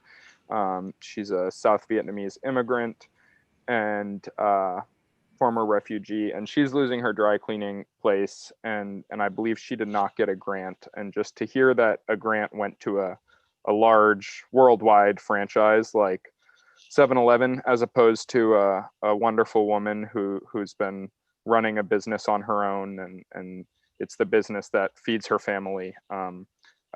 If you're going to reissue grants, I'd like to see a different kind of process for figuring out which businesses deserve those grants. And part of that process, I would like to make sure that no national chains are getting our grant money. Thank you. Thank you, James. Our next speaker is Michael Eckwall, to be followed by Rebecca Eisenberg. Michael, go ahead. Hi there. Thank you very much. I just wanted to again say thank you to City Council, City Manager's Office, everybody in the city that's been helping us out in the community during this 6 months now of pandemic downturn. But a couple of things, and some of the previous speakers actually brought this up, is that we need to have an ongoing cohesive plan. So for restaurants, which is our industry specifically, even if we can ramp back up to 25% or 50% of normal, that is, basically just kind of prolonging our existence in agony. We're facing, the depletion of PPP money, figuring out if we have, which we do, a landlord that's cooperative and trying to, help us go, stay in business. That's great. But for the other folks, whether they're retail or restaurants that don't have that, it's really catastrophic. And I know that the city is in the same boat with us because, a lot of the budget comes from sales tax revenues. And as everybody knows, restaurants are the largest employer in the state. Largest sales tax revenues come from restaurants and food services. So I understand that impact and the necessity to help our industry. But again, we don't want to forget our retailers. Just one thing that really will kind of put a nail in our coffin is if this Prop 15 passes for all of us folks that are on triple net long leases, we're in for a huge, massive increase in property taxes that we just cannot afford. And likely, it's going to be up to a new tenant, a new arrangement to keep that sustainable. So if you think about that, I appreciate it. And I do, again, thank everyone for the help and support. Thank you, Michael. Our next speaker is Rebecca Eisenberg, to be followed by Steve Sinchek. Hey Rebecca, there. go ahead. Thanks. So I originally was going to respond to John Schenk, but first I'm going to respond to Michael, who spoke before me. I'm actually a member of the official Prop 15 Speakers Bureau. So I'm authorized on behalf of speaking about Prop 15, which I very much support. I want to correct the misstatement that Prop 15 is going to lead to harm to businesses that have triple net leases. I'm happy to talk to you the full detail, but basically, landlords are not required to pass on costs to tenants. And in the case of small businesses, it actually won't impact you at all. Feel free to contact me offline because I first want to correct that misstatement. You can find the exact answer on yes15.org and then click on propaganda stated by the opposition. But real quick about John Schenk. John Schenk has every right to address the council. I don't dispute that, but I'm a little, I find it a little unfair that he doesn't identify his role when he speaks. When he speaks on behalf of retail and restaurants, he should clarify that he is neither.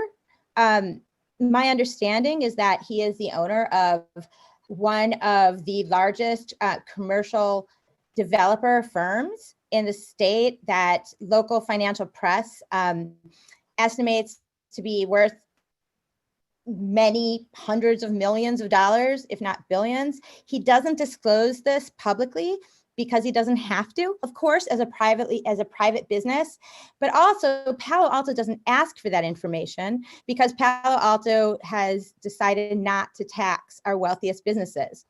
I just think that when a landlord speaks on behalf of its tenants, that it should specify that they're landlord and not the tenants. Hopefully maybe that'll happen in the future because of everybody who should pay for this recovery. It maybe should be John Schenk. Thank you. Thank you, Rebecca. Our next speaker is Steve Sinchek, to be followed by Cherry LeBrun. Steve, go ahead.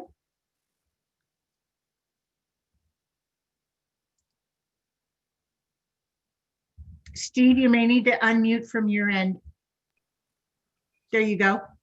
Thank you. Sorry about that. I will identify myself, taking a cue from the last speaker. I own Local Union 271 Restaurant as well as Old Pro Restaurant, both downtown. I want to thank the city council and city manager, Kara Apple, Rob George, all you folks that have done such a great job in helping us adjust from 0 to 60 to getting restaurants open on the street and adjusting back where it was needed to help retail or however it could. So mostly I just want to thank everybody and all their efforts with that. I was able to get my entire staff back to work, which is incredibly important to me and all the families that they support. Given it the fact that the University Avenue was closed and what we did with our seating at Local Union. Old Pro, I'm hoping to get it open when the time is right, move on from there. But I also want to address basically what are we going to do in the winter? I know we've had some talks about it. Town and country with the tents. Hopefully the tent decisions and discussions will come to downtown as well. And that's really all I have. It's just a big round of thank you for everyone. It's tough times for all of us to get through this. And I'll finally wrap it up with my landlord at the Local Union is Thoyts and John Schenk, and they've done a tremendous job helping us out. So I want to make sure he's thanked as well. So just a round thanks, and that's it. Bye. Thank you, Steve. Our next speaker is Cherry LeBrun, to be followed by Deborah Seetzy. And sorry if I'm mispronouncing your name. Cherry, go ahead. Cherry, go ahead. Hi, can you hear me? Yes, go ahead. Okay, excellent. Thank you. I have also would like to express my appreciation for the city created an outreach program to talk to retailers and restaurant owners and other business owners. It's been really nice to communicate with Rob George and Kara Apple about concerns that we all have and not feel so isolated as an individual business owner. I own De Novo Fine Contemporary Jewelry on Ramona Street, and I've talked with a lot of other retailers in town, and we understand that the street closures of University Avenue and half of Ramona Street are very beneficial to the restaurants, which of course is good for the whole downtown. But we also feel that the street closures have been really detrimental to retail. And I've known myself and other businesses on my street saw a distinct decrease in foot traffic as soon as University closed, and then even further when Ramona Street was half closed for restaurants. So I would like to propose that as we go into the really crucial and important upcoming holiday season, I don't think the restaurants will have as much outdoor business at that time. And I think that the business they have could possibly be contained in parklets and sidewalk seating so that University and half of Ramona Street could be reopened to traffic to make it easier for shoppers and customers to get to the retail stores during the really important holiday season. So that is all I have to say. Thank you. Thank you, Cherry. Our next speaker is Deborah Seetzy, to be followed by our final speaker, Peter Atz.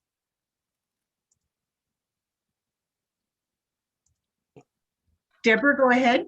Hi, yes, can you hear me? Yes. Hi, I'm Deborah Seche, and I'm the owner of Vino Locale. We're over on Kipling Street. We're a small little wine bar restaurant, and you know, we're hanging on by a thread. I can't believe that we're actually still open, but we are. I do really appreciate all the effort of City Council and the staff, and you know, helping with them keeping downtown Palo Alto going.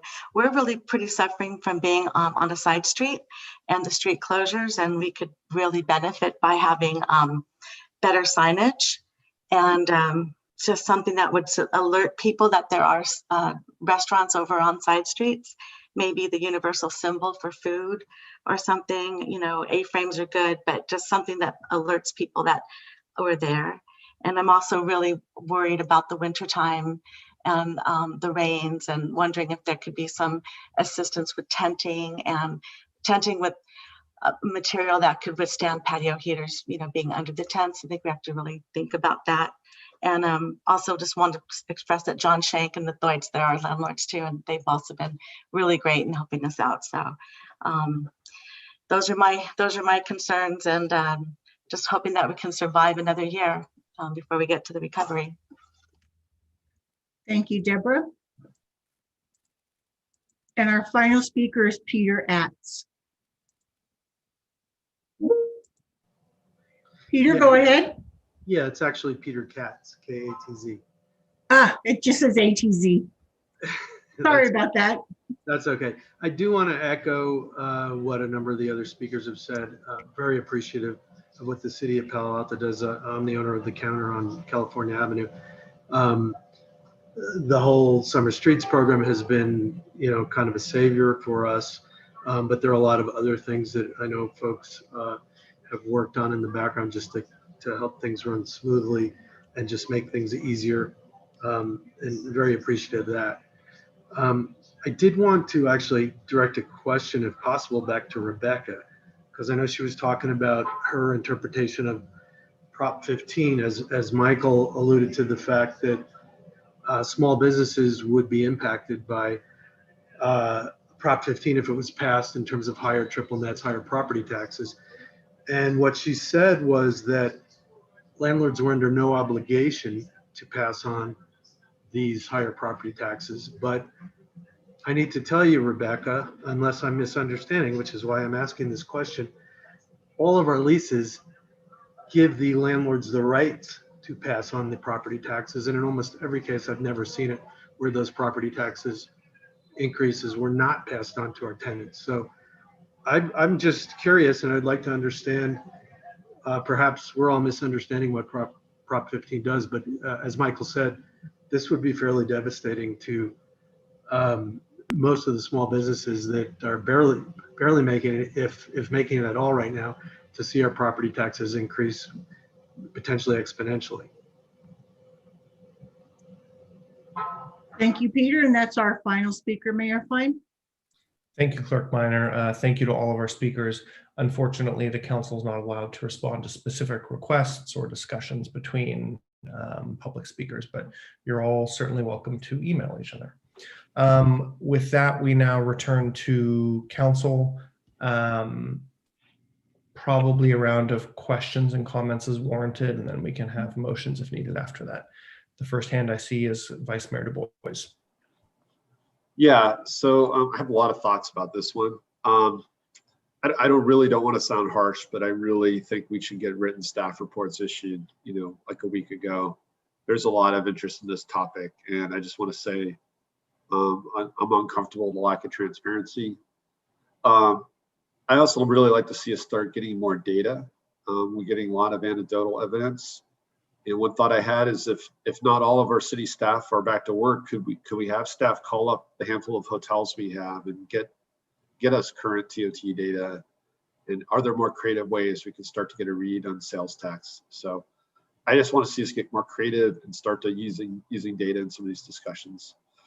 As John Schenk said, we've taken a lot of good steps with a focus on the restaurants. We have a lot of other businesses in towns. I do see other cities trying different things. It's not really the cities, it's the businesses. I've seen significant discounts, like 20 to 30% for food ordered for takeout versus eating there. And that's up to the restaurants, but maybe driving volume through pickup could be a smart strategy. The presentation tonight was really wide-ranging list, and I think we need to be very thoughtful. I mean, it looks like we're just throwing things up against the wall and trying to see what will stick. And so as I thought about this, I thought, what's a framework that we could apply? I think we need to come at this with some organization. We have limited resources. We need to update on our city budget. We need to be strategic.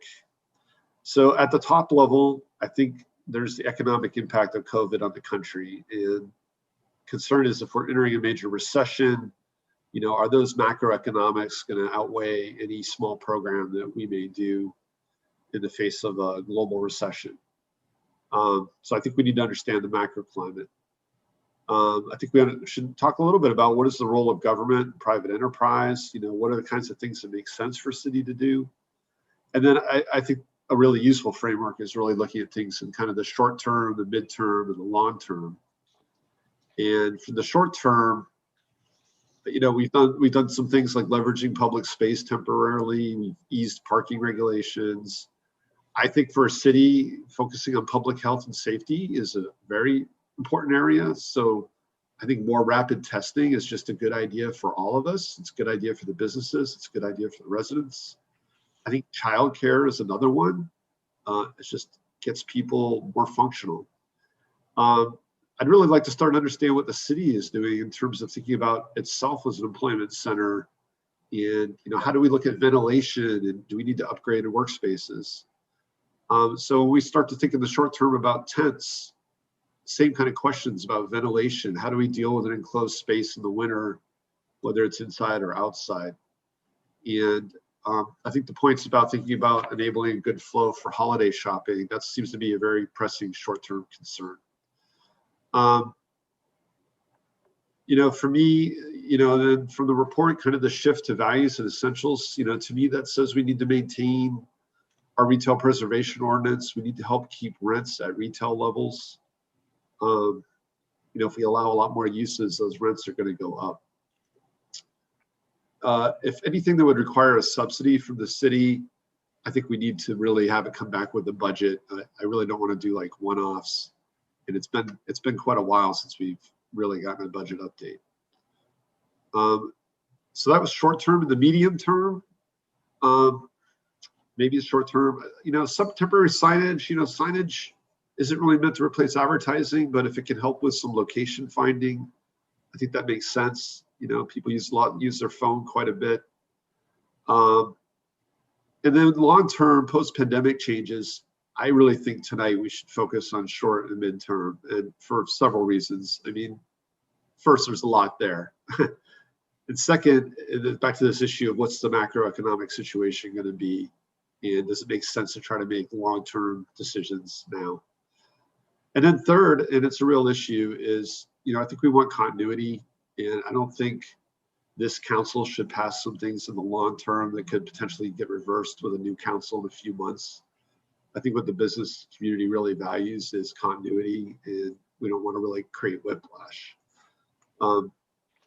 I really appreciate how staff and the business community has been talking, and including council members. And I do think it's time that we start to include some residents in that discussion.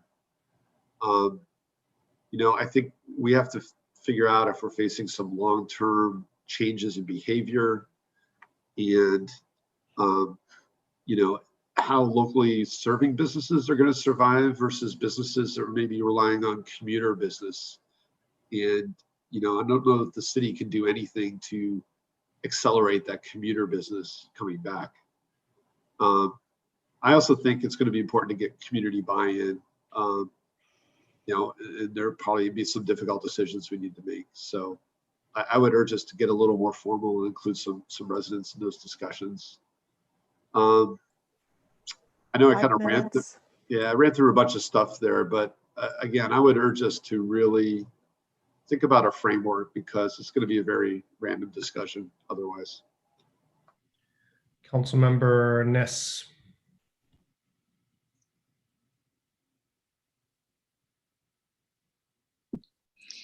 So I'm listening to the vice mayor. I'm not quite sure. Maybe when we get to our next round, we can talk about what kind of data you would be looking for. Several of us have been following what's going on downtown almost since the beginning, listening into the meetings that have taken place twice a week, one on University Avenue, one on Cal Ave. The pivoting, I think, is absolutely amazing. I noticed one today that was above and beyond. Have any of you seen the Taverna installation that has gone in? It is amazing. And I thought that is, I don't know what that cost the restaurateur to do it, but it's quite impressive. And it literally begins to be almost a structure. So what we've watched in the beginning is a small parklet that went in, and then more and more it's become more a comfortable and almost enclosed space where you can eat. And I think that's long-term what people are going to look for. I'm thinking of one of the comments someone just made about wanting to drive University again. And I think we'll keep hearing that theme. Lots of fun to have it open in the summer or closed in the summer, whichever way you look at it. But as we come to a hopefully rainy season in the winter, we probably will have to think that through again. And I'd certainly like to commend both Ms. Tanner and our city manager for staying with this and on top of this. Ed has been in on almost every one of the conversations, and they've taken a fair amount of time every week, and I think we're very valuable at the same time. But I think that's why I'm thinking, I don't know what kind of data exactly is going to indicate where we are in an absolutely changing world. This is not going to go back to what it was before. There's a big urge now to get people to stay home instead of commute. That changes the whole retail scene, especially on either of those streets, Cal Ave or University. It changes it dramatically, so that when we look at this now, I think we're going to look at streets that look different. You're not going to see what we think of as the retail in every store. You will see something like a different kind of service. In fact, you see a lot of it on Cal Ave right now, where it has varied. I'll come to this later, but I think it's also, we're going to have to look at the discussion we've had about chains in the past. The chains do manage to survive. Or some of the chains I like going to the counter. I like going to Pete's. They're more Starbucks than Pete's, I think. But I think we're watching a tsunami in the retail business. And so far, I think we've done a pretty good job, especially supporting businesses. But, hearing the gentleman from Town and Country talk about being at a 15 to 20% vacancy rate, that's really breathtaking. So when we get to action later, Mr. Mayor, I'll chime in then, but thank you. As I said, I think these times are maybe the best of times for some people, but certainly the worst for others. Thanks. Thank you. Councilmember Cormack. Thank you, Mayor Fine. There was a lot in the slide set, so I'll take part of what the Vice Mayor said, which was sort of short, medium, and long. And I think there's certainly some short-term things we can discuss and some medium ones that I think are very important. But I want to suggest a different lens. I want to suggest a lens based on the people who live here, what we need and what we can support, because that's what's going on now, and that's what's going to go on for the foreseeable future, even if you think about what Councilmember Niss was just describing, because the future will look different from our immediate past. So if we take the lens of like, what do the people who live here need and what can we support now and in the near future, the rapid testing is what's allowing universities to reopen. It's what's allowing some medical places to function. I think rather than focus on what the testing that we have, I think we have to get all the way to what testing would be required for us to reopen our schools, right? We would need to be able to test everybody twice a week, 15 minutes, boom, done. I'd like to really push our thinking on what it is that's important to the people who live here, what we need, and what we can support.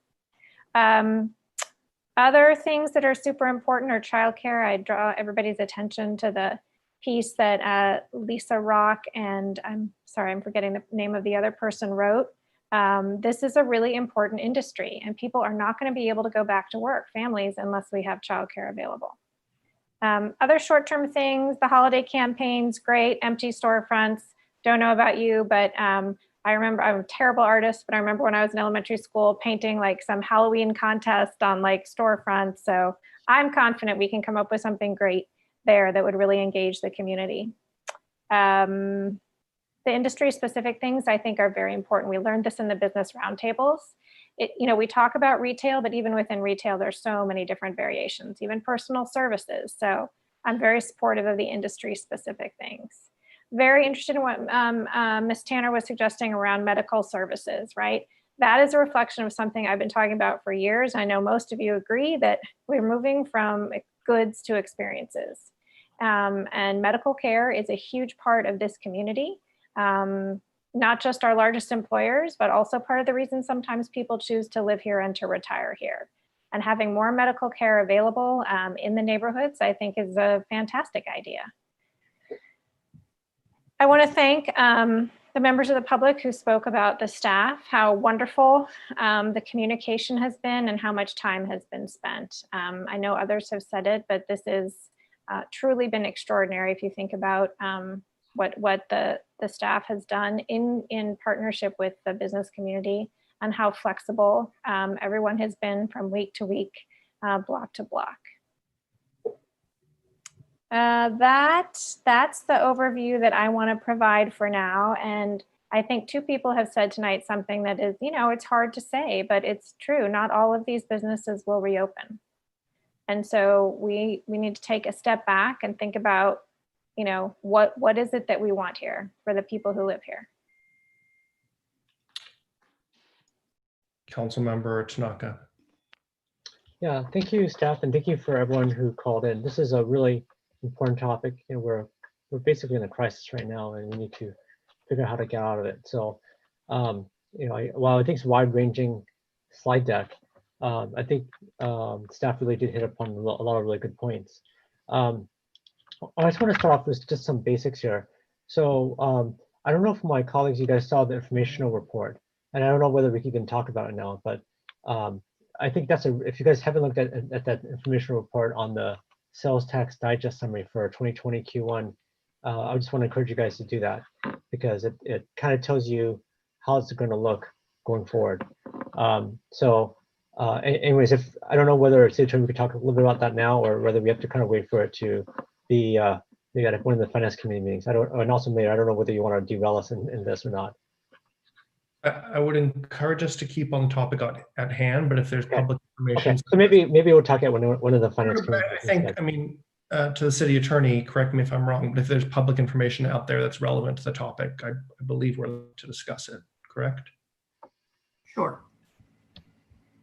Okay. Well, I'll focus it per the mayor's suggestion then on you know, the slide deck here. But anyways, if you did look at the numbers there, it's pretty dire, right? Definitely encourage you guys to look at it more closely. I think, is Jim Ellis still online? Okay, if Jim, yes, yes, I am. Yeah, you mentioned that you had some suggestions specifically for Town and Country. I don't know if you quickly summarize some of the ideas you have that we could do as a city that would help. Sure, thank you. Well, just going by what input we've gotten from our tenants, some of which won't be reopening, unfortunately. One common complaint was that I guess Palo Alto's residential customers pay about 30% less on the utility bills than PG&E customers. And meanwhile, the small commercial business rate category in Palo Alto is 30 to 35% more expensive than the neighboring communities. You know, we have had several complaints about how it's very difficult for them to pay their utility bills. And it adds up between gas, electricity, trash.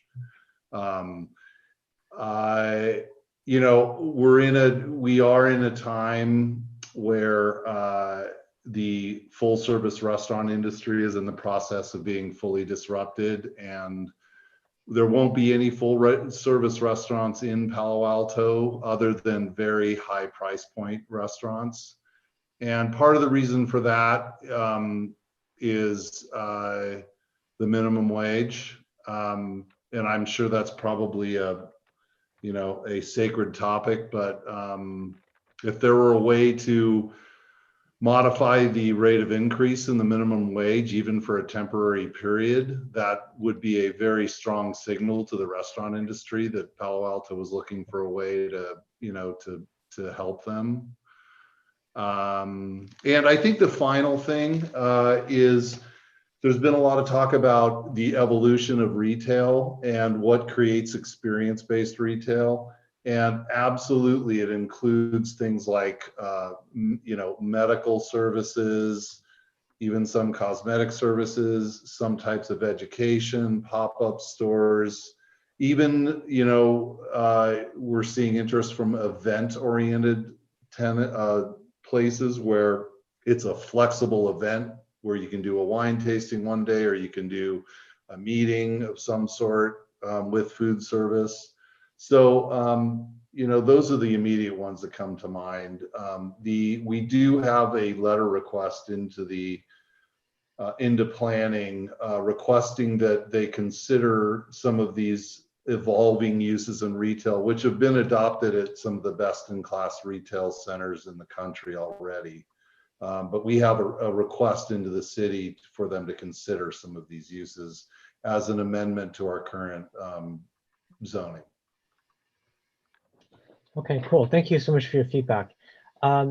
So, I think this is a really big topic, so I don't know whether we can solve all of it tonight, because I think there's kind of easy ones and there's really hard ones. So some of the easy ones I think we should definitely consider is to look at redesign of university to allow practice to exist permanently. Because a lot of people I know are on the fence. A lot of the small businesses I've talked to are unsure about how much they want to invest in their parklet if it's only going to be there for a few months. So I think that's something that to me would be very, very interesting. I think we heard before and heard it tonight. More signage on the street helping to take the foot traffic we have and make the most of it. So I think having more and better signage. I've heard the utility bill issue from not just from Jim Ellis, but from so many small businesses. It's pretty insane. So I think we should think about that. One thing we did, and this is back when I was on the planning commission, but we formed the Infrastructure Blue Ribbon Commission, which I was part of. But I wonder for some of these longer term ones, whether we should try to convene some sort of recovery commission or something like that to 5 minutes. think about how to handle some of these bigger topics, because I think this is not unfortunately something we're going to solve in 1 or 2 hours. I think it's actually a very, we're talking about some big fundamental issues, and it probably needs to have some sort of think tank on this. I have a lot more, but I'll go on my next round. Thank you. Thank you, Councilmember Koo. So thank you for the report. And, I've been in on the calls with California Avenue businesses when, staff is getting their weekly updates. This is a really tough issue. But I do have to say, on this report, the title of this of this agenda item is verbal update and possible direction to staff on COVID-19 related to business recovery efforts. But it seems like it's a very long discussion and going into retail strategies and changing ordinances and so forth. I wonder if that is something that we should be discussing tonight, given there is a larger group of stakeholders that should be involved in all of this, right? So hopefully this discussion can come back. And I see Molly Attorney has raised her hand. So thank you for that, Councilmember Koo. It's a very broad topic, and I think intentionally was set up that way to allow council a range of feedback. But whatever council does tonight, if anything, it's going to be in the nature of direction to return. So there won't be, to your point, it's not ripe. It's not noticed specifically for any particular final decision on any program or ordinance tonight. Thanks. Appreciate that. Thank you. It kind of eases my concerns. When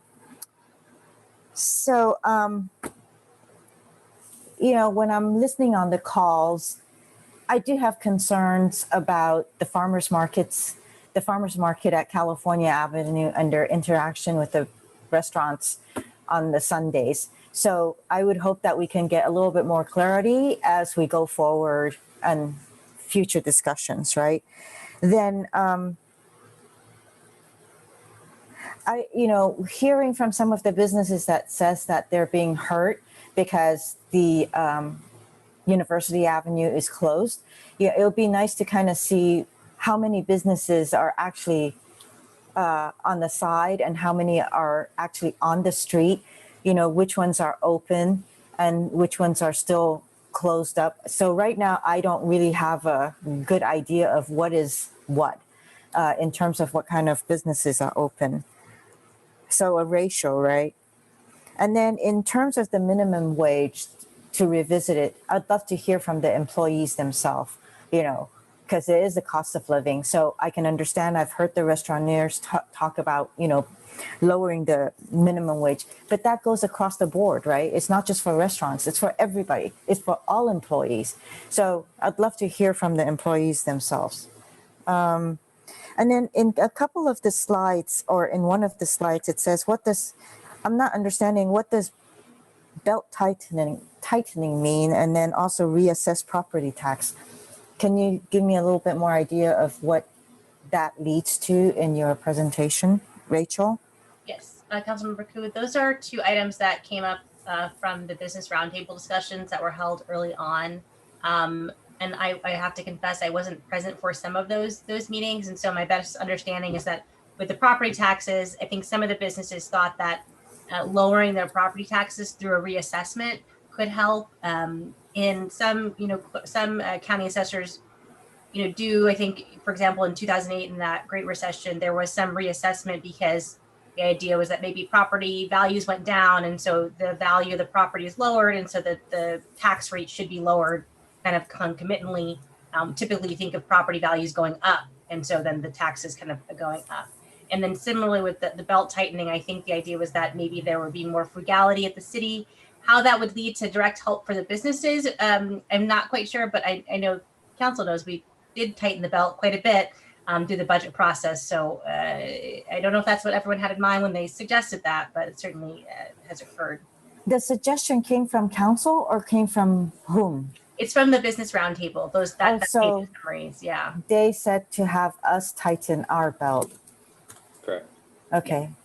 I mean, we can tighten, we've already tightened a lot, but then we still have to provide services to the residents, right? So, so that's a question. About possibility of adopting a temporary cap on delivery fees.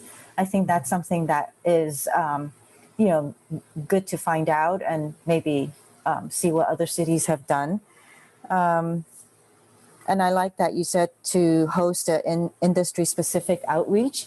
It'll be interesting to see what other industries, what kind of issues they're faced with, and maybe how to help them get back on, in line.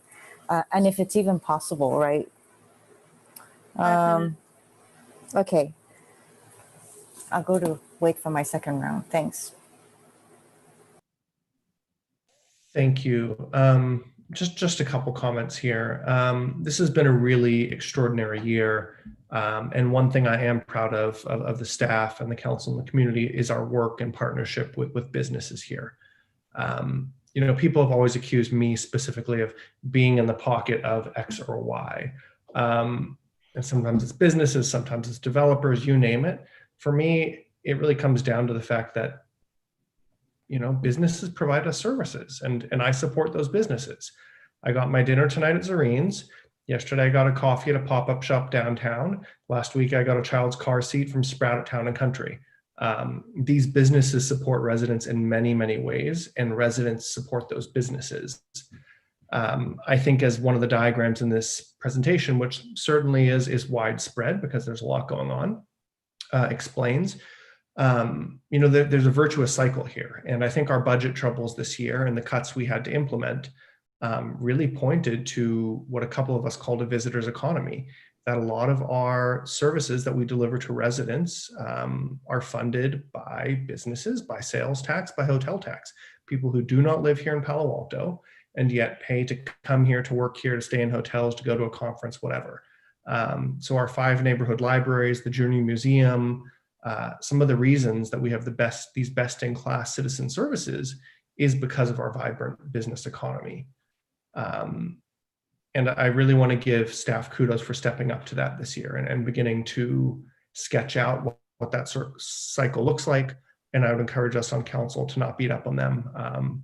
I've been really impressed with staff's professionalism, iteration, and continued outreach to the business and residential communities this year. I think it's something new in Palo Alto. With regard to the Vice Mayor's questions about the macro issues with COVID, I don't think we're going to solve them here. I think, again, that's an iterative thing where we have to keep on working on this, figuring out how we provide services, how we support businesses. But I will say, at least in my philosophy, our role as a local government in this is to support our whole community. That includes businesses as much as feasible and residents. With regards to short, medium, and long-term strategies, great.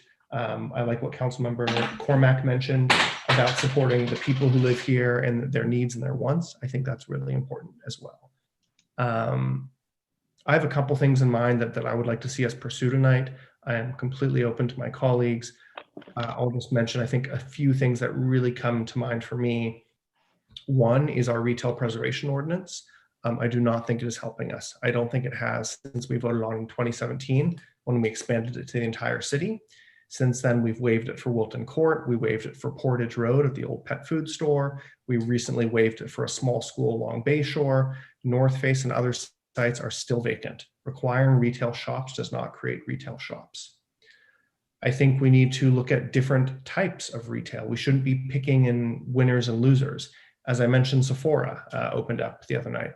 I don't know if some of you remember, but a few years ago, we had a big discussion about window space and coverings of retail. And one of our former council members argued we really need to provide something like 70% open windows, and we can't have diagrams or advertisements on them. One of the things that delayed Sephora from opening is that they couldn't cover their windows to prevent their products from melting.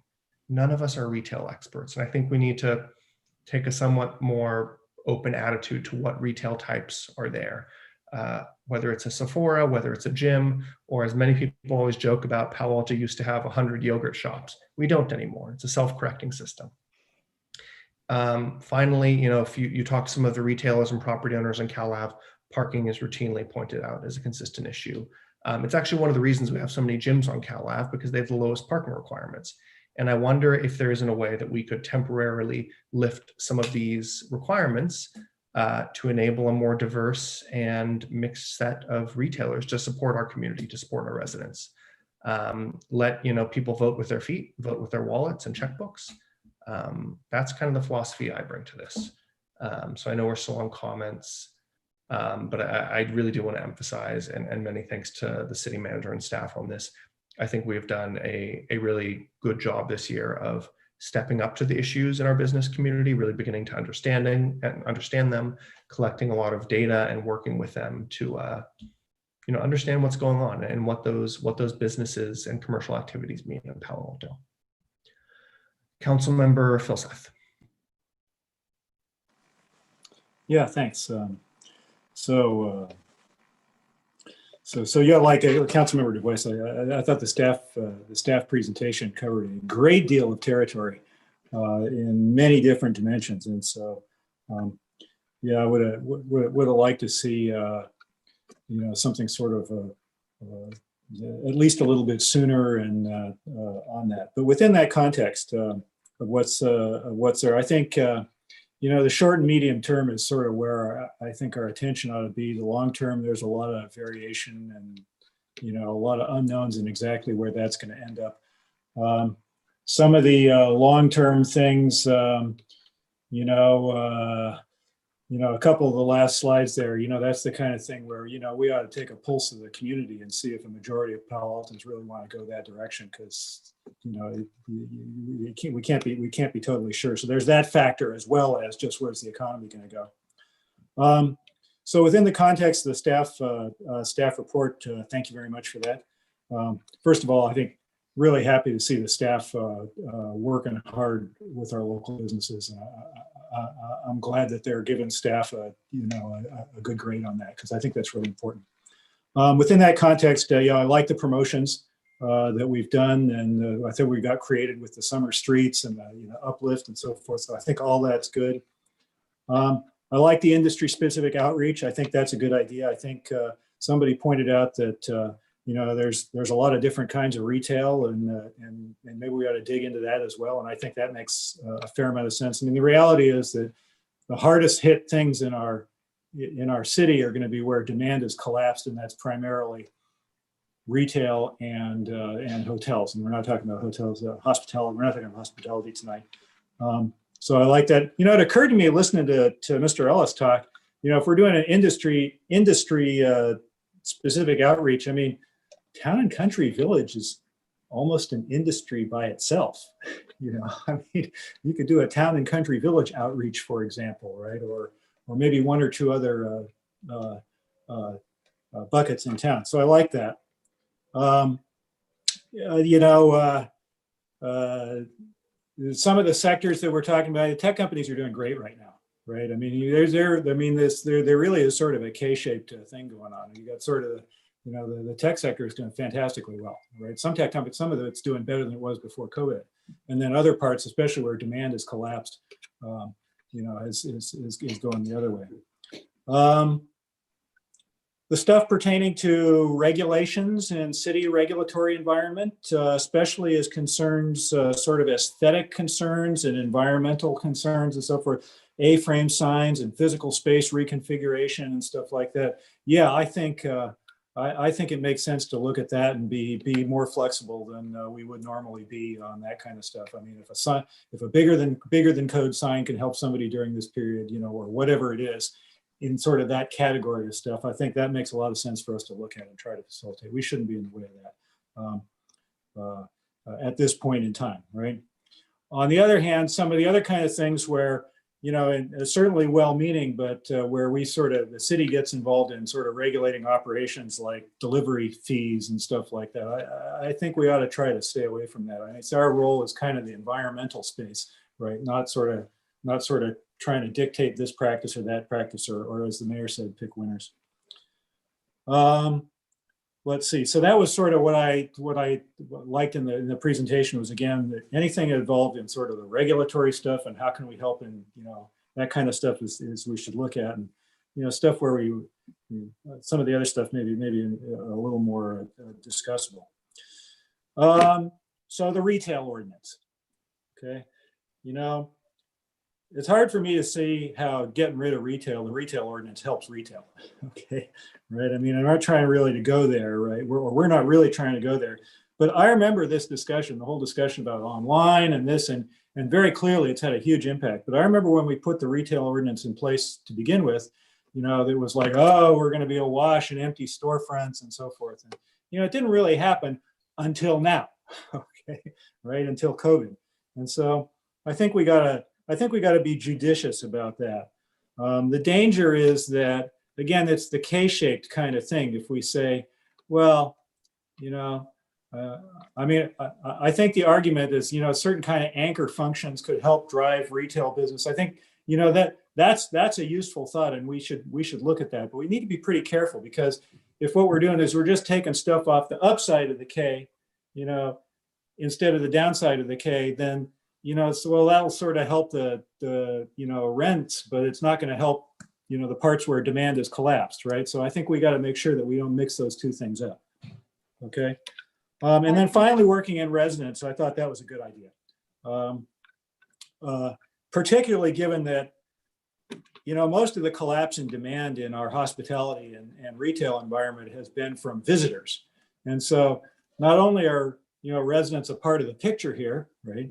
But residents are, at least during the pandemic, residents are a proportionally larger share of the demand that remains. And so I think having residents involved in this kind of thinking actually that's a useful perspective. Okay, and I'll stop there. Thank you. So I want to open it up for a second round, comments, questions, motions. First one I saw was the Vice Mayor, followed by Councilmember Tanaka. Yeah, so I actually appreciate everybody's comments, good discussion. What I meant by data, I think it was primarily talking about city revenues, really understanding what our situation is. And, you know, we haven't talked about a lot of other areas outside of business. And so I just want us to really understand our budget before we make some financial decisions. And again, I do think the more we can get even preliminary reports on the local economic scene, the better, right? And we've gotten very few updates. We did get that information report on Q1 sales tax. I agree with a lot of what Councilmember Cormack said. You know, that I think businesses serving the needs of the people who live here be the ones that will survive. Things are going to look very different. I think we're looking at a lot of work from home through 2021. I also don't think we should be imposing price caps or delivery caps. So I'd like to suggest that staff would focus on 3 areas in the short term. I still think that testing is important and that we could be doing more there. And so I'd say let's look at rapid testing, how we could innovate in the North County and see how that really impacts our economic environment. Again, I think childcare is crucial. I think we should have PACC coming into us. We need to make sure we're not losing these childcare providers that are going to be really difficult to replace. And the third short-term thing is really moving on a holiday shopping strategy. Easy pickup, order online, come through, pick up stuff, have a communication plan in coordination with the city. I think that's something that we could do and we should do. I think longer term, again, I tried to say it before, I think we need to be strategic, and I don't think it's the time to be kind of rash. I think we need to tell her what the big businesses, the property owners, and the community want to do to maintain the ambience that is Palo Alto. I think we can't lose all of our aesthetics. I mean, that's the reason that people come here.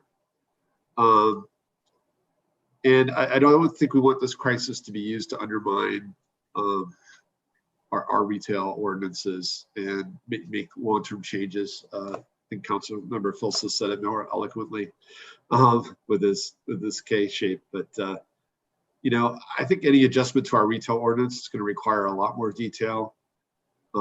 We have had a ton of new retailers and retail-like businesses come in during the time that the retail ordinance was in place.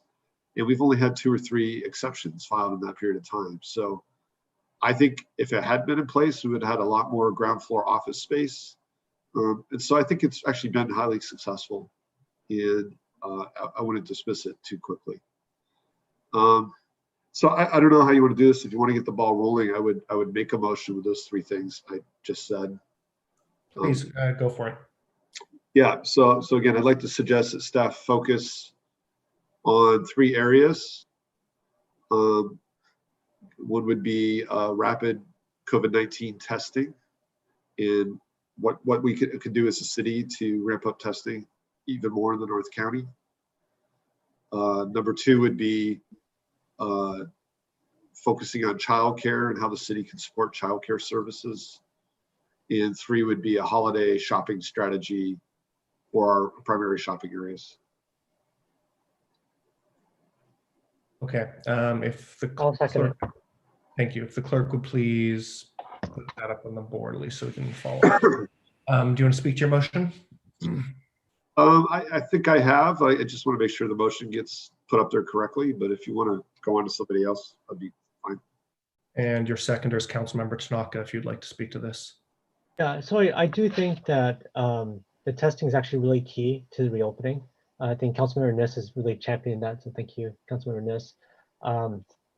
I think that the holiday strategy, I was about to make a motion kind of similar, but I think winter is coming, right? I think we heard it loud and clear from several of the people on the call, right? So what's going to happen when the summer streets were great, but what happens when it starts raining, it starts getting cold, right?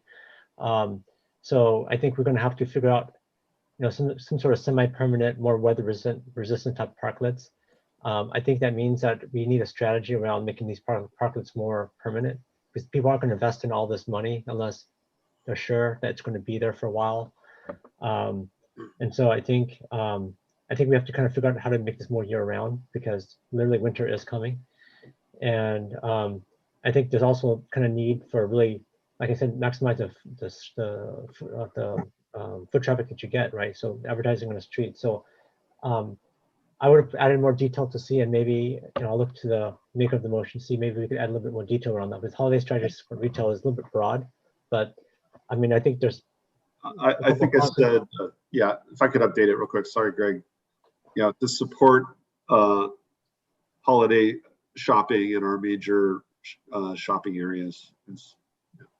Okay, I think that what might really be good is the parklets have given the streets somewhat some life support. So I think some sort of path to permanency and making more weather resistant, and we heard about heaters and all that kind of stuff. So I think it might need some. I'm trying to think of how much detail we need to put for staff, but to me the two, and I think this is something which I think most of the council could probably agree upon, is some sort of strategy around making the parklets more permanent, and also utilizing advertising much as we can on street advertising. So I don't know if you'd be open to that.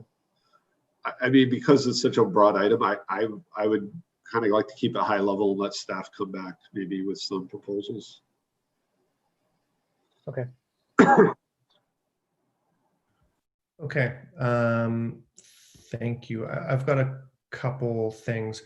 Just speaking on the motion, rough important, really to enable business recovery and reopening, and making our residents and visitors feel safe. COVID-19 testing comprehensively is super important. Childcare and how the city can support that. I agree. I think it's maybe something where we believe there's a problem and there may not be quite as much of a problem as we think. Like on our weekly Citizens Core Council calls, we haven't heard much about this recently. I've been in touch with Palo Alto Childcare. Haven't heard enormous concerns, but certainly willing to reach out to them again. And a holiday strategy to support shopping safely, great. And I think our staff is on that. There are three things I'd like to add, and maybe I should have been a little clearer when I spoke earlier. I don't think we should completely remove our retail preservation ordinance. I do think, though, in 2017, we expanded it to the entire city, and I think that was a poor move. And so what I will propose as amendments, one is that we temporarily suspend the retail preservation ordinance, direct staff to return with options that temporarily suspend the retail preservation ordinance to outside of the commercial cores. And I'll talk through these as I send them to the clerk. 2, temporary alter or suspend required parking changes for a change of use, change of retail use. And 3, allow diverse retail types in all retail sites. So 1, temporarily suspending the retail preservation ordinance outside of the commercial cores. I continue to believe it was a mistake for us to extend the retail preservation ordinance to the entire city. There are a number of sites outside of that which were not naturally retail, which we have waived the requirement for, or which remain vacant. And I think in this economic environment, we should be looking at temporarily suspending that ordinance outside of the commercial cores. And we do have specific maps of those areas from, I think, 2008 or 2009, in which staff, property owners, retailers walked the streets and identified what are good retail sites and what are not. Letter B is temporarily alter or suspend required parking changes for a change of use. This is something, excuse me, I've heard for many, many years, particularly on California Avenue, and the business roundtables have confirmed it. Certain sites on Cal Ave are unable to go into the retail use they want because we require extra parking spaces, which there is no way they're able to provide. And so, if you look on Cal Ave right now, Palo Alto Baking Company and the shops on either side of it are empty. And one of the reasons I've heard is that they're unable to provide the extra parking the city is requiring of them. Especially in a year when I don't think parking is the highest impact or the highest concern, we may want to look at temporarily suspending that. And third, and clerk, please let me know if you need me to send this to an email or something. Allow diverse retail types in all retail sites. We have pretty prescriptive rules in terms of what retail uses can go into what retail sites, whether it is, banks, personal services, pharmacy, et cetera, to the point of not picking winners and losers. I really think we need to be much, much more flexible here. I know this is crazy. I heard like almost a year ago, somebody wanted to bring one of those Las Vegas style, like vitamin oxygen bar places where you go in and like you put on a mask and you get oxygenated and you feel better for the day. That's crazy. I would never go to one of those places. But I think in this kind of environment, if somebody wants to open that business, we should consider it. Sorry? Same. I would go today too. Oh, you go to, I guess, yeah, the fresh air, it's true. Fresh, clean oxygen, right? We all might try that place. So let me see if this language is right. Temporarily suspend the retail preservation ordinance outside of the commercial cores. Temporary alter or suspend required parking changes for a change of use. And I may need planning staff's help with the language here. And then allow diverse retail uses and retail sites. So those are my proposals. I've heard you guys on a couple others that I've been interested in, such as limiting delivery fees. I think you've made a couple good arguments, a few of you against that. That's my proposal. So Mayor, Yep.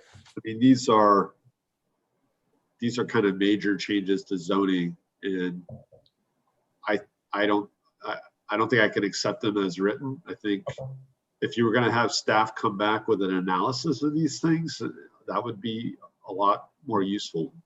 But So the language I originally had was direct staff to return with options that could implement these. I think doing analyses now is really beyond the situation we're in.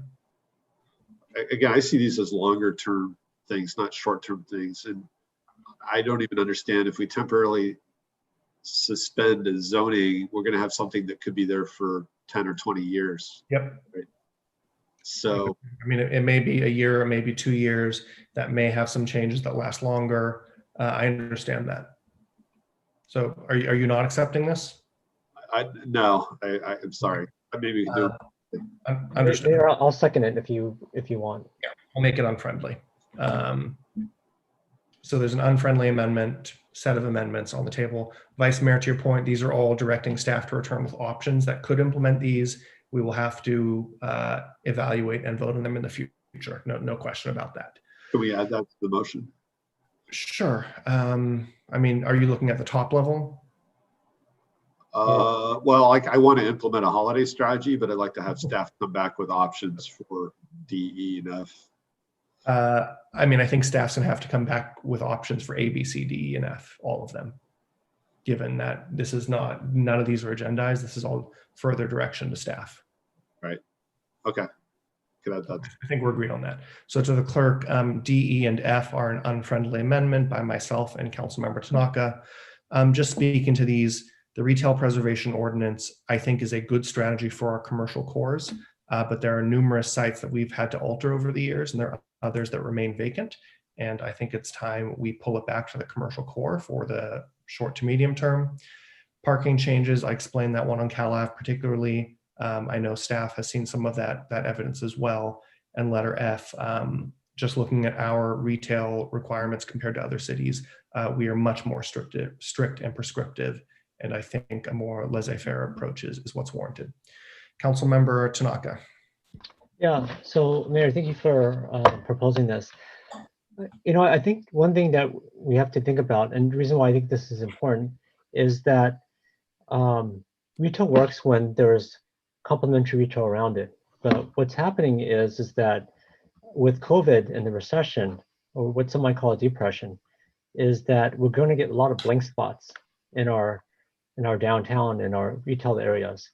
And what happens is as you get these blank spots, like these boarded up shops, it really has a dramatic, it has a kind of like a chain reaction type of effect. And so I think you really don't want blank spots. I mean, so my day job is actually working with a lot of different retailers, and this is like the kiss of death when you start getting a lot of empty shops, empty restaurants, right? People are shut down. It's really not good, right? Because people don't want to go there just for one thing typically, right? You want they kind of feed off of each other. This is the whole concept of a mall in a downtown, and you kind of want to focus that on a specific area that's walkable and has enough activity to be vibrant.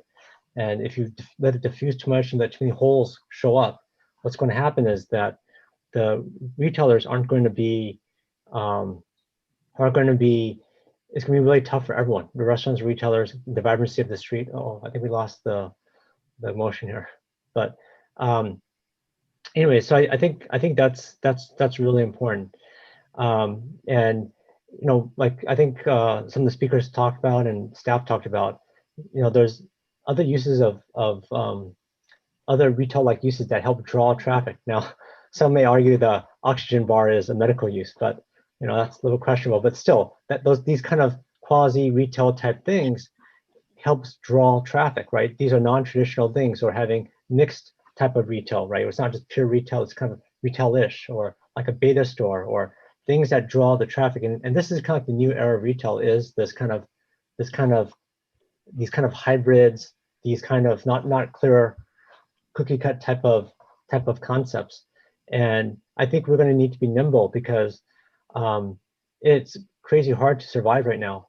And so we need to give if we want to have, and I think our residents want to have restaurants they could go to, retail shops they could go to, or yoga places they can do yoga, or oxygen bars, right, that they could visit, right, if they so desire because of all the smoke. And so I think these are actually important steps to consider. And I agree that this is going to come back to us anyway, so we're going to look at it in more detail, because I do agree that pretty much all these steps are pretty big ideas. But I think these are urgent ones, because what happens is when the retail starts crumbling, right, it's really hard to get it back. It's hard to get back because people get used to shopping at other places. Redwood City, right? Redwood City could really start booming, right? Santana Row, other areas. And so you don't want to get on that slippery slope as things start to decline, because it's so hard to get it back. It's so hard to get these concepts back into our city. And so so I think this flexibility. I was even before COVID, I was talking to a guy who was trying to do a smoothie shop, right, on University Avenue, right? He was having a crazy hard time, and it shouldn't be like that. We gotta make it a little bit easier, because it's like very hard to survive right now. So I think the mayor made a good amendment here, and hopefully you guys will support it. Thank you, Councilmember. Next, I have Councilmembers Nis, Cormack, and then Koo. Thank you, Mr. Mayor. I strongly support this. I have for a long period of time questioned what we did, which is now a few years ago. But our attempt at that point was to require that retail often be located in odd locations, with the understanding that they would still be successful. And I still don't believe that you can pass ordinances or rules or laws that say this must be retail and therefore it will make money. It doesn't work that way. So I think if we now pull this back so that we don't have empty stores, like certainly North Face is the poster child for that. But if we do this, we give those retail stores that exist a good chance to survive. So I also think that having the diverse retail uses is fascinating. I don't know whether the oxygen store will really attract everyone and be an experience or not, but I think that's part of the fascination of retail, is try something. Does it work? Is it something that people will really take advantage of or visit? So I think this is just where we want to go at this point. So thank you, Mayor Fine, for this amendment. Thank you, Councilmember Nis. Just a quick time check. It's 10:30. We still have one more item, which is the selection of state and local measures and our support or not for them after this. Can we get the wording right on the motion? What wording are you talking about, Mr. Vice Mayor? So again, we talked about having staff explore options and bring back these items, right? Sure. So at the top level, if the clerk could write something like direct staff to bring back options to council on ABCD, whatever it is. Thank you, Mr. Vice Mayor. Councilmember Cormack. Speaking to the amendment, correct?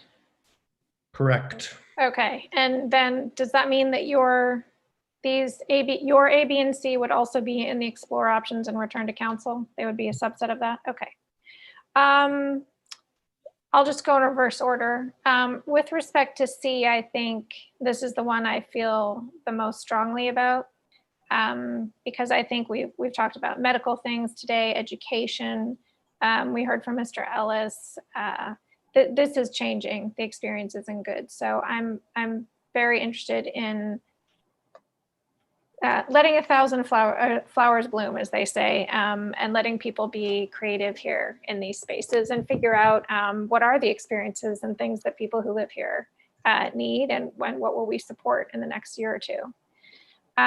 With A and B, I think I'm the only one who wasn't here and went through all of this in excruciating detail. So I'm less confident that I would support those, but I'm certainly willing and interested in having them come back to us so I can see the maps and understand the changes suggested in A and B. Thank you, Councilmember. Councilmember Koo.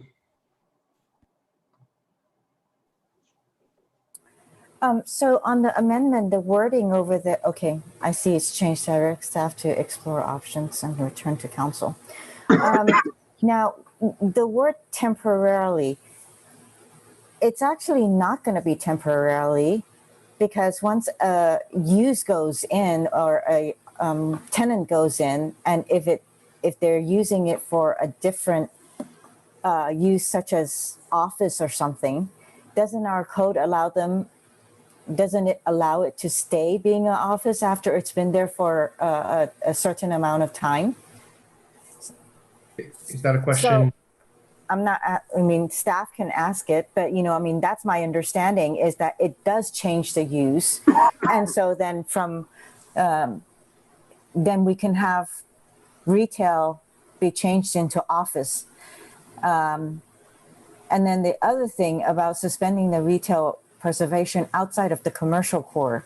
So it means that for those who are living on the southern end, we're going to have to go much more further into downtown or onto California Avenue in order to go shopping over there or to go to use the restaurants. And so you're also suspending required parking changes. So we're not thinking this out, thoughtfully. And in addition to everything, this is something that what I was concerned about is that it's to direct staff to explore options and return, but that was not part of this very, very broad title for this subject matter. And so I really have concerns about that. I do agree with Councilmember Cormack that I would actually like to see C, allow diverse retail use in all retail sites, and explore that. But also, I just find that for us to go in and say whether retail is right or retail is not, and to do all this based on what property owners are telling us.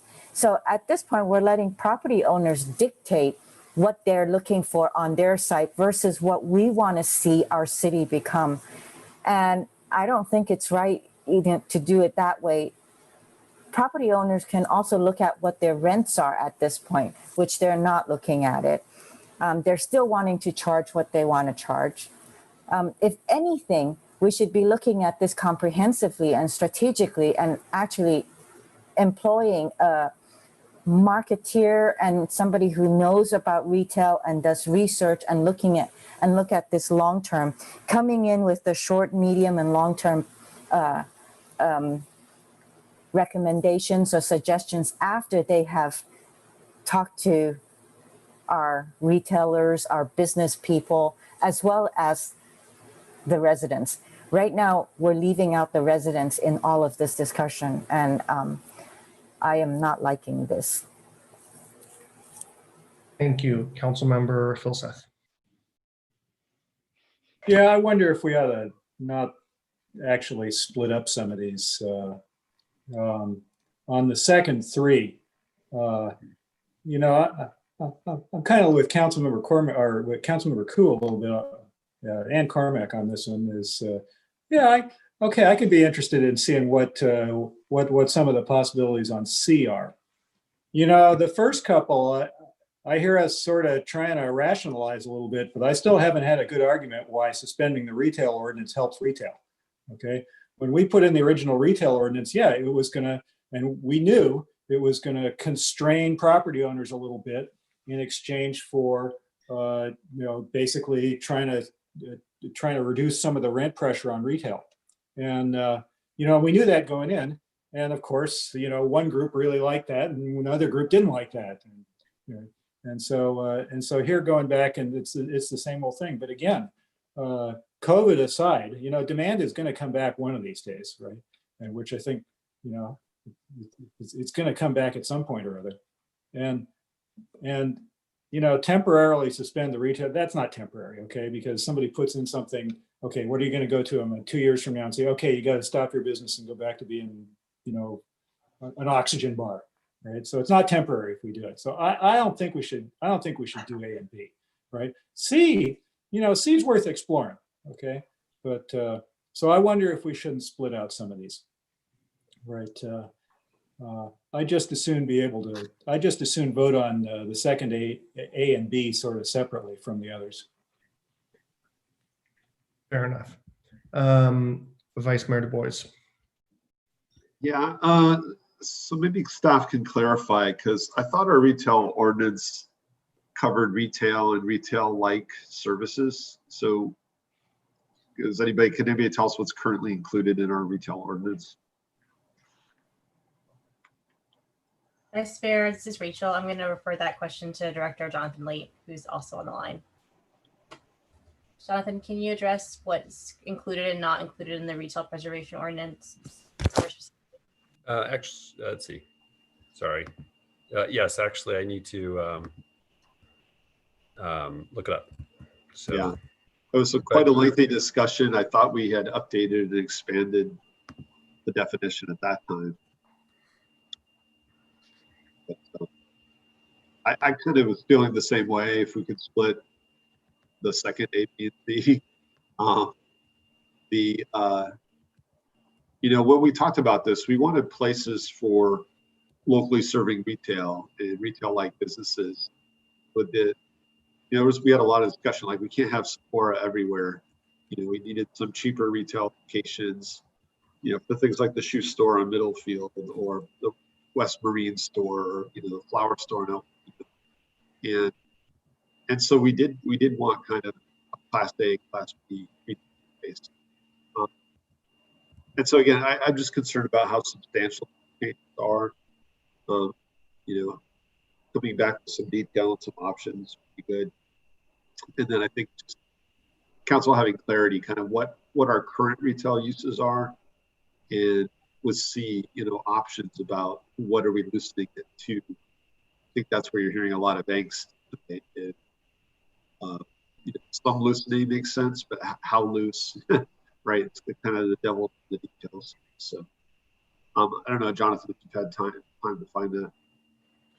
yes, I did. And I'm sorry, I don't know if it's my connection or yours, but it was a little choppy for me, but I've sent this list to Rachel also if it's my connection, but it includes retail and retail-like uses, includes eating and drinking services, hotels, personal services, theaters, travel agents, commercial recreation, commercial nurseries, auto dealerships, and daycare centers.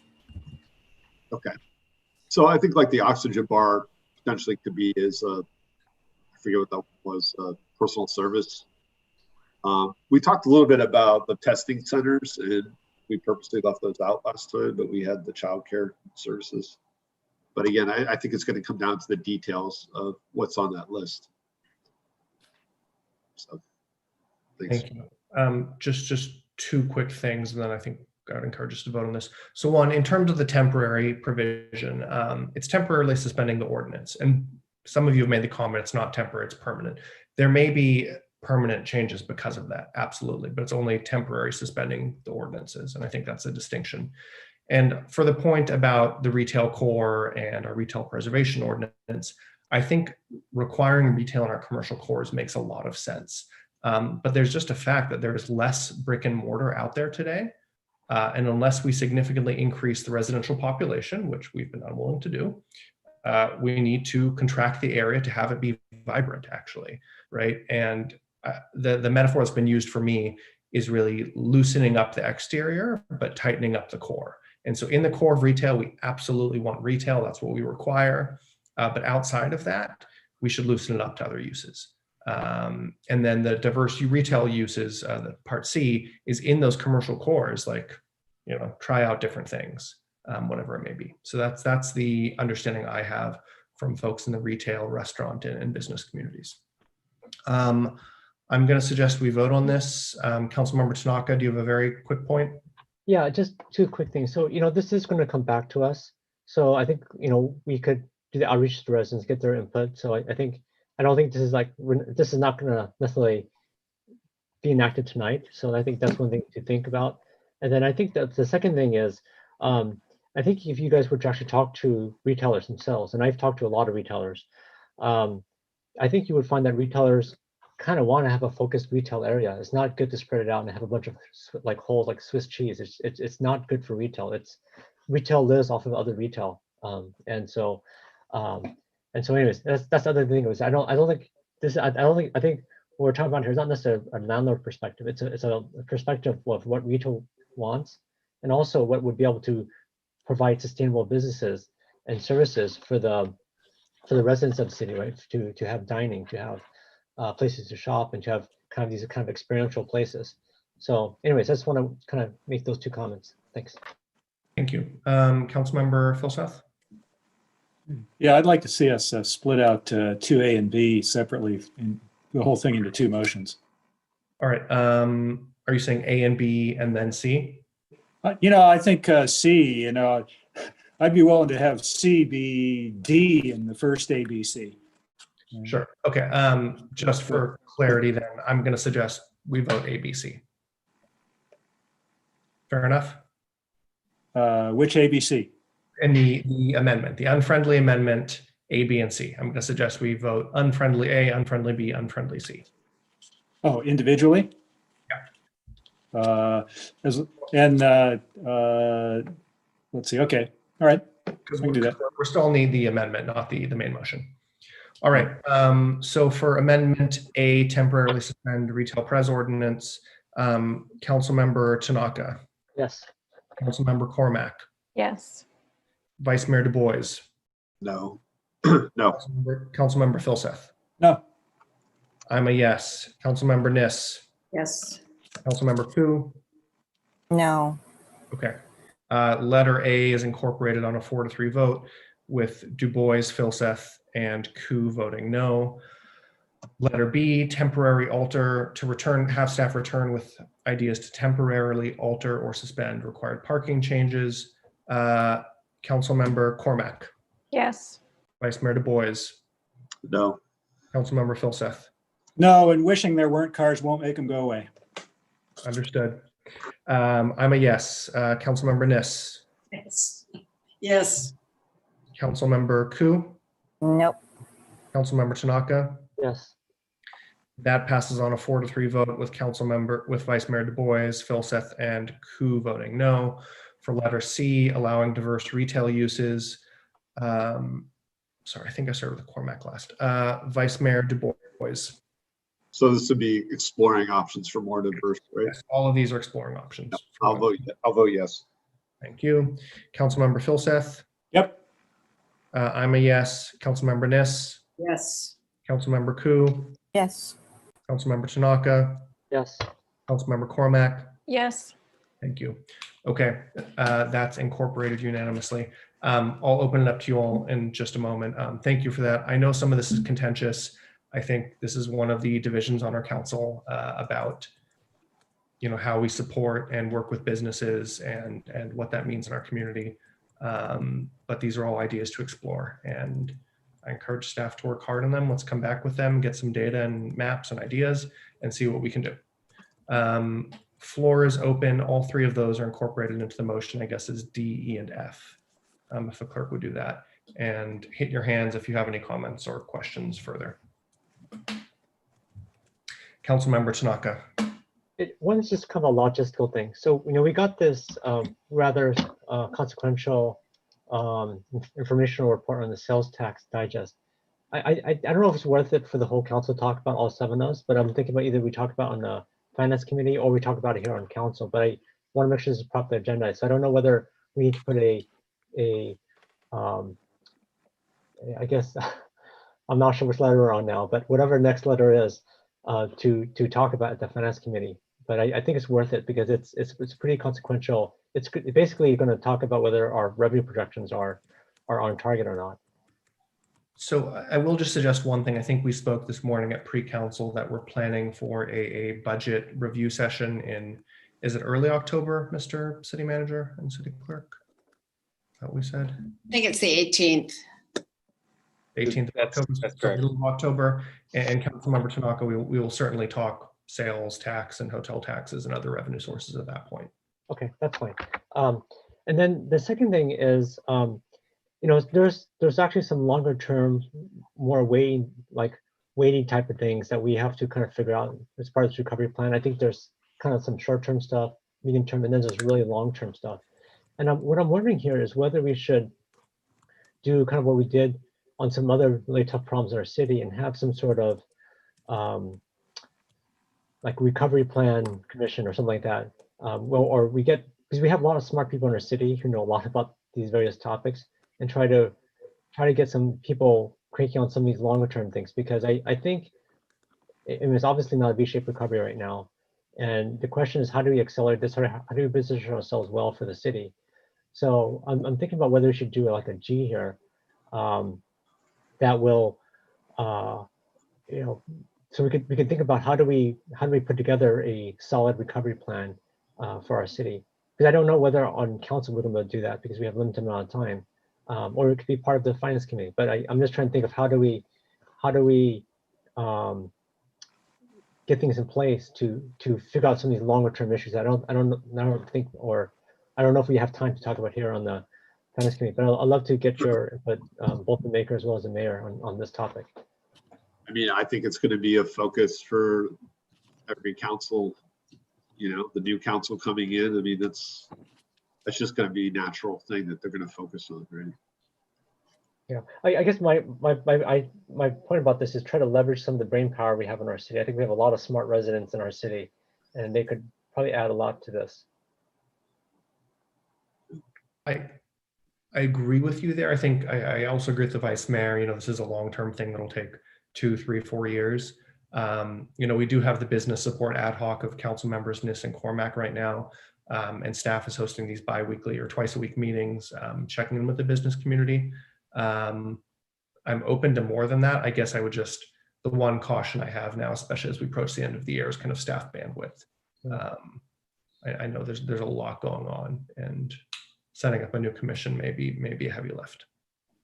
Thank you, Mr. Mayor. I will take that lead to say that having 6 items on this motion is already a pretty tall order, and just acknowledge and appreciate the fact that having some clarity, again, our hope here was to have some sense of where you want us to focus, and the more letters on the motion, the less focus there will be. Okay, thank you guys. Thank you, Mr. City Manager, and thanks to Councilmember Tanaka. Councilmember Cormac. Thank you, Mayor Fine. With respect to the Q1 sales tax report that Councilmember Tanaka continues to refer to, I just want to be sure everyone understands that those numbers are not apples to apples because of the extensions and the deferrals. Anybody who takes a look at that really needs to spend some time in the 3rd section with the Avenue examples, so they understand that you just can't compare those numbers. Okay, so that said, I think there's something to this idea about a recovery commission. I'm not ready to make a motion tonight about what it is. The number of ad hocs we've had this year is frankly unsustainable. There's just no other way to describe it in terms of, you know, we're not set up to do that level of detailed work in an ad hoc format. So whether it's something like the X cap, I don't know. I don't think finance is the right area, and I'll tell you why. It's not just about the numbers. It's also about how we run city operations and prioritize things. And so yes, some of it's in finance, but I don't think that would be sufficient. So I think that's worth us thinking about what happens at a council level, what happens at perhaps a commission level, but not yet. Just speaking to the main motion now. The rapid testing and what the city can do to ramp up testing, and I'm hoping that staff understands from that there's that's really about getting our society back on track. It's not just about businesses, certainly about us as an employer as well. Childcare services we've talked about. I think the holiday strategy is not just about shopping. I realize that this is the topic tonight is about businesses, but I think it's also about experiences. And I don't know that we're going to be able to have carolers singing, but maybe we'll be able to pipe in music from when carolers were singing last year. Parades, socially distanced parades. I don't know what it is, but I think there are a lot of options there. And I don't think they should just be limited to our major shopping areas. I don't need to make any amendments, but. And we talked about D, E, and F. So I guess at this point, I would just turn to staff and ask, I realize having heard what the city manager said that 6 is plenty. Is there something that we're missing in here that you think is important for us to include?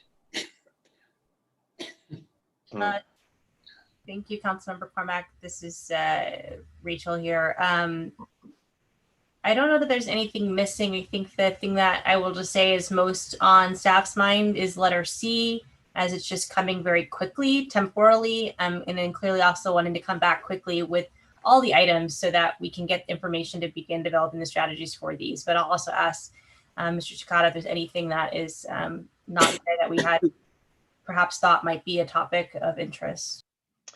Well, in effect, we're getting what we asked for, which was the council's general reaction on the areas of priority. So I think the challenge before us is to weave these now together in a way that do help take our next steps. I don't pretend, and quite frankly, I don't think that the council intended that this list of 6 to represent a strategy. And again, it's been said many times, but I'll reiterate, we are not in the retail business. So we are not experts in this area.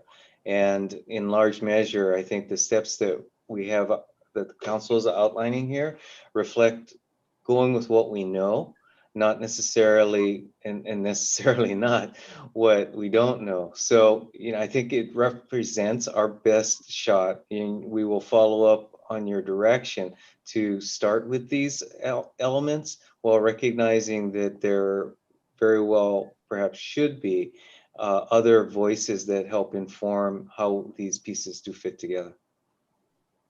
Okay, just want to be sure we're not missing something that's important, since there was an awful lot of information in the slides. C could be as simple as the branding work, right? That the city is already engaged in, the communication work, et cetera. It could be, amplifying things that the business community chooses to do themselves. So I'm confident that we'll come up with something great. Thank you. Thank you. Vice Mayor Du Bois. Yeah, I know it's getting late. And again, there's a lot of work items. I mentioned it earlier. I do think at some point we should be looking at how we upgrade indoor air quality and, kind of those standards. And again, we can sit back and wait for the county, but I think it's something that we could at least be looking into now, not just for city offices, but standards for public spaces. I also wanted to say livable wage has come up a few times, and I hope staff will just stop listing it. One of the speakers said it was sacred. I'm absolutely against reducing livable wage. I think it's a complete non-starter. And I actually feel it's even somewhat immoral right now. I mean, we're talking about workers who are on the front lines, people at grocery stores and these other stores. They should probably be getting combat pay and getting paid more. And I just can't see us, lowering their wage. The last one is, again, we have enough on this list, but I'm just throwing out ideas and thinking about next summer, seeing a lot of communities for the spring. They're doing drive-in events, drive-in concerts. Maybe we can do something with Stanford where there's some space. But again, kind of adapting and still trying to have some community-based events. And like I emailed Ed today about Halloween. We have several neighborhoods who do major decorations and things. Maybe we could do something that's a little more car-based this year for safety if neighborhoods still want to do decorations. Especially like Old Palo Alto, we have thousands of people that go there. So again, we have a pretty big list here, but I just want to throw those ideas out there on this program. Thanks, Mr. Vice Mayor. And I would second what he mentioned about the minimum wage. We've heard that for a few months now from retailers, and I don't think there's a political will in the council or the community to address that at this time. Councilmember Niss. Quickly, on looking at rapid COVID-19 testing, simply to say that's complicated. There are a couple of counties that are doing it, I believe Contra Costa, but the counties are actually paying for it. So I've been in on most of the calls with the county, as has the city manager. I don't believe the county is going to do a whole lot more for us at this point. I think getting tested twice a month is, I think they think they're really going all out for Palo Alto. So I'd say look into that, but I have a feeling that that would have to be paid for out of our own pocketbook. And as much as I'd like to see that happen, I think that might really put us in a difficult situation financially. But great idea, worth looking into, but I think maybe out of the realm of what we can afford. Thank you. I keep on seeing hands going up. I do want to let everybody know we're approaching 11. Councilmember Tanaka. One of the things that I want to bring up is I've heard it many times from a lot of the small storefront businesses. It's just utility rates. This is one of the reasons why I didn't want to do the natural gas increase, is because it's quite pricey for a small business, for a restaurant, for a retailer, and so one thing I was thinking about, maybe as a possible G here, is utility bill forgiveness, right? And not for all business, but just for our struggling storefront businesses. So I wanted to see if perhaps the maker of the motion would accept that amendment.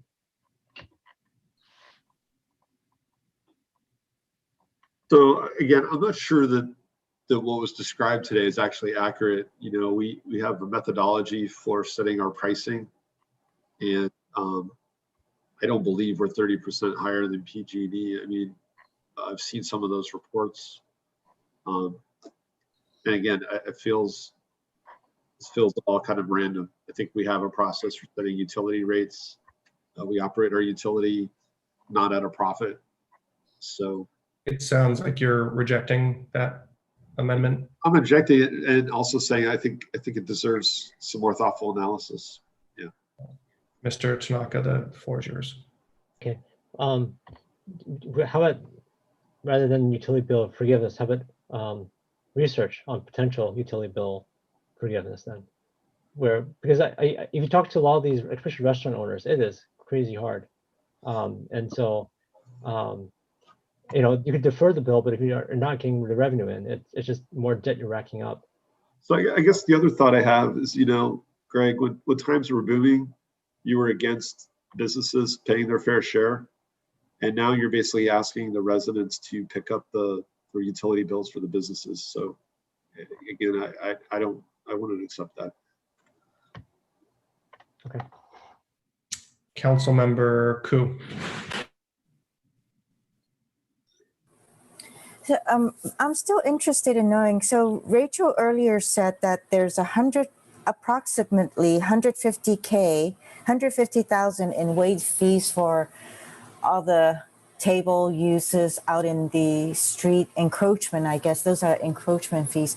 So how much more have, so ballpark, I'm sure there's a running tab, has the city been paying for cleaning, for, I don't know, what else, lights,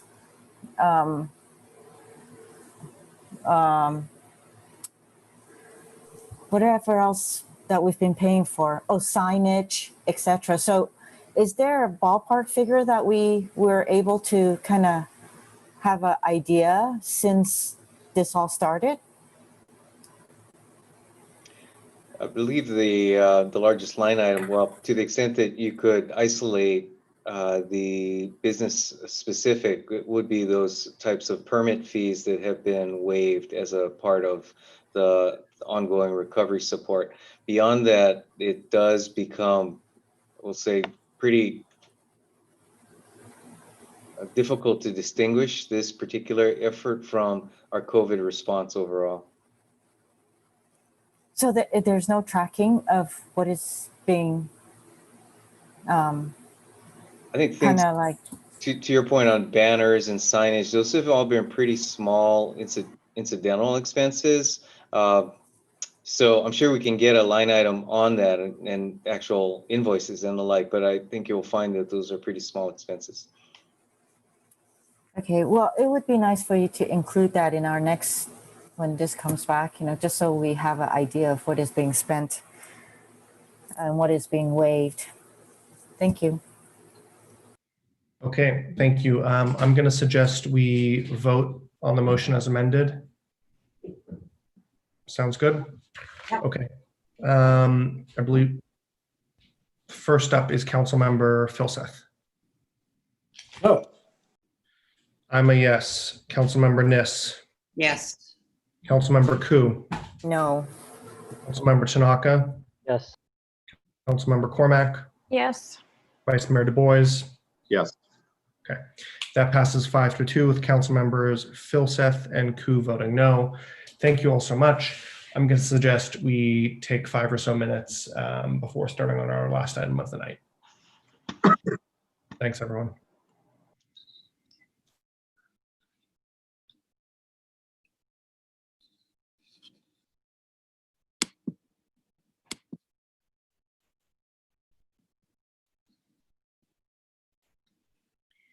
Hey Siri, set the timer for 5 minutes. Your timer is set for 5 minutes. Hey Siri, set the timer for 10 minutes. Just messing with you. Hey Siri, bring me a beer.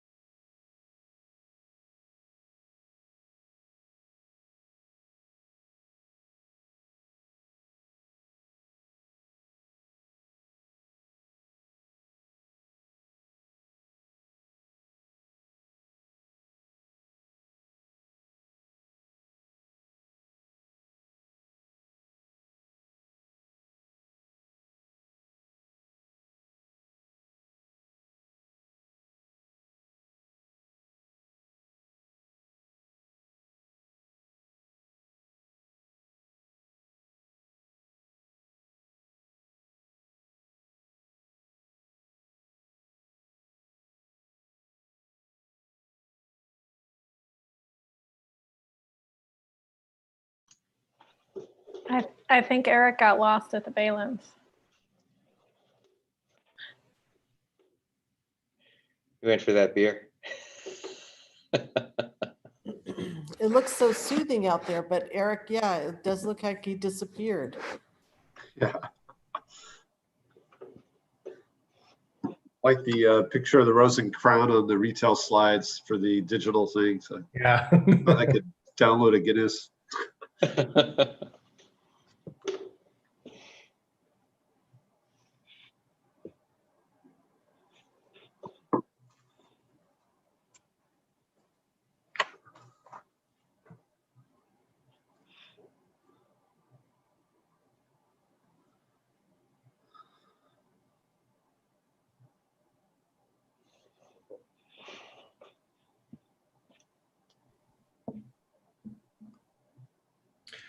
Hopefully this next one's a little more straightforward. I know it's late. By the way, we had Zareen's for dinner tonight too. Oh, cool. Yeah, The place is great. so good.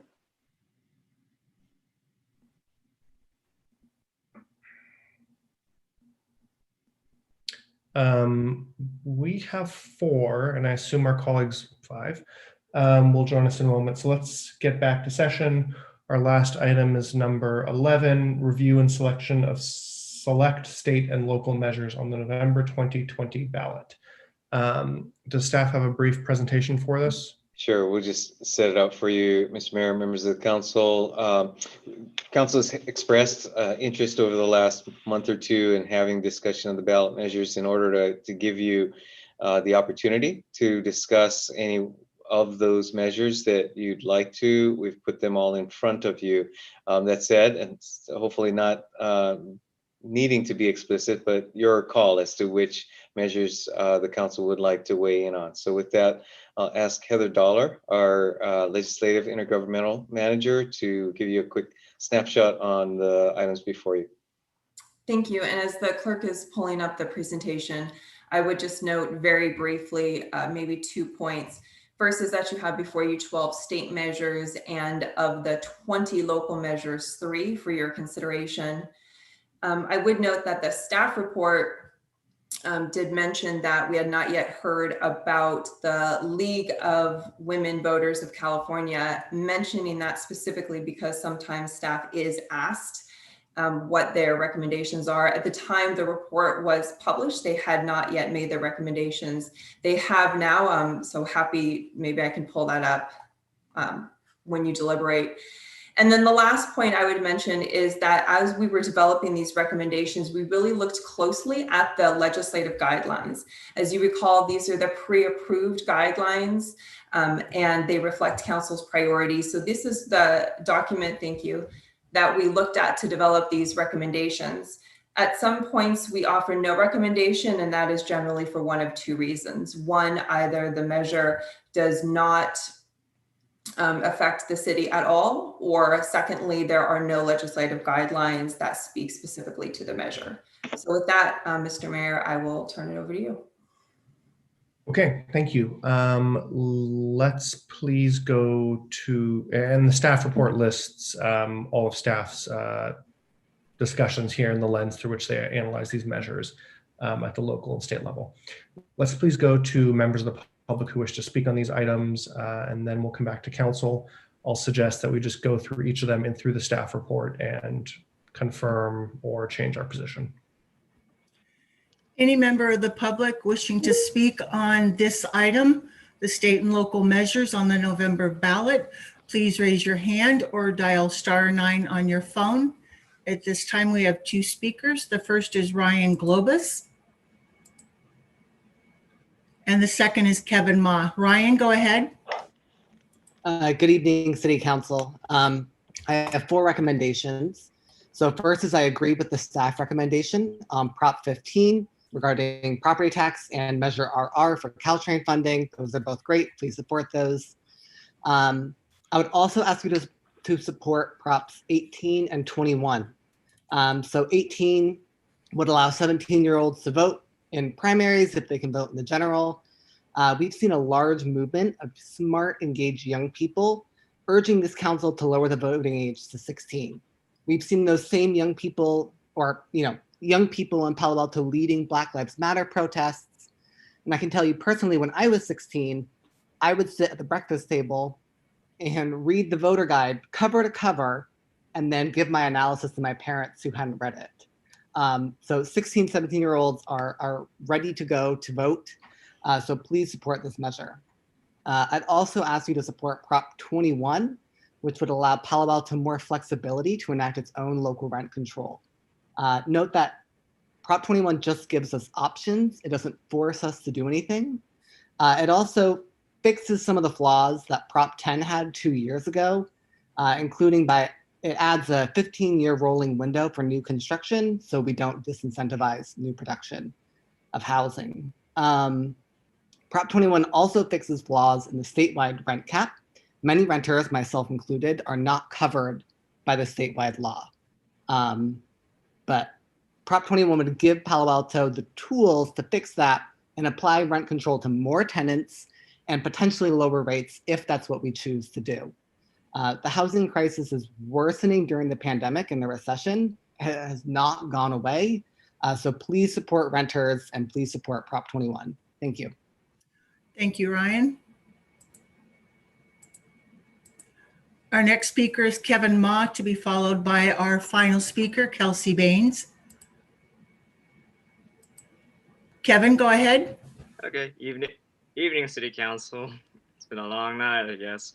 I agree with everything that Ryan has just specified. I would like to see the City Council at least take either no position or actually support Prop 21. Prop 21, again, is just gives the ability for the city to pass a more stringent rent control law. It does not mandate it. So there should not be any effect unless obviously someone, either the council or the community, puts up an actual ballot measure to actually enact what 21 allows.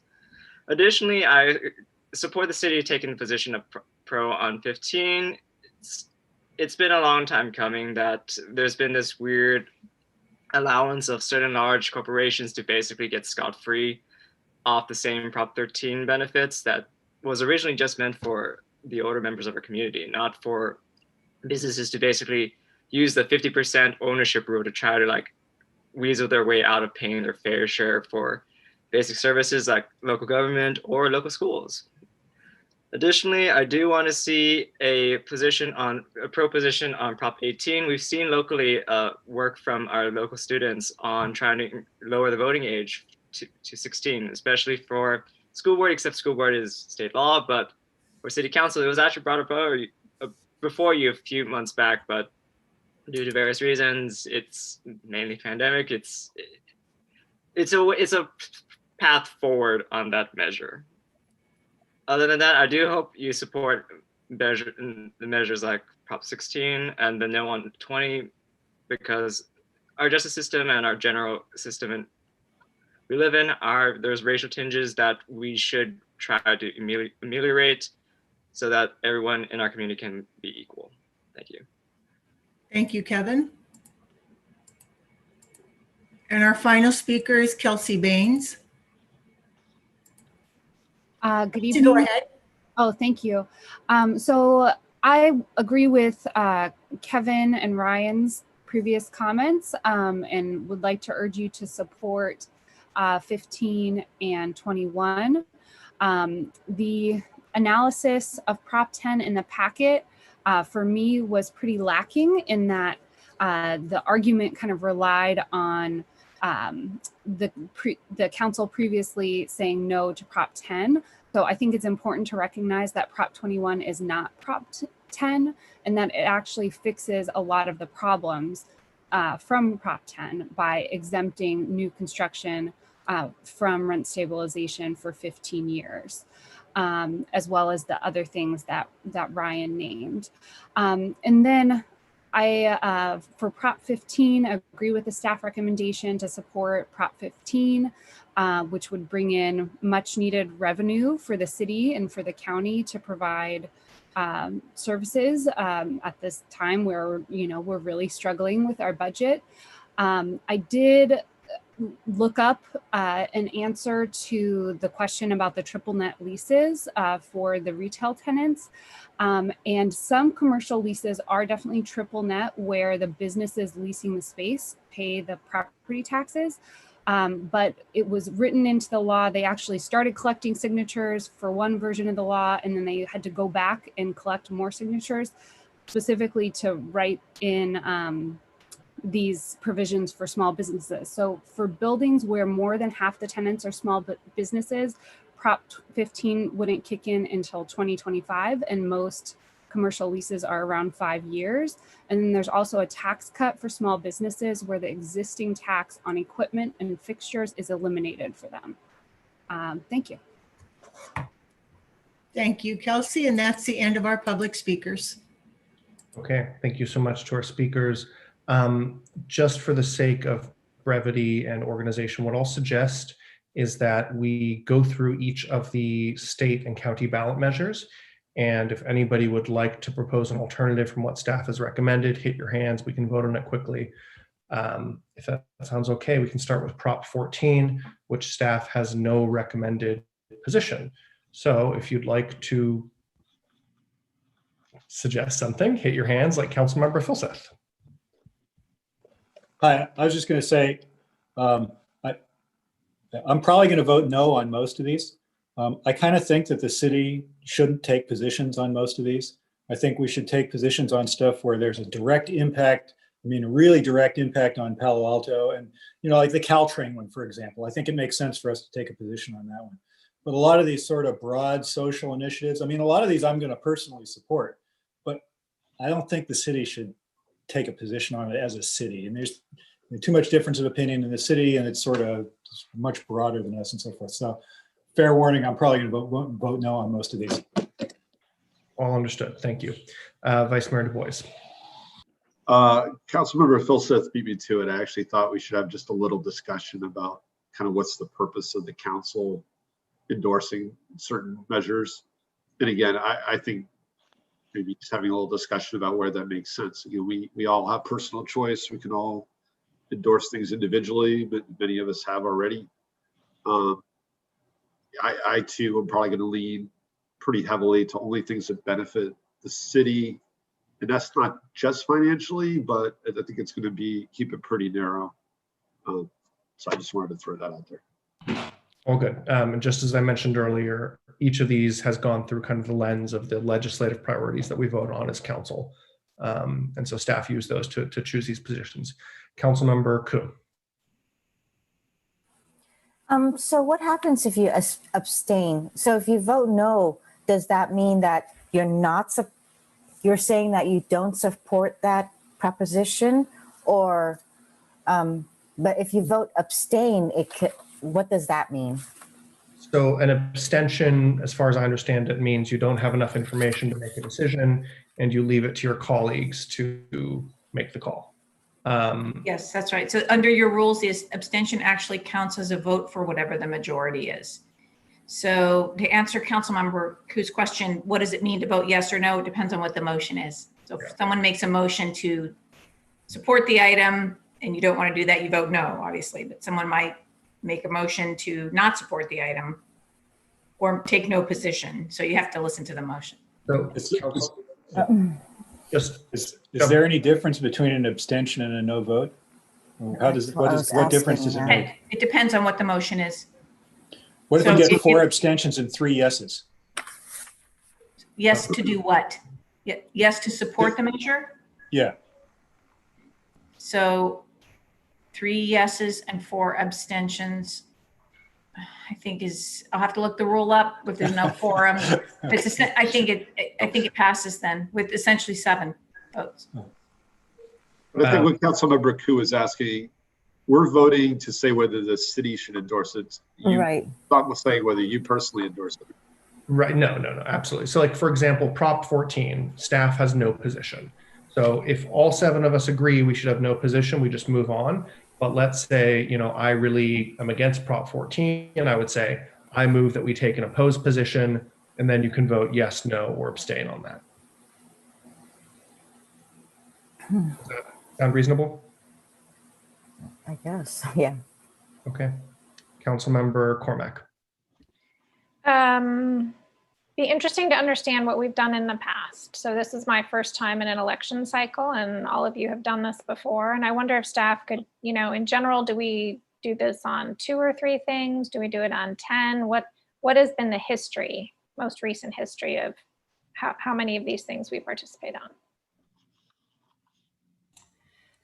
I would have to go back. I can look at the link. I believe September 10th of 2018 is the last time that this occurred. And I know that council did take recommendations on some ballot measures. I can't off the top of my head recall if it was all of the ballot measures that were on the ballot that year. Okay, but in general, There were a lot. Okay. So just colloquially, my general recollection from going through this with council many times is that council does what you all are saying you'd like to do, which is focus on the items that really relate directly to the city and the city's business. Okay, and we have an exhaustive list here of all the propositions. Got it. Thank you. Councilmember Niss. You're on mute. As I recall, in the past, we have usually endorsed, but we've focused on things such as Prop 13, which, as it says, benefits the city. So 40% goes to, 60% goes to local governments and so forth. So in this case, the staff has recommended that we support this. And I know I heard what you said, Eric, but I would vote that the city supports Prop 15 because it benefits us. Okay, I still see 2 more hands, but I would love if we could actually get to the item. Councilmember Filseth, then Tanaka. No, okay, Councilmember Tanaka. Yeah, I just want to highlight to my colleagues, it's almost 11:30. And so I'm just thinking about, whether, there's a heck of a lot of propositions and whatnot here. Whether we want to try to plow through this tonight, or make this a super restrictive set, or try to. I'm just trying to think of, because I can imagine if we go through one by one, we will be here. Oh my God, no. We'll be here quite late. So I'm just trying to think of practicality. How do we handle this? As I proposed, I really don't think we're going to be here that long. A bunch of these are no position. Most of them have been through the staff lens already. For those ones, like if you want to change staff's position, just do it. Otherwise, we vote for them in whole. Should we, just to speed this up, should we, rather than going through each one, should we just see which ones we want to take positions on? And so we don't have to go through each and every one of these one by one. If nobody has anything on them, we just don't say anything. So like for 14, let's start. Does anybody care about Prop 14? No. I don't know. I don't. I don't think anybody does. Next one, Prop 15. Would anybody like to change staff's recommended position of support? No, I agree with staff. Councilmember Tanaka. Yeah, I was just hearing some of the feedback from some of the retailers and restaurants tonight. And so I would like to understand that more. So I think I might still support it, but that's something I'm concerned about, because I heard multiple people tonight just talk about it. So it just seems like something that needs to be looked at more closely. Okay, if you're not going to make a motion though, this support position. I think we should move to no support, or not to no support. Okay. Councilmember Tanaka moves that we. No position. Sorry, no position. For no position on Prop 15. Is there a second for that? Seeing none, it fails. Anything else on Prop 15? Okay. Prop 16, overturning 1996 Prop 209. Staff is recommending we support. Any changes on this one? Vice Mayor? Yeah, for me, 16, 17, and 18, I think should all be no support. I think they're not directly impacting this. Okay, let's just 2 things. One, let's stick to 16 just so I can keep my cards straight. Yeah. I'm just saying, I think 16 is philosophically similar to 17, 18. So are you making that 16, we take no position? Yes. Okay. Okay, great. I'm going to suggest we vote quickly on these just to move through. Council member, this is for no position on 16. Let me just get my notes. Council member Filseth. Yes. Council member Fine, I'm a no. Council member Niss. I'm a no. Council member Koo. You know, I am not clear what this one here, It's a no, no position. position on Prop 16. Staff Yes, recommend. I agree with this. Okay. So that's a yes. Council member Tanaka. No position? Yes. Or, yeah, I guess that's a yes. Okay. Council member Cormac. Yes. Council member Vice Mayor Du Bois. Sorry, I'm confused by the double negatives. So what do I vote if I want no position? Yes. Yes. Yes. Okay, so that It's clean. passes on a 5-2 vote with myself and Council member Niss dissenting. So Prop 16 has been changed to no position. There. Prop 17, staff is not recommending a position. Hang on a second. Clerk, that should be Niss and Fine, not Niss and Filseth on that last one. Thanks, Eric, for catching that. So Prop 17 is voting rights to adult on state parole. Staff is recommending no position. All move that we support. Second. Okay. I'm just going to suggest we vote. I'm a yes. Councilmember Niss. Yes. Councilmember Koo. This is to support Prop 17. No, I don't support. Councilmember Tanaka. No. Councilmember Cormac. Yes. Vice Mayor Du Bois. No. Councilmember Filseth. Actually, we're doing 17, right? If I want no position, how do I vote? Can we get it on the board? Position, you vote no. Wait, we're talking about 17, right? Can we get Yes. it on the board though, so that we know where we're voting on? It's about adults on state. Everyone, hold on. I'm trying to track this. Councilmember Filseth. No position. You're voting no. Okay, that fails. That fails with myself, Niss, and Cormac in support. Sorry, I'll try to go a bit slower so we get it on the board first. Prop 18, staff is taking no position. Is anybody hoping to change that? Okay, seems good. Proposition 19 is about property tax savings for those over 55. Staff is saying that we should support it. Are there any changes to that one? Move no position. Second. Okay, who is the second there? Koo. On 19, Councilmember Filseth moved no position. Councilmember Koo seconded it. First up to vote. So this is taking no position. Mayor on Fine? Yes, Right. Councilmember, I had raised my hand, I think. please speak. Sorry. Well, I was going to propose that we oppose if there was a second. So now I don't know how to do this. You would make a substitute motion. Oh, okay. May I make a substitute motion that we oppose 19? I will second that. Okay, so the presiding motion right now is to oppose Proposition 19. Let's vote on that. So vote yes if you oppose Prop 19. Councilmember Niss. Abstain. Okay, Councilmember Koo. Help me.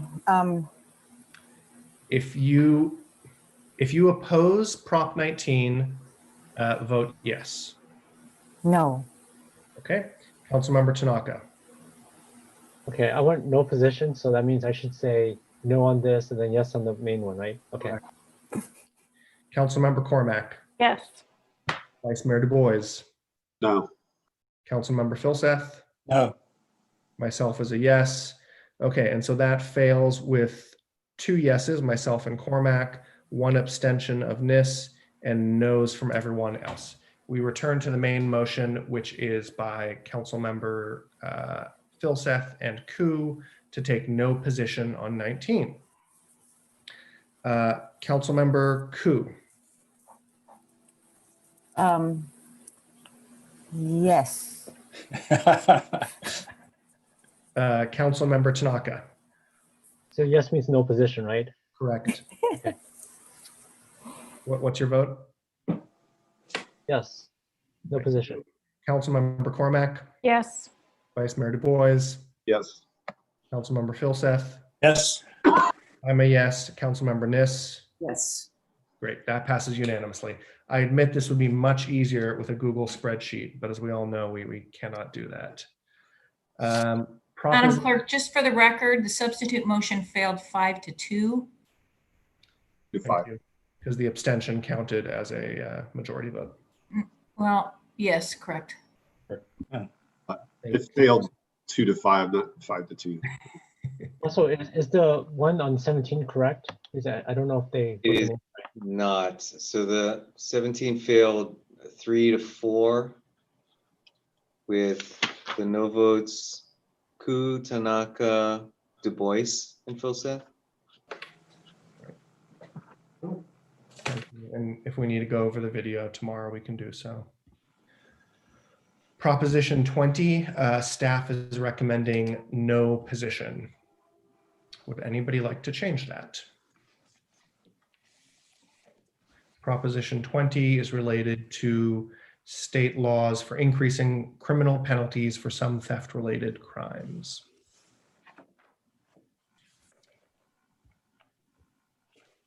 I'll make a motion that we oppose Prop 20. Second. Thank you. So this is a vote to oppose Prop 20. If you support that motion, vote yes. If you oppose it, vote no. Councilmember Ku.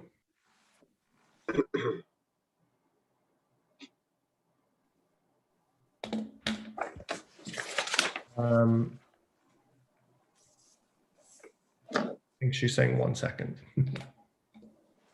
Ooh, while we're waiting, perhaps the clerk can go back and fix the first part of 19, which was Philseth, I think, and Ku.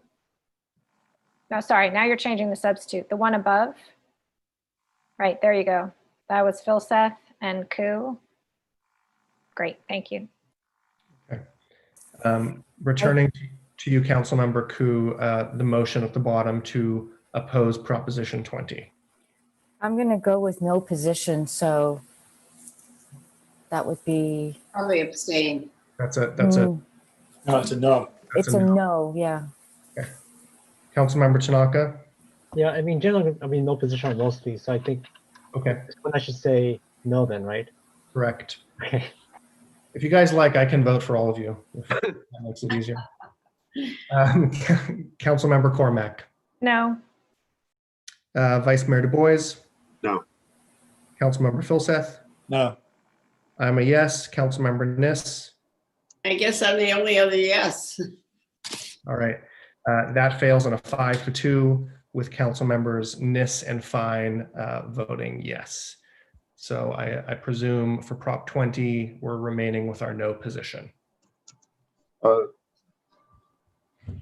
It's not a no, right? It's oh yeah, you're right. No position. Correct. Okay. Proposition 21, staff is recommending that we oppose this. This is allowing cities and counties to introduce new rent control laws. Would anybody like to change our recommendation to oppose this measure? Vice Mayor Du Bois. Yeah, I'd like to have us be in favor of the measure that increases local. Second. Okay, so this is changing our position to be in favor. So in favor of Proposition 21, allowing cities and counties to introduce new rent control laws. Councilmember Tanaka.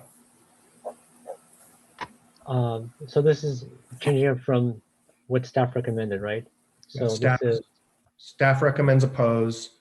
The vice mayor is trying to change it to support. No, keep it the same. Okay. Councilmember Cormac. No. Vice Mayor Du Bois. Yes. Councilmember Philseth. Actually vote yes, local control.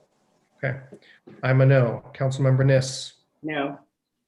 Councilmember Ku. Yes. All right.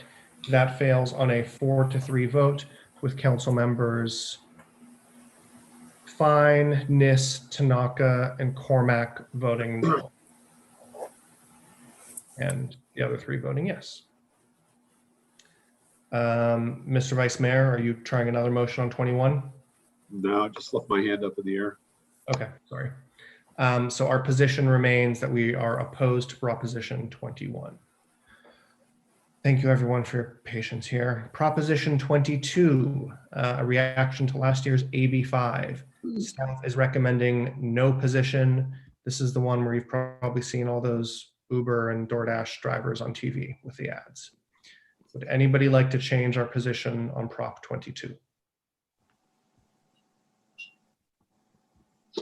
Okay, I guess that stands.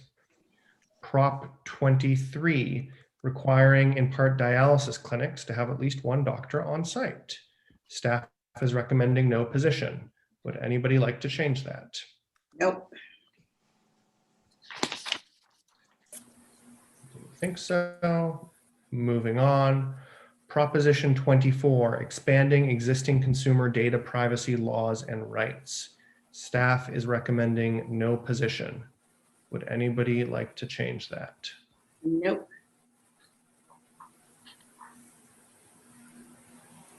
Okay. Proposition 25, eliminate the practice of release on bail and create a new process before arraignment. Would anybody, staff is recommending no position. Would anybody like to change that? Seeing none, I think we are done with the state measures. Moving on to local measures relevant to Palo Alto, the Santa Clara Valley Water District, renewal of the Safe Clean Water and Natural Flood Protection Program in the amount of $45,500,000 annually. Staff is recommending we support this measure. Would anybody like to change that? Can I ask a question? Please. So this here, we already have that this tax that's on this parcel tax on our tax bills. It's just extending it, right, Heather? Yes, that's right. Okay, thank you. Until when? Until it's repealed by the voters. Oh, okay. So Adrian, I'm not going to suggest changing it, but I would suggest that people keep an eye on the Valley Water District, which is known and casually as the Golden Spigot, for the amount they pay staff and the amount they pay others. So just keep an eye on it because they're not known for being careful with our money. Thank you, Councilmember Nis, for that editorial comment. Much appreciated. All right, so seeing nothing here, we're going to stick with our support position for this program. Okay. Peninsula Corridor Joint Powers Authority, Caltrain, also known as Measure RR for railroad, I think. This is dedicated annual funding for Caltrain. Staff is recommending that we support this measure. Would anybody like to see something else? Nope. Okay, moving on to our very last one for the night, the Palo Alto Unified Local School Funding. This is the parcel tax, their renewal, approximately $16 million annually. Staff is not recommending a position. Mr. Vice Mayor. I think all of us have endorsed it. I think it's been the practice of councils in the past to support the school district. So I would move that we officially support it. Yes.